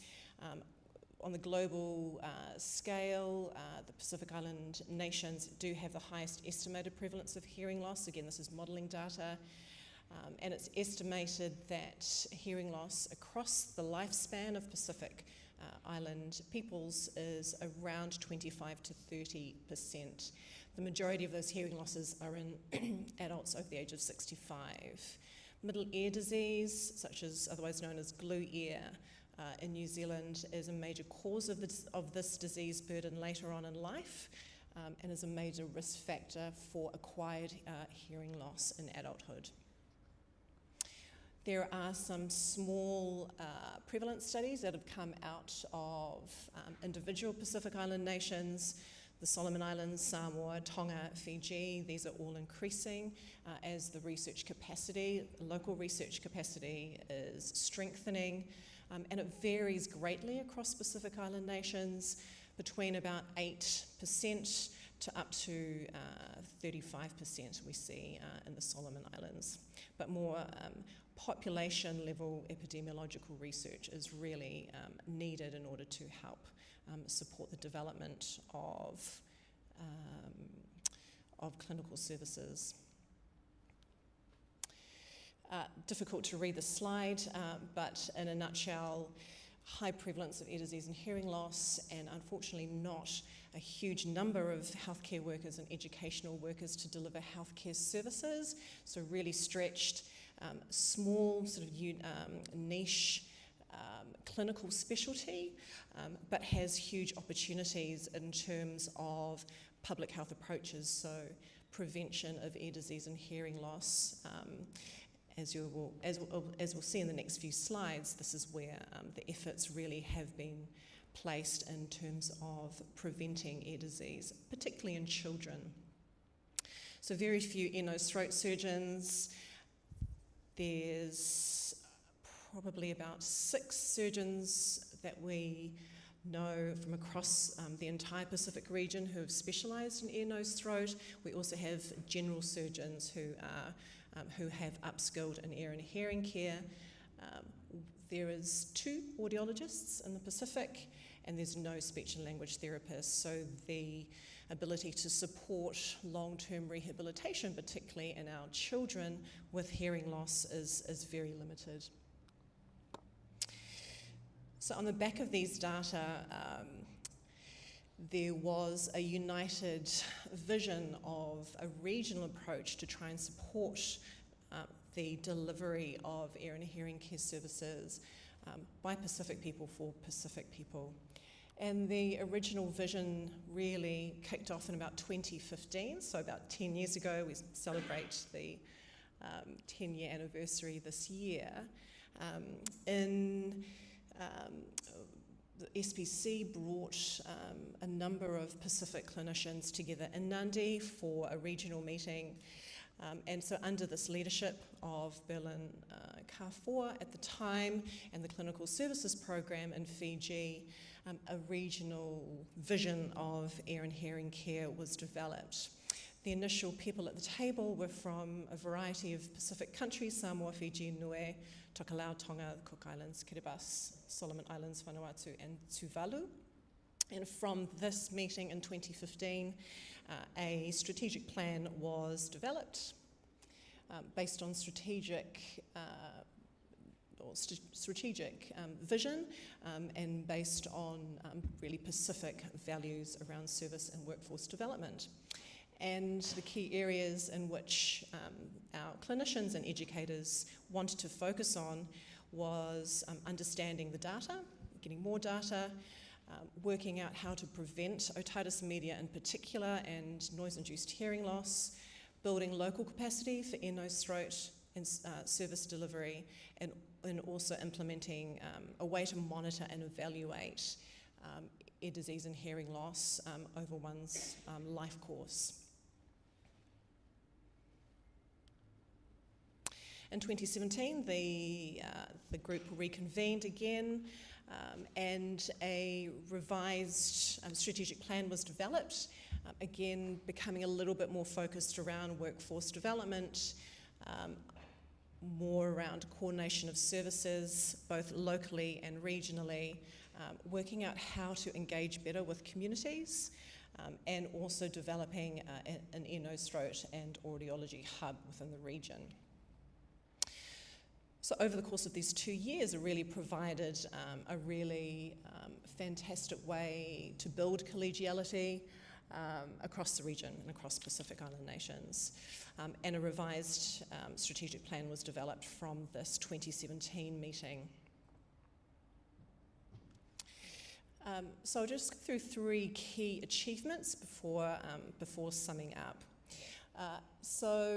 Key achievements, number 1, what this regional approach has really facilitated is advancing momentum towards improving ear and hearing care services, both in terms of locality, so Pacific Island, individual Pacific Island nations, but also encouraging more of sort of a regional approach, particularly when it comes to the training of ear, nose, throat, audiology practitioners in health and education.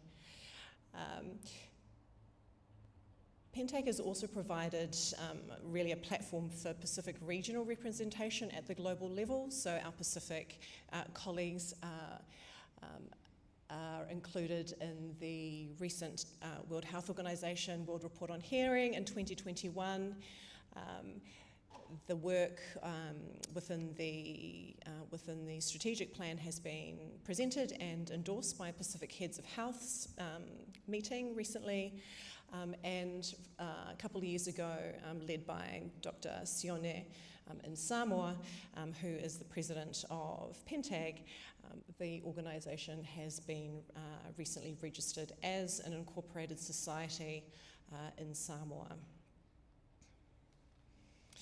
Key achievements number 2, Really, we've seen over the last 10 years an increased level of service and training activities. So in terms of just pure numbers of activities going on the ground, again, both local and regional. And we've seen greater activity across health clinics. We've seen a number of primary care training initiatives occurring, particularly Fiji, Samoa and Kiribati. Increased number of screening and referral pathways. There has been specific ear, nose, throat training and a couple of training programs as well. A recent FNU ORL diploma this year is our second cohort of students, as well as an audiology curriculum program as well being started up.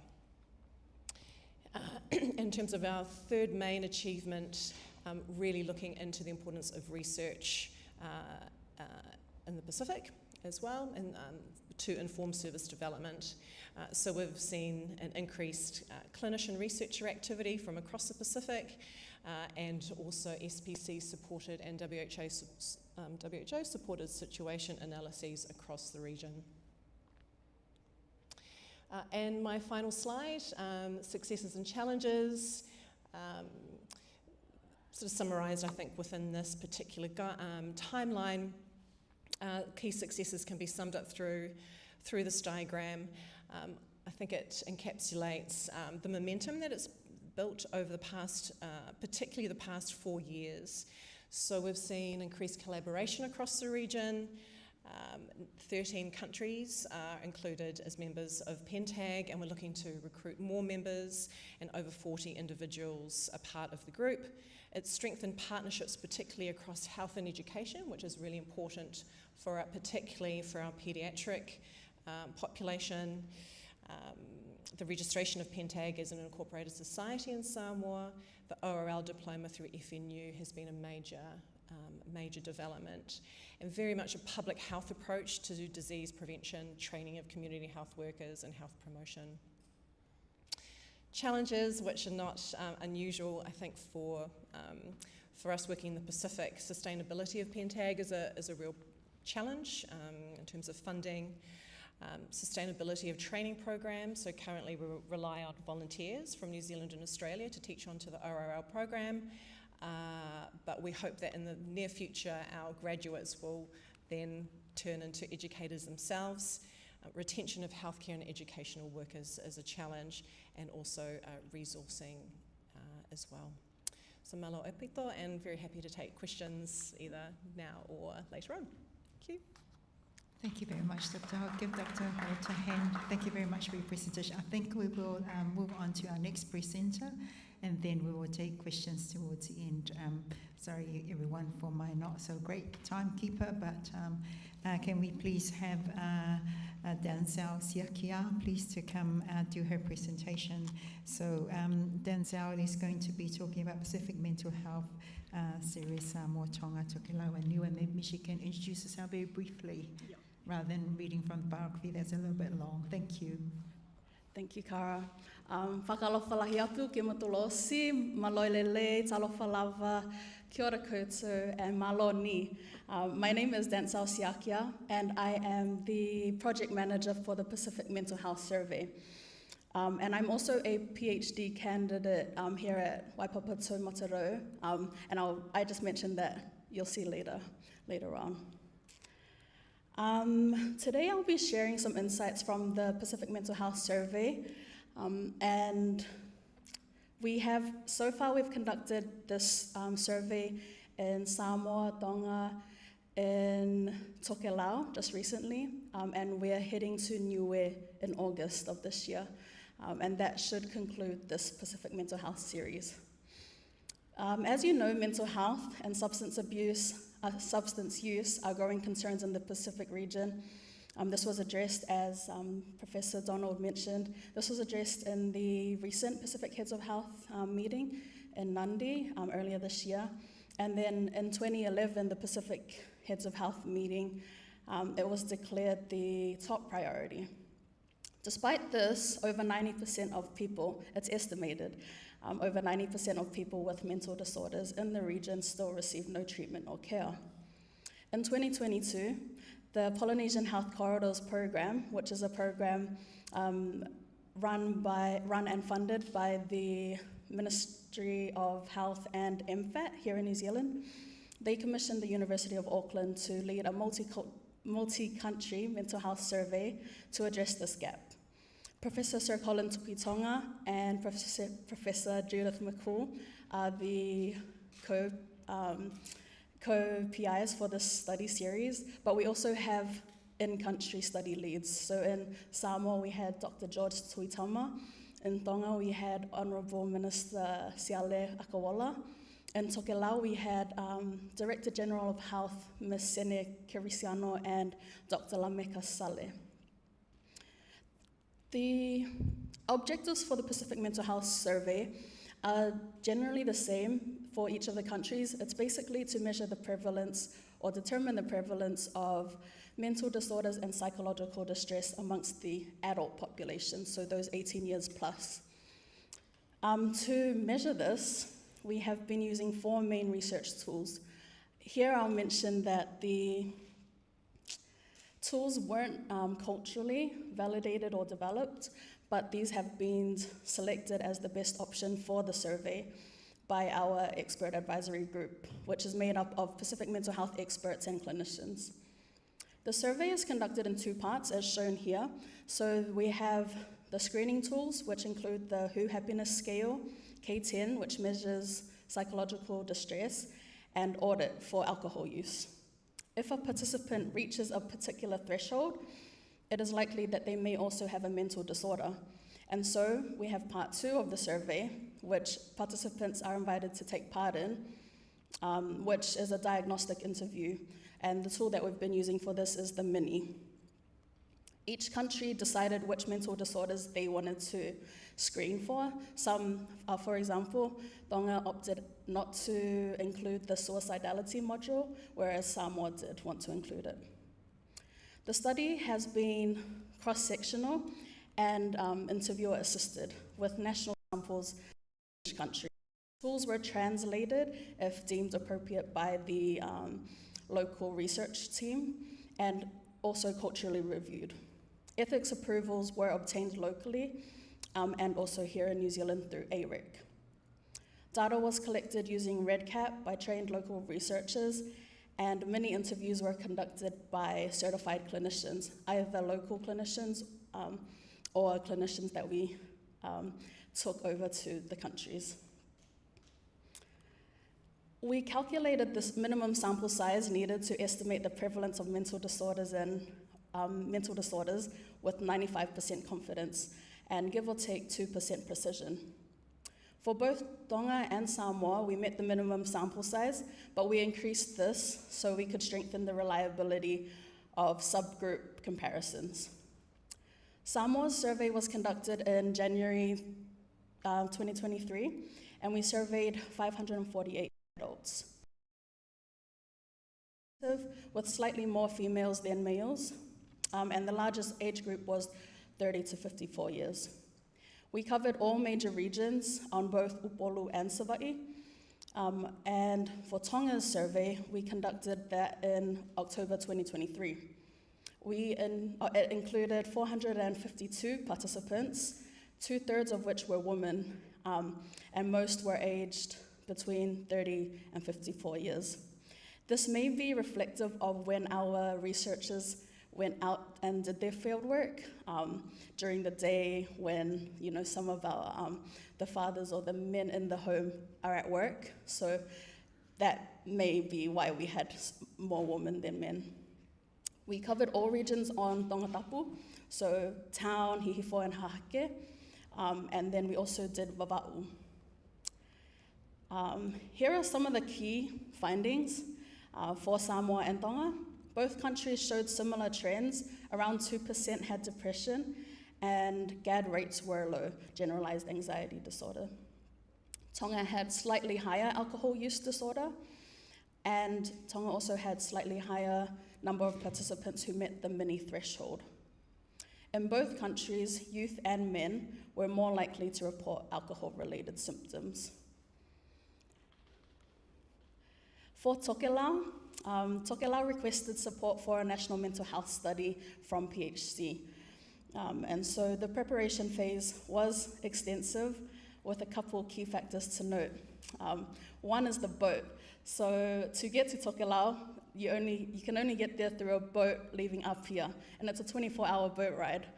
And unfortunately for us, last year, the boat was out most of the year for majority of the time, and so we had to, it gave us a lot of time to prepare, I guess, for the survey, which helped us because it was requested by the Director General in Tokelau to bring a research team across to Tokelau. They didn't have capacity for local staff to conduct the data collection. And so it was heavily guided by Director General of Health, an in-country clinician, which he's the third to the right in that photo, and also Samoa's mental health unit. And this was because Samoa and Tokelau have the MOU. Data collection was completed in May 2025, so just last month, and besides data collection, upon request from the Tapulenga, who are the governing councils on each atoll, Dr. George, who's pictured in the purple shirt, delivered mental health awareness workshops for community groups and at the schools for both students and teachers. He also delivered training for hospital staff on each atoll. And I think it's important to recognize this, that our Pacific research teams have often done more than just conduct the research or collect data. We also have a responsibility to honor local requests and uphold our duty of care to the communities that we work with. Analysis is now underway, and the Tokelau Ministry of Health will share findings as they deem appropriate. Niue is up next with their data collection planned for August this year, and we are seeking ethical approval for the study through Niue's cabinet, as well as AREC here in New Zealand. Niue will be a little bit different because we will conduct the National Adult Population Survey, but in parallel to this, I will also be doing a PhD study exploring the mental health of our Fuata Niue, or our Niue youth. So something that has stood out to me through the duration of this study, and I wanted to share, was genuine partnership. I think the survey has been key to the survey.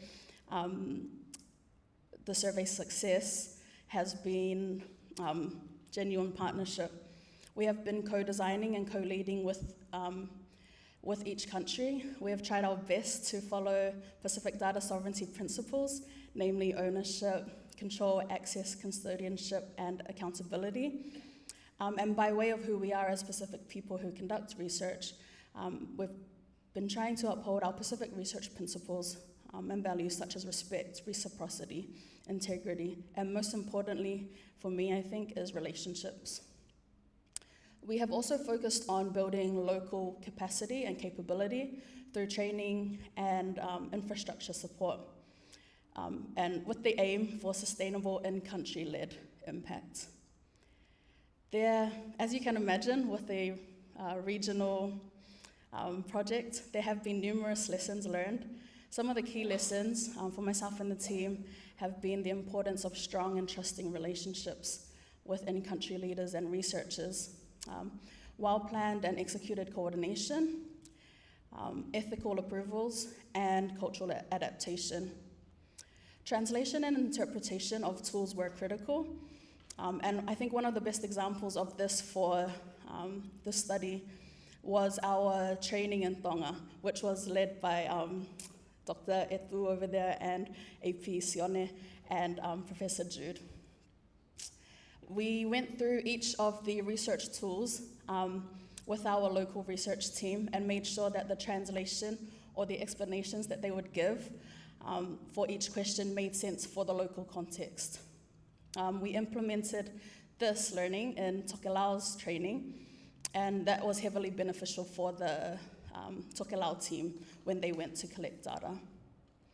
Training and support for local teams is essential, especially given the limited capacity of our PICs, where clinicians and other health professionals often wear many hats. Lessons from previous studies have definitely helped to guide the subsequent studies and will no doubt guide future work. In conclusion, Pacific Mental Health Survey is a foundational step for mental health in the Pacific. Samoa and Tonga have provided valuable insights, and Tokelau and Niue will continue to help give us a better picture of the region. Whakawhetai, malo au pito, whakaoe lahi, whawhetai tele lava.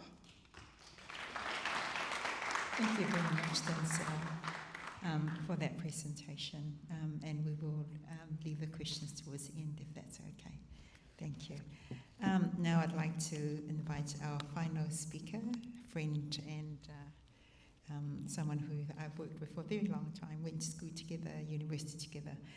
I'd like to welcome Whaumwina, Professor Whawhetai Sapuanga, and also Derek Frewen, who's going to talk about traditional medicine, considering its role in achieving universal health coverage. Do I need to make a... You can introduce yourself.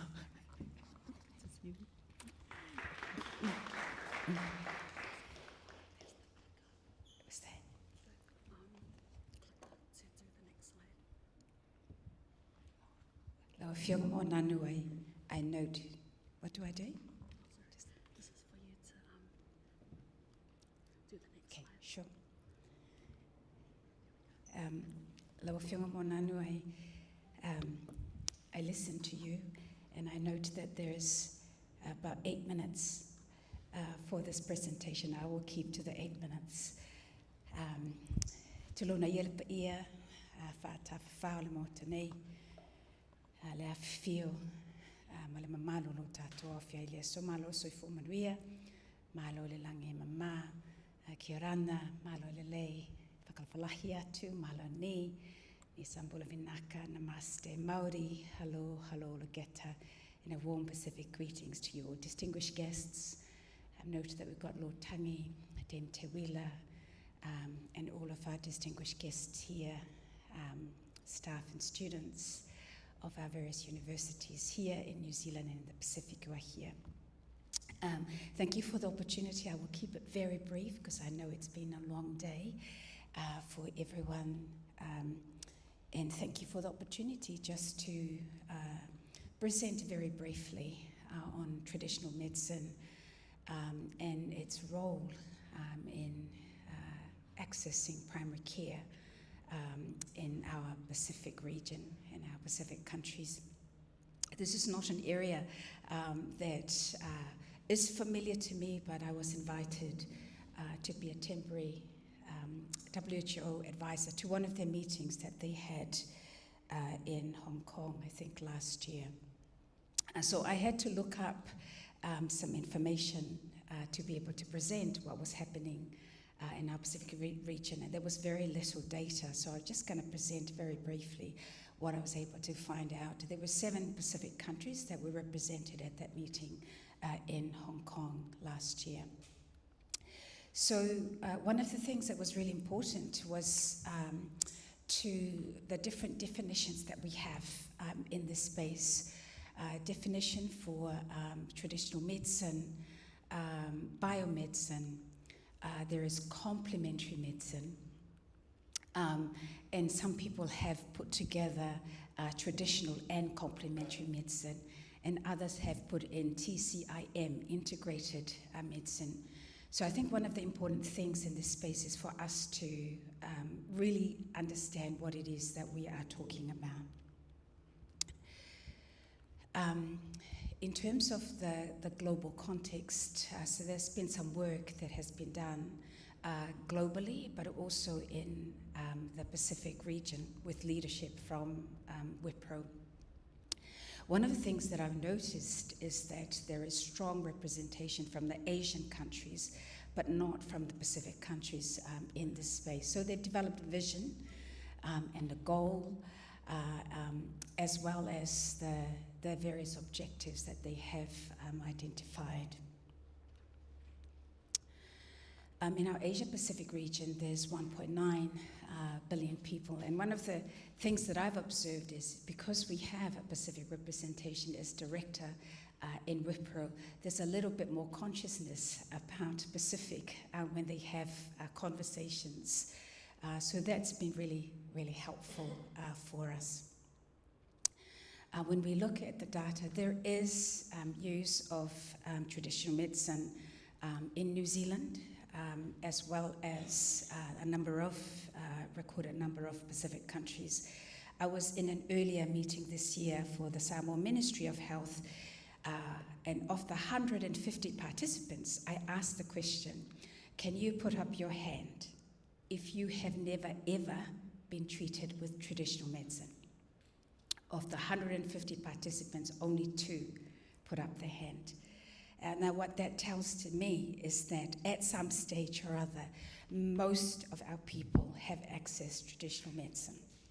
And I think it would be very similar also in many of our Pacific Island countries. So this is the strategy that has been put up in WIPRO, and there were 4 areas that they wanted to highlight.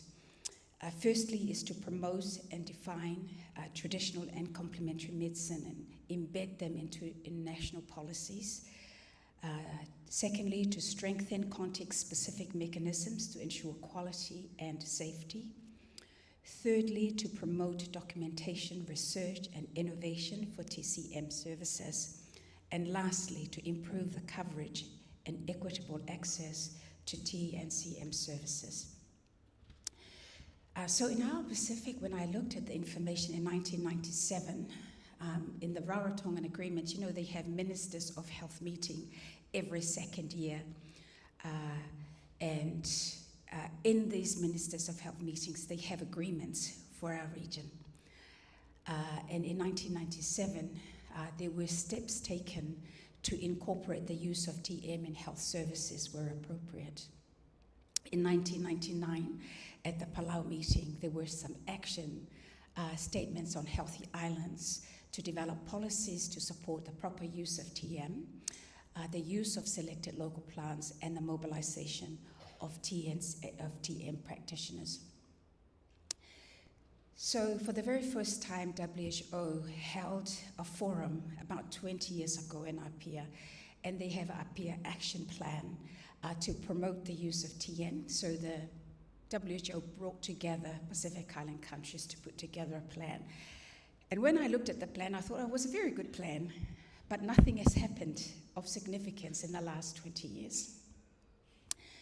So I guess the question is, you know, where to from here, you know, for us. But just very briefly, there were 15 Pacific Island countries represented at that forum in Apia. There were some observers and academics, consultants that were present, and they proposed a number of objectives to guide the way forward. Some of these action plans are very similar to what again is being proposed. And the question is, how do we action these moving forward?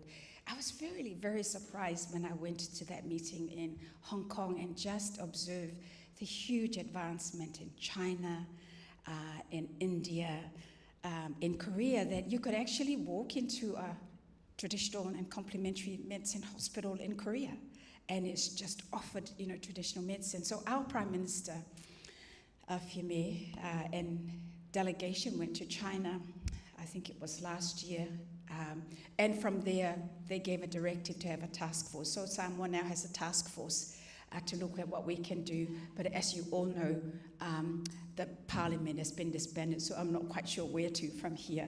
And I'm not even sure whether there's going to be a Ministers of Health meeting in Samoa in September this year. So just giving you a heads up, Paula. But in terms of progress, from then, WHO has done its role in trying to bring together our countries over time, and they have a number of surveys. Some have responded, some haven't. But when I've looked at what was available in terms of data and aligning that with what WHO has put in place, you can see the green there in terms of where our countries have engaged. In the orange, or in the yellow, where there has been some engagement, but as you can see in the red, there's been very little done in our countries over time. So I guess I've run this through quickly, Monanu, because I wanted to make sure that you keep to your time. But really the question was, where to from here? Because we know that there's a huge gap in terms of equity and access to health, and our people do access traditional medicine, but there is this gap between traditional medicine as well as the conventional medicine. So I was interested to look at the terms of reference for the task force for Samoa as to why we haven't made progress. And some of the things they said. Some taulasea, which is the traditional medicine, do not want to impart the knowledge or secrets of their craft. Some taulasea have not come forward for registration with the Ministry of Health. There are no standards existing to allow registration with the Ministry of Health professional councils. There are no mechanisms to integrate, no deep-seated belief or real drive to offer the benefits of traditional medicine to the population through or working alongside the modern medicine system. That's a brief overview. We have some very knowledgeable people here in our audience today who have been in this space, but I think it is one area that we need to work alongside and try to understand, because some countries, have commercialized, our traditional medicine. They come and take the traditional knowledge and then use it for commercial benefit. So there are all those things that we have to think about, as well as safety and quality and so on. So just a brief overview. How was that, Monanu? Thank you for the opportunity. I don't go away. I think we will start, we'll invite the other speakers to come forward, but we will start with some questions for Wina, please, around traditional medicine. Any questions? Any final words? Seta? Should coexist with the Western one. It's a matter of letting our traditional healers know when to refer. At the moment, they will continue even though, But I think we should put a time frame to it and say, when you do not see any changes, refer. That's all. But I think, we need to do something about it. Thank you. I wonder if Lafionga Lilo, who's done a PhD working with, in terms of physiotherapy, you touched on this in terms of traditional medicine when you did your research and PhD. What are your reflections on this? Thank you, Whamena. It's a contentious space. Largely because of the variability. I think it's variable for, from the perspective of traditional healers within families, it's variable within villages, it's variable on the island. And so that makes it really problematic for the likes of regulators or policymakers who are wanting to ensure the public safety through having met certain competencies as demonstrated through a qualification. And I think it's really interesting to watch the rongoa space here in Aotearoa, because in recent years, ACC have brought in rongoa and enabled payments for people to seek that. One of the unintended causes of that, or issues with that now, is that those who are accessing rongoa are predominantly Pākehā. So it's not serving the people that it was intended to, and so it's the same people that can access services that are still benefiting from them. There's also a concern from rongoa that they don't necessarily want to be under this colonial system and all the regulations that come with having to play that game. They, for the really traditional ones, they call it a biosphere, that rongoa is not just the practice, it is the knowledge, it is the system, it is the relation to the ecology and spirituality. So at multiple levels there is, as I agree with Whamina, need for dialogue between the two systems to find middle ground. I just wanted to say that at Moana Connect we run sort of child health education type programs in the community, and the most popular one is the fufu, the baby massage. And I think we can learn a lot from traditional healers and that knowledge, because they build trust in a relationship. So it's not just to come in and look at the baby and go, it's time together.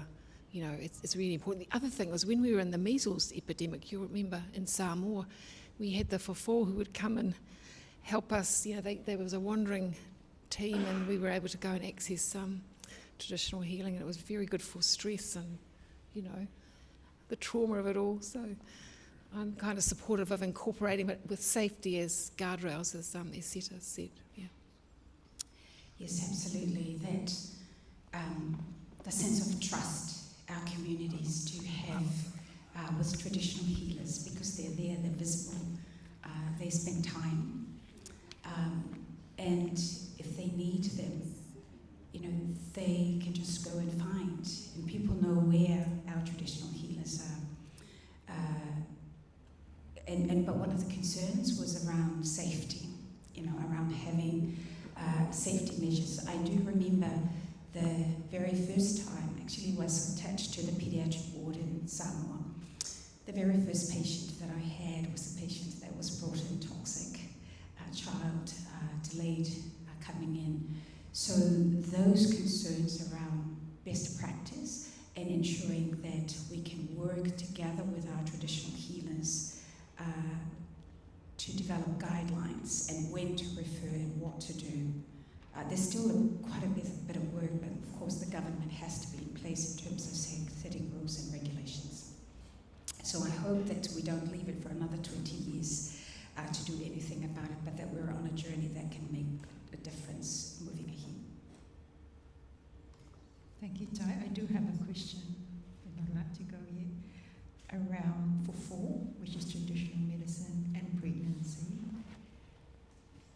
Using fufu as a form of termination of pregnancy, I'm not sure whether that has been discussed. Use of fufu as when there is a loss or stillbirth to use to start the labour. I mean, I as most of you probably know, I'm an obstetrician gynecologist, and we do come across, and this question was raised last week even in our perinatal mortality meeting around the using of fufu. It'd be very interesting to hear whether that was ever discussed. This is all part of traditional medicine, use of it in pregnancy, childbirth, and termination of pregnancy. I have no knowledge of research that has been done in that area.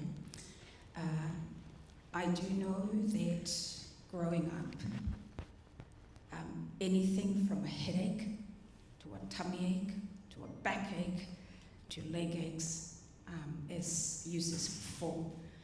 Can I just ask, is there a traditional healer here in our audience who can answer Kara's question?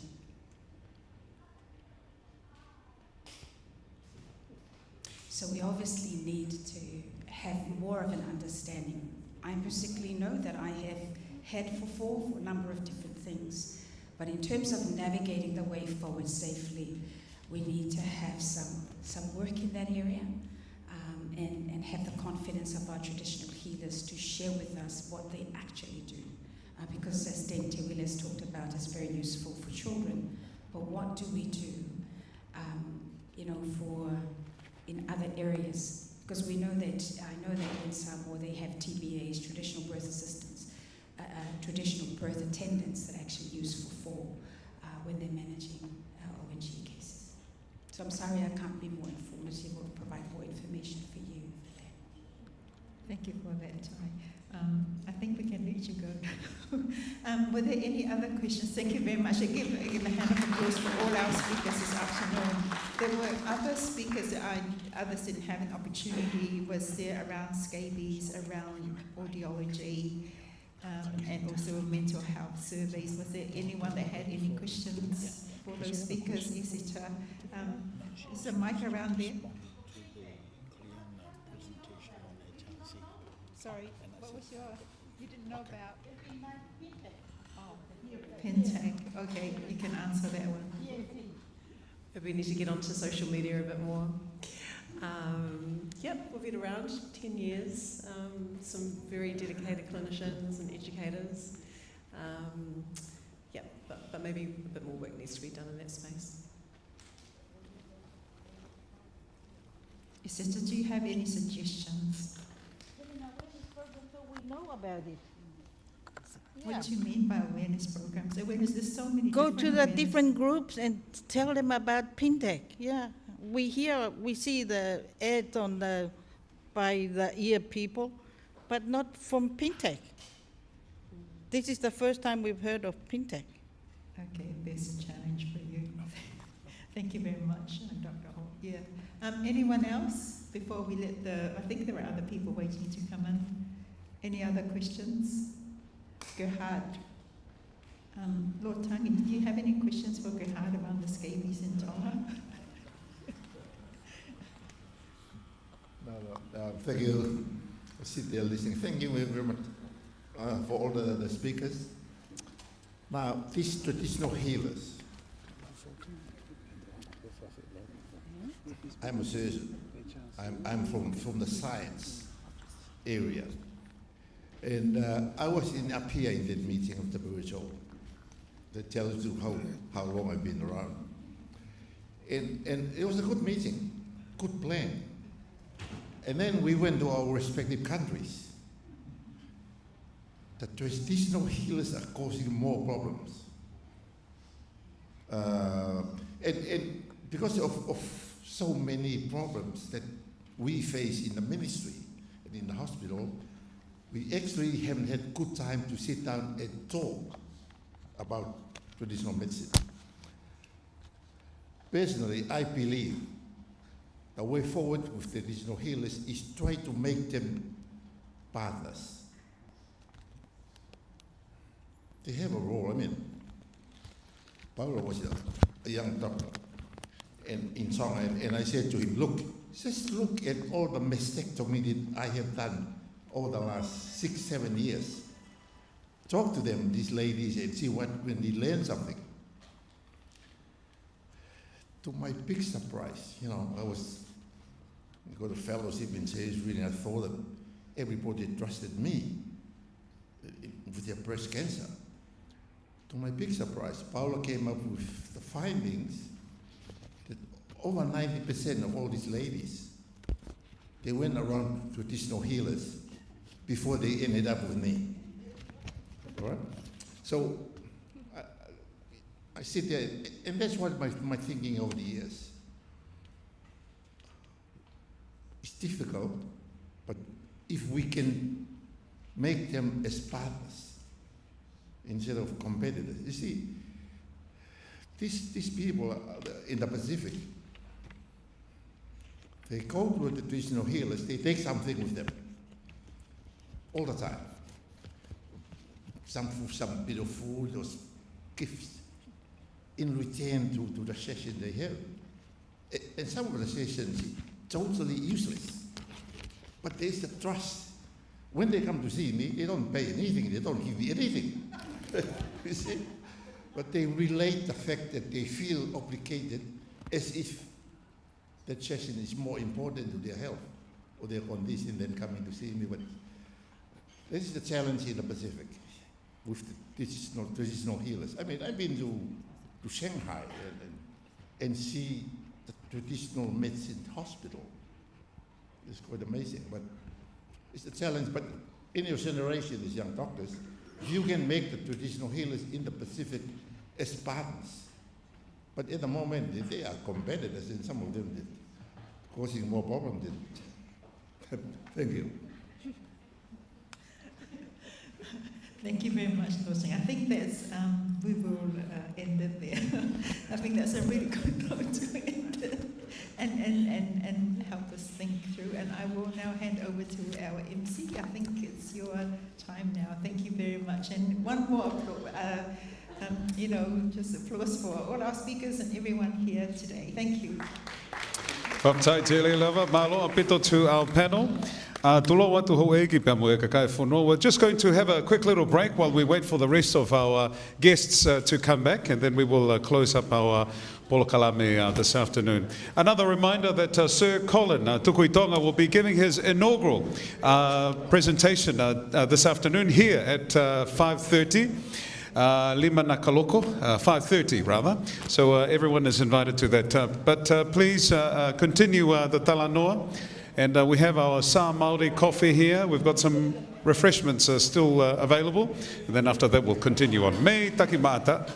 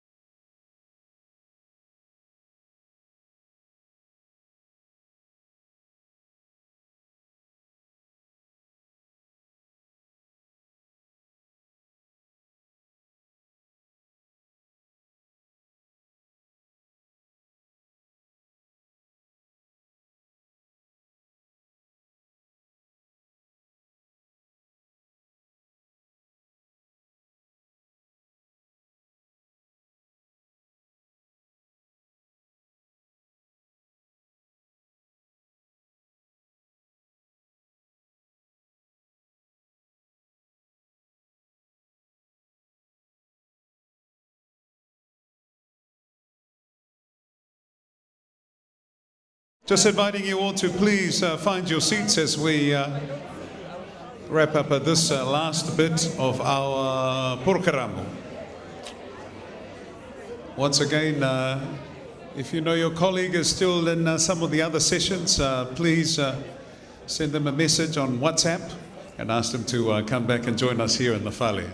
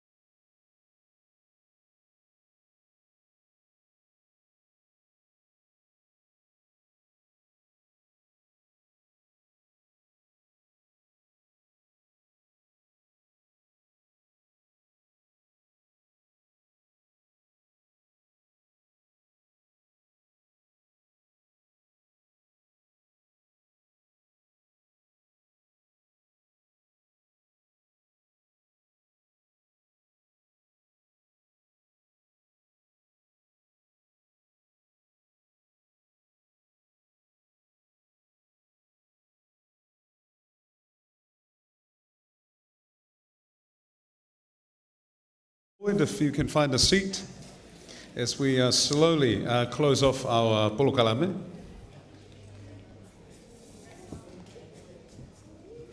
Once again, half a day. Au te whaatalo whātu I le mamalo le tātou wātunuu. Welcome back to our polokalame here at the Poutoko Ora Kiwa Research Symposium here at the Whale Pasifika, from vulnerability to vitality, Pacific and global health response in a changing climate. Now, before we continue with our program, we have another little insert of a presentation here from someone from the Health Research Council. We're going to invite Tolotea Lanumata to come forward to present in 4 minutes and 59 seconds. And then after that, we're going to have Dr. Audrey Aumore. But here's Malapito. It's not a presentation, it's just 2 minutes, Colin said, for me just to talk about funding. So thank you, Colin. Acknowledge Lord Tangi, Malapito, Viram Bloka, Moe Kautonga Kotape. I want to acknowledge Donald Wilson, who is on the Pacific Research Committee of the Health Research Council. As you've seen from Cleona's presentation, she did a really good summary of the funding landscape here in New Zealand and a good summary of the HLC funding. Funding is a challenge, no doubt about that, but there is hope because I still have a job and we still have Pacific Ring Fence funding. So it's not all is gloom and doom. So yesterday we released the Career Development Awards for HLC, including Pacific Career Development Awards. An emerging researcher is coming, and project funding is coming later on this month. Now, if you don't know, or if you've only scanned through the government research priorities, I am telling you now, you better know it, and you know it well. And you know it through your sleep when you wake up, because that's really, really important. As Cleona has mentioned, we've made some changes to our guidelines to ensure any funding, research that we fund, must address the government priorities. So you better know it well, and in preparation for your EOI, for the Pacific funding, you must have that, bear that in mind.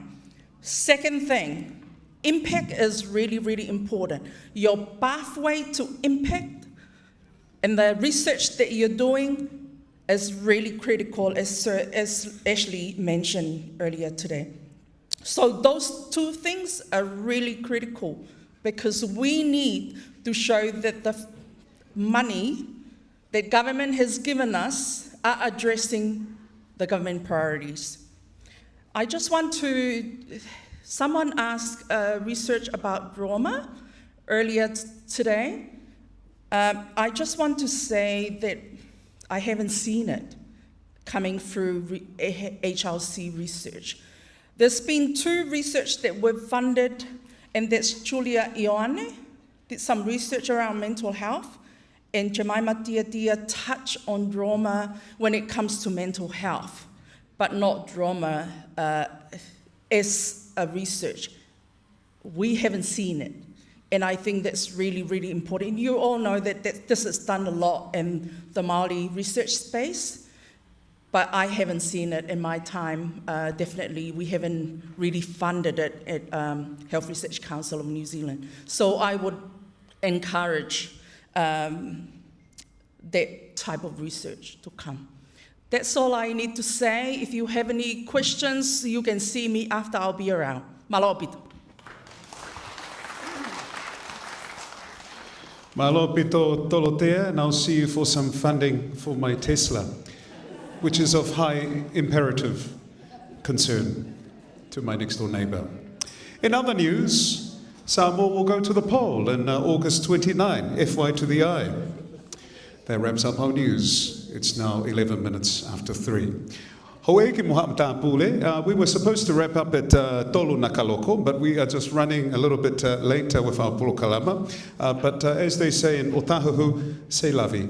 I'm now going to invite our final speaker, Dr. Audrey Aumua, who is going to close off our polokalama in our meeting. Dr. Audrey Aumua joined the Fred Hollows Foundation New Zealand as Chief Executive Officer in January 2021.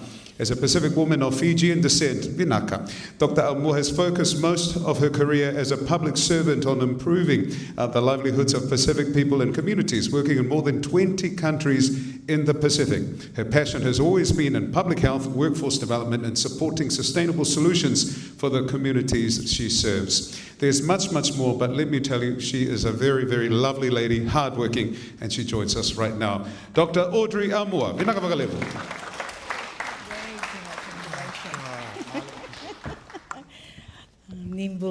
Good afternoon, colleagues. Well, I been given the privilege and honour of kind of saying a few words around the conclusion of this incredible day of discussion.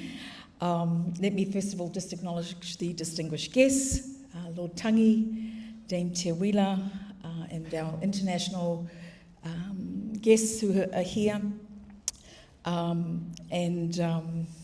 to all of you who have given your time, your insights, and your passion in this symposium today.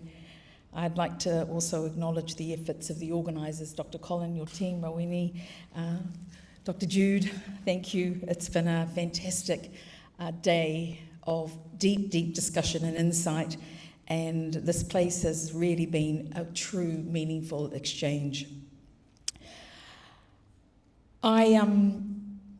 Besides it being very content-rich, I'm not going to do justice to trying to sum up absolutely everything that's been discussed today, so forgive me if it's not as detailed as people would like, but rather just a few comments on some of the high-level aspects of the day. We, of course, opened the day in true Pacific fashion with a sacred opening prayer, and we were reminded of the strength of vision, and the Reverend talked with us about resilience, grace and trust, and really critical values, I think, that reflect the way we think about our lives and what's really important to community. We heard a very powerful reflection from Associate Professor Donald Wilson, who reminded us that the complexity in our region, particularly the governments in the Pacific, remain very challenged, that there is huge vulnerability in the region, not only just within the health systems, But he proposed and suggested to us that there is regression in some of the health indicators that are really important in measuring health burden and health outcomes. And he challenged us to think about the integration of data and indicators so that we could get a better picture in the region of the interconnectedness of human and environmental health. And so whilst many of our researchers today have shared a number of regional projects, the picture that's painted in the region is often a little bit disheartening. We heard then, of course, from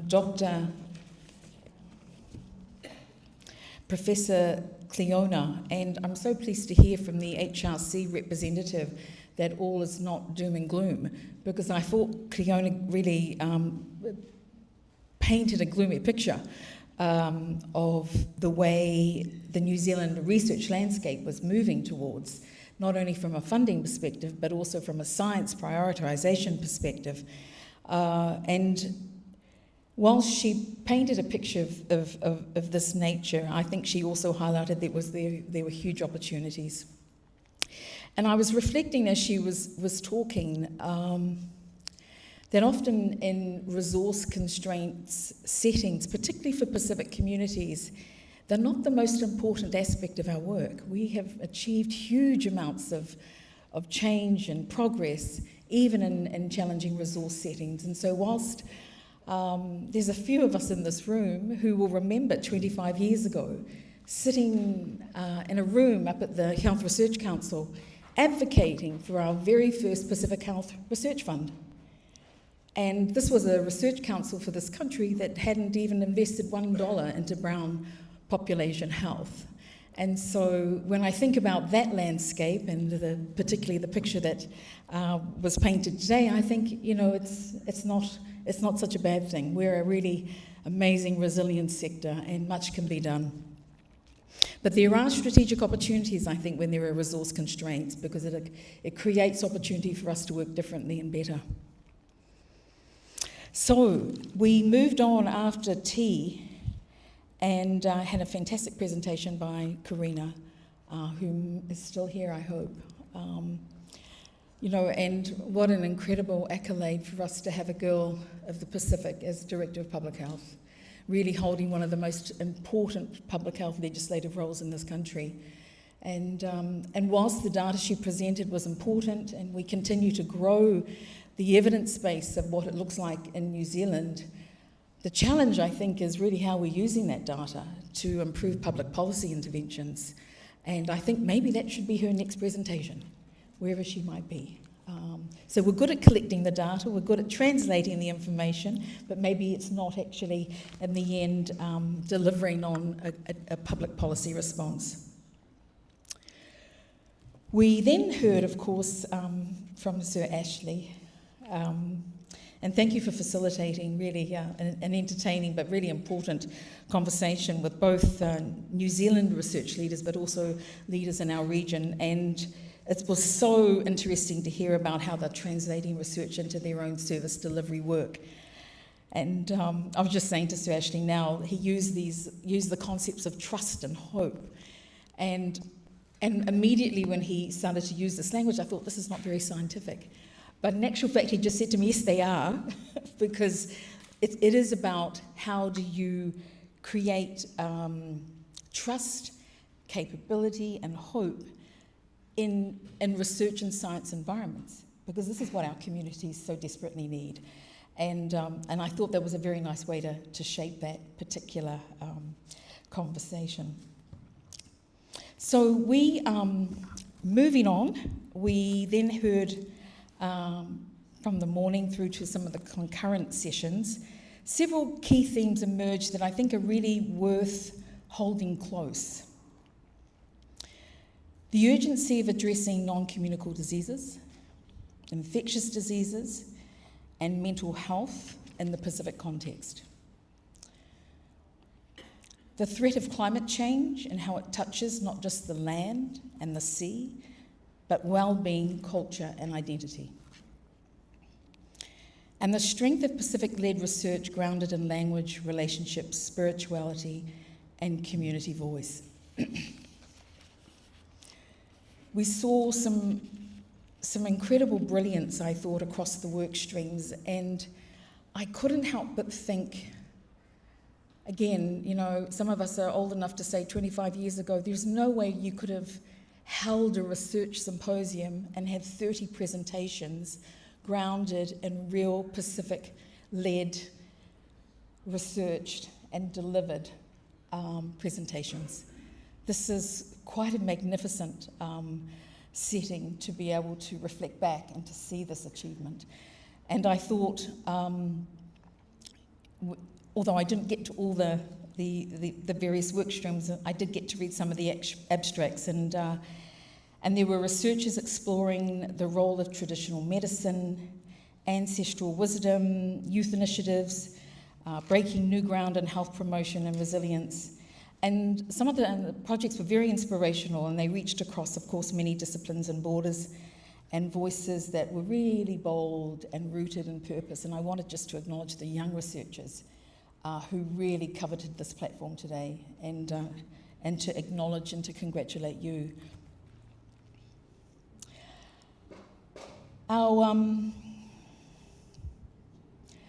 You know, I historically, over time, you know, our Pacific researchers have had to, I feel, work twice as hard.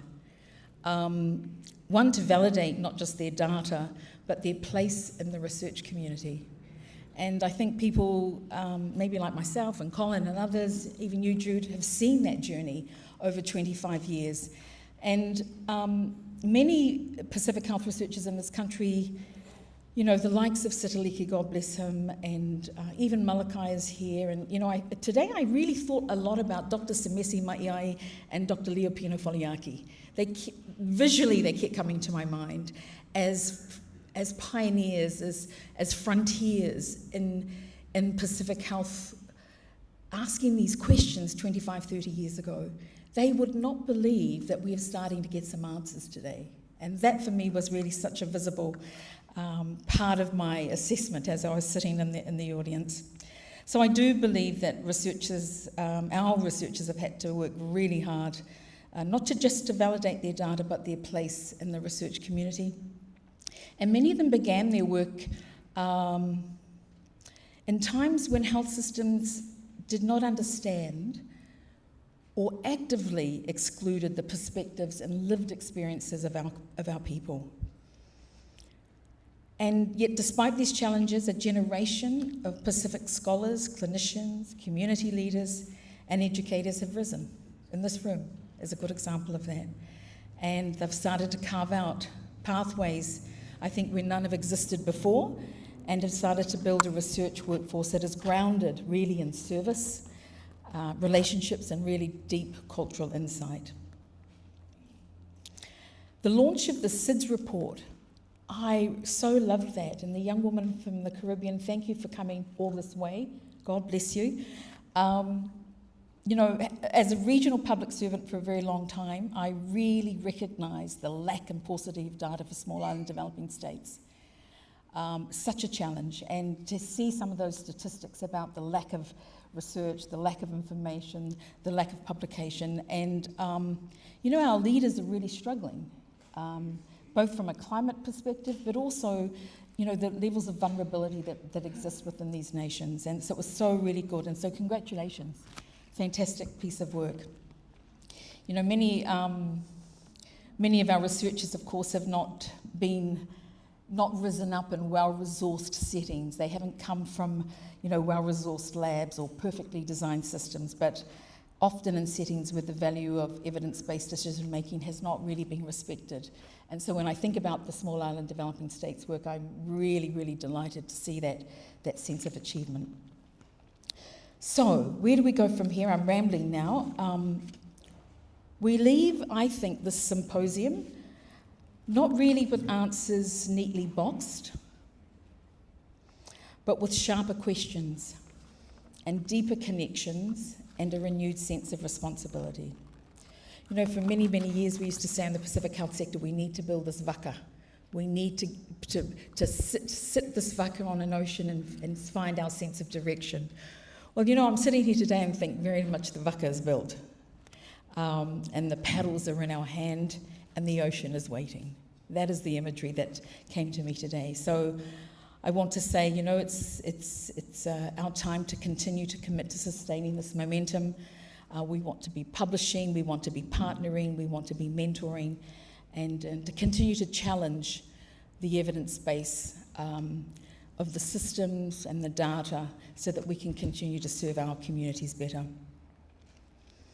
And the thought that I want to leave you with is this, is that we should always remember that research is just not about evidence, it's about justice, and it's about dignity, and it's about life. So I want to just say, can we commit to continuing to work in harmony across islands, across disciplines, and of course, across generations. And I think we're ending this on hope. So Ashley will be happy. We're ending this on hope. But I also want to say too, today's a pretty special day for some of us who've been around a long time. And,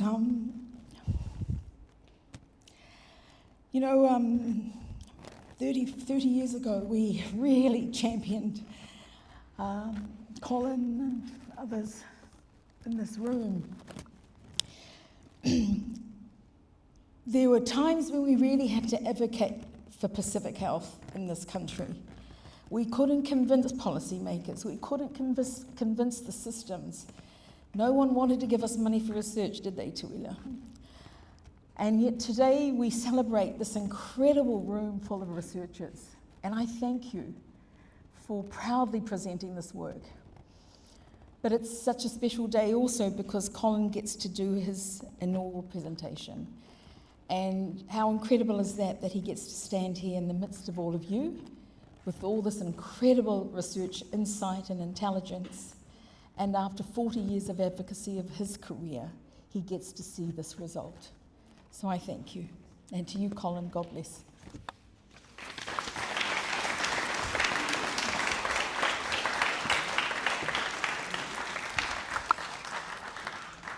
Mina ka whakalewa in whaftai te le lava malo, au pito Dr. Audrey Aumua. Ladies and gentlemen, Madame, Monsieur, Ohana, before we close off, in light of Samoan Language Week, can we all sing Wa Whaftai? Yeah, okay.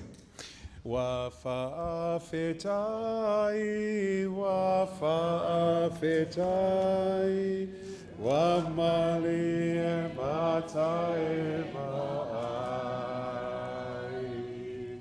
Wa tasi lava oi, wa tasi lava oi, ilo nei one more time. You guys all sound amazing. E wa whawhetai, wa whawhetai, wa mari e matai vai.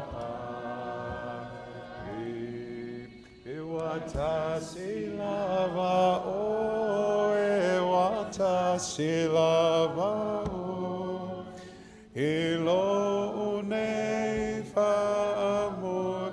Hey, hey, oh. Now, we started off with a lotu, and I look around, I'm not too sure if Reverend Mokele is still here, but I've also rang the Vatican, and sadly, Leo XIV can't make it. So may I invite Sione Vaka, who is also Talatala Whaiwhikau as well, to come forward to finish off our lotu. And I'll tell Pope Leo XIV that you did the prayer on his behalf. But from me, malo au pito ofalahi atu me taki maata, ata waiwolo ofalahi atu, and God bless. Over to you. Taloto, e lere wata whamano whaftai a Fiona, malo ho kau he whanonga ko ia mauwhai. Maukuna ia e ngawe anga e hakoini, ko ia ko ala ofa tatape a Fiona. Ngata anga ne ngawe anga koe ni, mautuko te kakia pika te koe e Sihova. Ngai ngawe hanga mai mei mua, tau kau whatape mua pa me a Fiona. Kore ngai mianu as Christ ko alwa ma wha maui. Amen.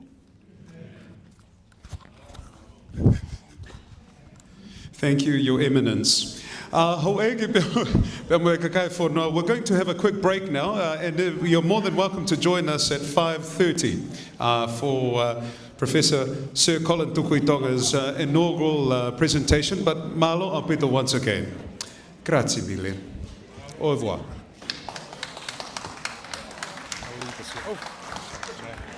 Can I just ask you to say thank you to JP? Fantastic entertainer. Have you thought about being a stand-up comedian? No, I'm too tired. I sit down. Thank you most sincerely. Malo pito. Thank you, sir. Thank you very much. Thank you, family. So do hang around. 5:30 start for Sir Colin Tukuitonga, Ma Kapisinga from Niue Whikai, Froilahi. But otherwise, continue networking and continue our conversations until you hear the call for Colin's presentation. Me taki atawai wolo.